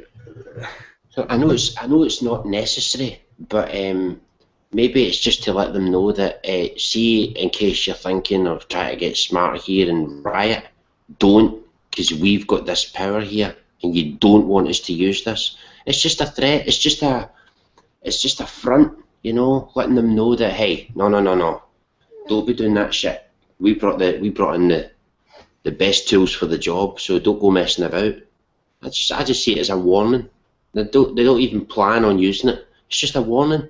Well, yeah, but the thing is that then you've got the sort of the egotistical bringing on your fucking animals and all that sort of stuff, and it's just like there's a quote in the Iliad: "The blade itself incites to violence." Just having these things makes them want to use them. That's going to be the main thrust of what I'm doing. You know, there's no point having these things. They don't need these things. Then they're not going to need these things. You don't really need armed police at the airport either. Now, I don't know what they're likely to do, you know, but they're there to show people that we're here. So don't even fucking think about messing about. They're not there to do a job. It's like they say about karate. You learn karate so you don't need to use it. They have these tanks and fucking things so that they don't need to use it, just to let the rest of them know, don't fucking even start your shit. Yeah. You know, we're to let them know, look, we're serious here, okay? Look what we brought with us. I don't know. I like that tactic because it lets them know from the start, like, don't fucking mess about. You know, we're here to control. We're here to control this situation, and we brought the best of gear to do that. So. No messing about. It's just it's a threat, and it's a warning. It's a warning to them. Yeah. Well, I mean, it is, but but it's never gonna resolve anything. You know, it's only gonna escalate the situation. That's the thing. This is the thing. It's all none of this is about de-escalation. It's all about escalation. It is easy to point to all the weapons and the tanks and armoured vehicles and say, look, this is a bit overboard, but it is America, and a lot of people are armed in America. You know. Yeah. You bombed the bomber, man. I'm sorry. Weapons actually do. It's psychological, mate. There's a reason that 3,000 years ago, Homer wrote down the blade itself incites to violence. Nothing has changed, man. Nothing has changed. If you've got a weapon, it's an option. And if it's an blade option, also prevent the violence? No. If it's an option, eventually you're going to use it. You know, if it's not an option, it won't be used. I'm not saying that guns are the reason people kill people or anything like that, and I'm not saying that, you know, guns kill people and people don't kill people and what. None of that sort of stuff. It's about people having the option to use these things when they shouldn't really have the option. And with the option, it's going to happen. It's going to happen, and, you know, honestly, one day you're going to see a massacre, and it's going to be shocking, I imagine. But anyway, yeah. Well, V-Bombs is saying to me, we should be able to fight police tyranny if needed. I absolutely agree. I believe the Second Amendment almost covers that, does it not? But I think it might cover that. I'm not sure. Maybe it's just the government. But anyway, yes, of course you should. You shouldn't let the police break the rules, but they have got to show that, you know, they're not to be messed with. That's what I think. True. That's true. I mean, you know, that's the thing. It's a fine balancing act, and you can't. There's no one right silver bullet answer. You know, but the problem is it's going too far in one direction. You know, and I'm trying to warn. I just want to warn people. Look, and I swear this is all for my own conscience, really, just so I can say that I've tried to tell people this. You know, so you know, I can at least feel a bit better about myself. But I'm looking forward to your video on it though. Now that you've been talking about it, it'll be a good video. You'll get a lot of responses on that, I think, because it's one of those subjects, you know. Yeah, oh yeah, absolutely. I'm not expecting everyone to just go, oh yeah, that was exactly how it should be, and you know, everything about that was right. You know, I wouldn't expect anyone to say anything about that. No one ever says that about any of my videos. But it's you know, I think I don't want to misrepresent the police, you know, because there are plenty of good policemen, and I know that there are some serious. I mean, there have been like districts in the sort of Midwest that have just been like, you know what, we're not going to do what the U.S. government's telling us to do. I'll find it. I can't remember exactly where it was, but you know, they've been given federal orders or whatever, and they've been like, no, you know, that's anti-constitutional or something. And you know, but this is the thing: the stage is being set for a civil war. You know, whether they mean to or not, it doesn't even matter if it's a conspiracy. You know what I mean? Whether they mean to or not, it's all coming about, and it could be stopped, you know. It doesn't have to go between who though? Do you mean between people and the police, or between black and white, or between the government and the people? The government and the people, right?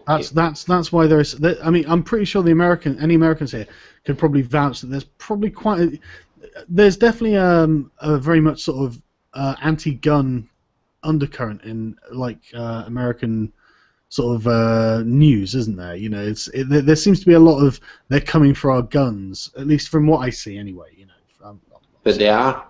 They are. I mean, they keep trying to change the rules a bit at a time, and Yeah, that's but it. it'd be foolish. It would be foolish for the government to take on the people because the people are allowed to shoot back. So Wow, it'd be silly. that's the thing. The government's been arming themselves, you know. The government's been arming themselves, and they've been making. I say I'm not even saying this is all deliberate. I think it may well just be the natural circumstances that arise in conditions like this. But you've got a bunch of like really, you know, egotistical, bring it on you fucking animals, you know, their ego is tied to their position, you know, it's very much, oh, I'm a cop, I'm the authority, so they're going to defend the government, especially when the government's given them fucking shiny toys like this. And then if you know, I imagine the police get paid all right in America. And, I imagine they do. yeah, and you know, and they've got social prestige. You know, they don't want to let they don't want to let that go. And so, and with the amount of wealth inequality at the moment, you really are seeing a direct stratification between the societies. I'm telling you, not even a civil war necessarily. It's going to be the people versus the police and the army. Well, not even, in fact, that's another thing. It might not even be the army. You know what I mean? But it's the government versus the people. And the government knows it's coming and they're preparing for it. But that would be the army, wouldn't it? The government versus the people would be the army versus the people. In a way, they'd have to take orders, wouldn't they? Yeah. But when you're saying that do the police get paid a lot, I was going to say I think they get paid a lot, but they die one day before retirement, just like in the movies. Yeah. It's But yeah, it's stuff that worries me, man. You know, because just literally just read about like what's happened in the last 500 years, sort of thing, and you'll start to see the patterns. You know, where you get enfranchised classes and disenfranchised classes, and I tell you what, the Americans, don't give up your guns. Just don't do it. I am not for guns. I'm not pro guns. I would hate to live in a country where there were guns everywhere. But this is the problem, the fundamental problem with republics. Republics don't last. They're not a tenable system of government. So, you know, they all come to an end. They all devolve into tyranny.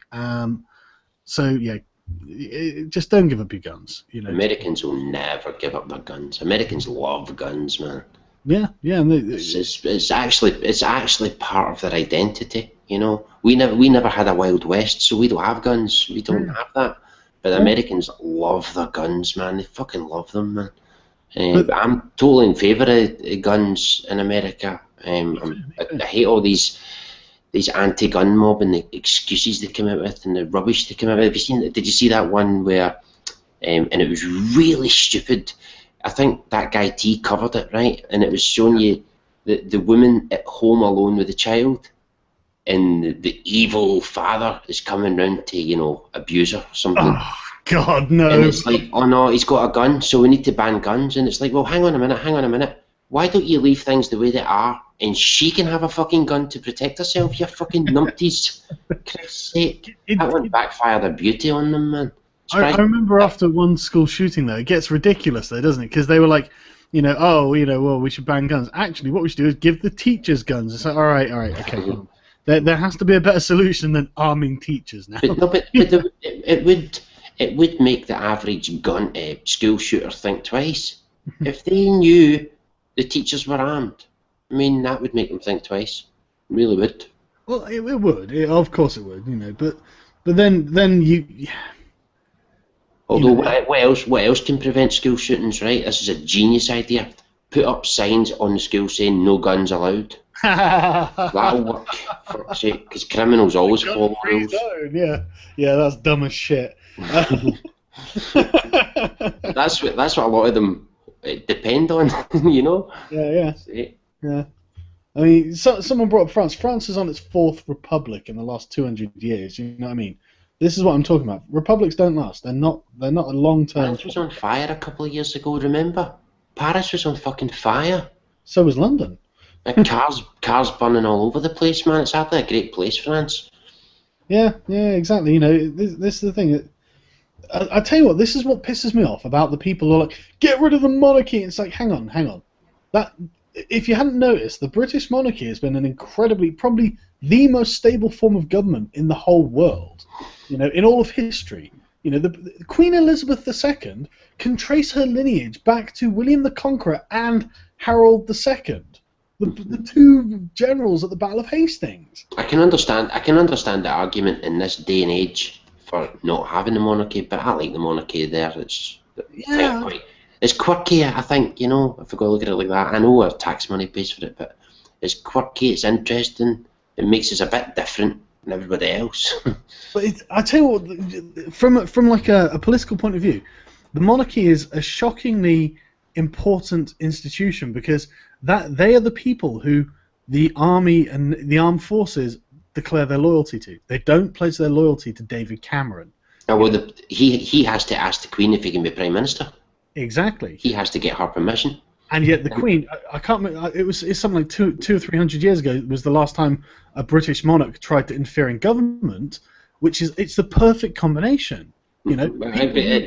In this day and age as well, the Queen or Prince Charles, if he gets it, they would never actually refuse somebody who was voted, you know, Prime Minister. They would never actually do that anyway. It's just all procedure, you know, tradition. Yeah, it is. It absolutely is. But it is good for foreign relations as well. But it's more the sort of constitutional safeguard. You know, if like we had some sort of, you know, if the BNP got into power and and truth things, you're right. The Queen is a figurehead with no power technically. You know, de facto no power, but de jure. She could have me killed. Sorry? She could have me killed. Well, I think she's got some power. She owns the armed forces. I think she's got some power. Yeah, but no, that's the thing. But she can't use them because popular will. That's true. That's true. That's the reason. That's the thing. It's a very fine balance that we have, and it's an incredibly useful balance, and it really does prevent tyranny in this country. And so. You think so? Yeah, absolutely. I know so. I know it. You know, and I'm saying this because I've seen so many monarchies that defended tyranny by just reading a book. You know, you can see it over and over. Mm-hmm. And no, I don't think Prince Charles can run for Prime Minister. I'd have to look it up, but I'm not even sure he can. I don't think can. Even if he wanted to, that's not possible. I would have to look. I'm not.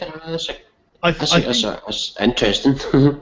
Yeah, I think it would be the sort of thing that would cause some sort of constitutional crisis in this country. Though it'd be like, well, see if it is possible. I vote Harry. He's fucking brilliant. I loved it when he was dressing up. Yeah. Did you see him playing wheelchair basketball? Did you see that? I didn't actually. That's awesome. He was playing. He was on a wheelchair and he was playing basketball with the other disabled basketball players. It was quite cool, you know. It's just, and you can tell he enjoys that role, you know. Yeah. I know he's a bit of a character, but I like Harry. Harry's good. I like him a lot. He's not a known giver of fucks, you know what I mean? And that's surprising for someone of his profile. You'd think that, you'd think that he would be under more pressure to be a bit more... I think he's allowed to, whereas William, he's not allowed to. He's not allowed to misbehave, whereas Harry, they just say, do what you want. You know, because it's just the way it is, isn't it? Yeah, I always feel. I watched an interview with Charles a while ago, and I can't remember. It's quite late now, so I'm wondering if I'm remembering this wrong. But I'm sure it was someone asked him, you know, are you looking forward to being king or something? He's like, no, because that'll be my mum's dead. Something along those lines, you know. And it's just like, you know, come on, you know, he's you know, he is a human being. He'll never be king anyway. He'll bypass it.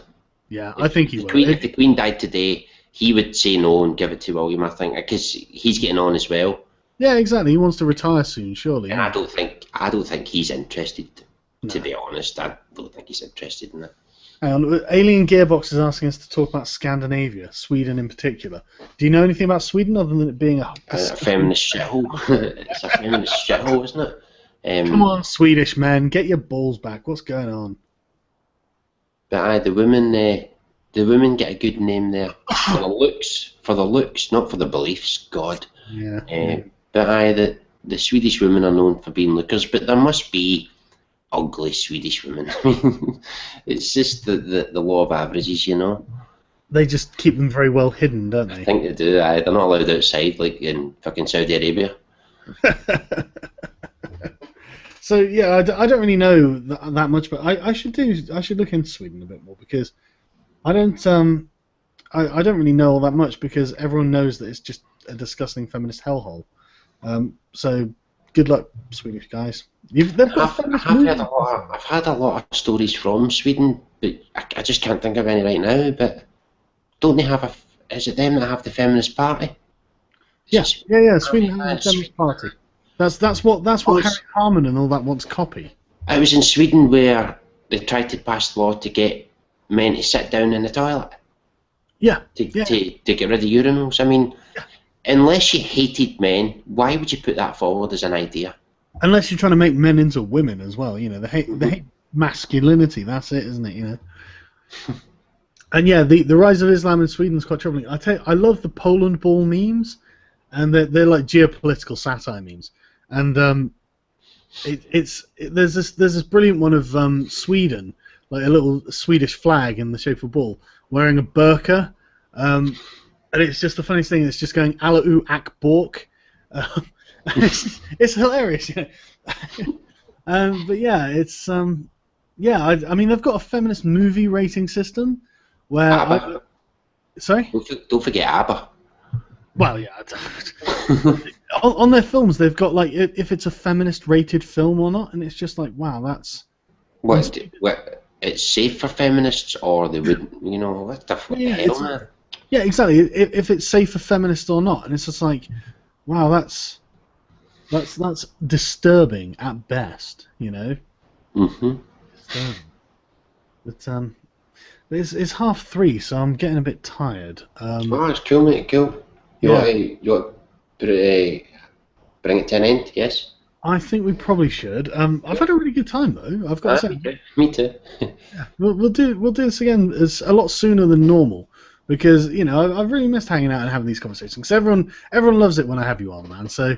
Well, you know I'm always usually Fridays and Saturdays are my best days anyway. So. Yeah.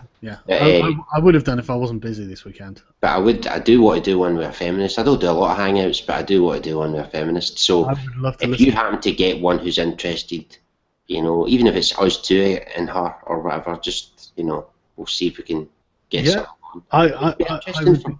For both sides of the argument, I think it would be interesting, you know? Yeah, I mean, I'd be happy to act as a mediator and not give them a view, you know? But again, it's finding a feminist who'll do it. We won't, you know. And if any of you guys can, like, if you come across feminists who are interested in talking to people on this side or something like that, you know, we would treat them with the greatest deal of respect, like I did with Liana.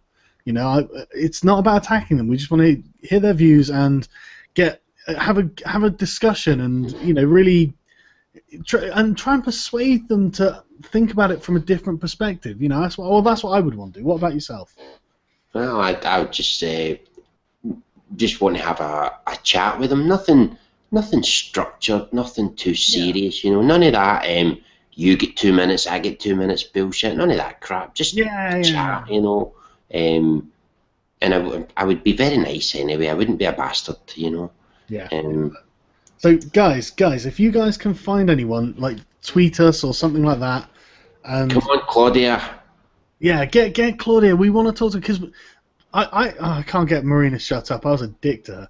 I don't think Claudia realizes that we actually like her. Yeah. We think she's all right and we think she's nice. We just think she's wrong. Yeah. I think she's been just brainwashed a bit. You know. It's yes. Not, you know, but yeah, I've actually watched all her Game of Thrones videos, and they're very interesting, and I actually would like to talk to her about them because she I don't know whether you watch it, but she really likes Sansa Stark, and she's a really dull character, and she's only just become interesting, and I don't know, anyway. But yeah, so, do you think Claudia passes as a geek? Do you think? Yeah, I think so. I think she's into the things that she says. So? Yeah, I think so. Mm-hmm. I think she's quite a genuine person. I think that she genuinely thinks that, you know, she wants to do the right thing, and she thinks that feminism is doing the right thing, but probably because she's quite young, you know. Mm-hmm. And I tell you what, if we could get Christine Summers on, I would adore having Christine Summers on. But we're small fry, and she's quite a big name, so. Or Janet Bloomfield. Janet. Yeah, Oh, she really is lovely. Christine Summers, is she not anti-feminist? Have I got the wrong name? no, she's the factual feminist, which makes her an anti-feminist. Oh no, she is. She's very good. She's very good. I like her. What I love though is that, you know, all she does is make anti-feminist points to the feminists, and it's just like that's the thing, Christina. You can't really be a feminist and be in favor of the facts anymore. And she's obviously coming to this realization. And things, I feel bad for her because I bet she's gutted that a movement that she was probably quite proud to be part of at one point has become what it's become. You know. But at least she's honest enough to realize. And she seems like a lady with a lot of integrity, and I would like to have a conversation with her. But, yes, she's nice. Yes, I like her. Yeah, but I think all this would be. This is all more likely, I think, if you guys talk to these people for us, because it makes it seem like we have an audience, basically, and I think that people want to speak to people who have an audience, you know. But yeah, so yeah, I guess that's. Do you want to talk us out? Okay then. Well, I'll just quickly say thank you to everybody for listening. It was fun talking to you, Sargon, and we'll leave it there for now, shall we? So thank you for listening. Until next time.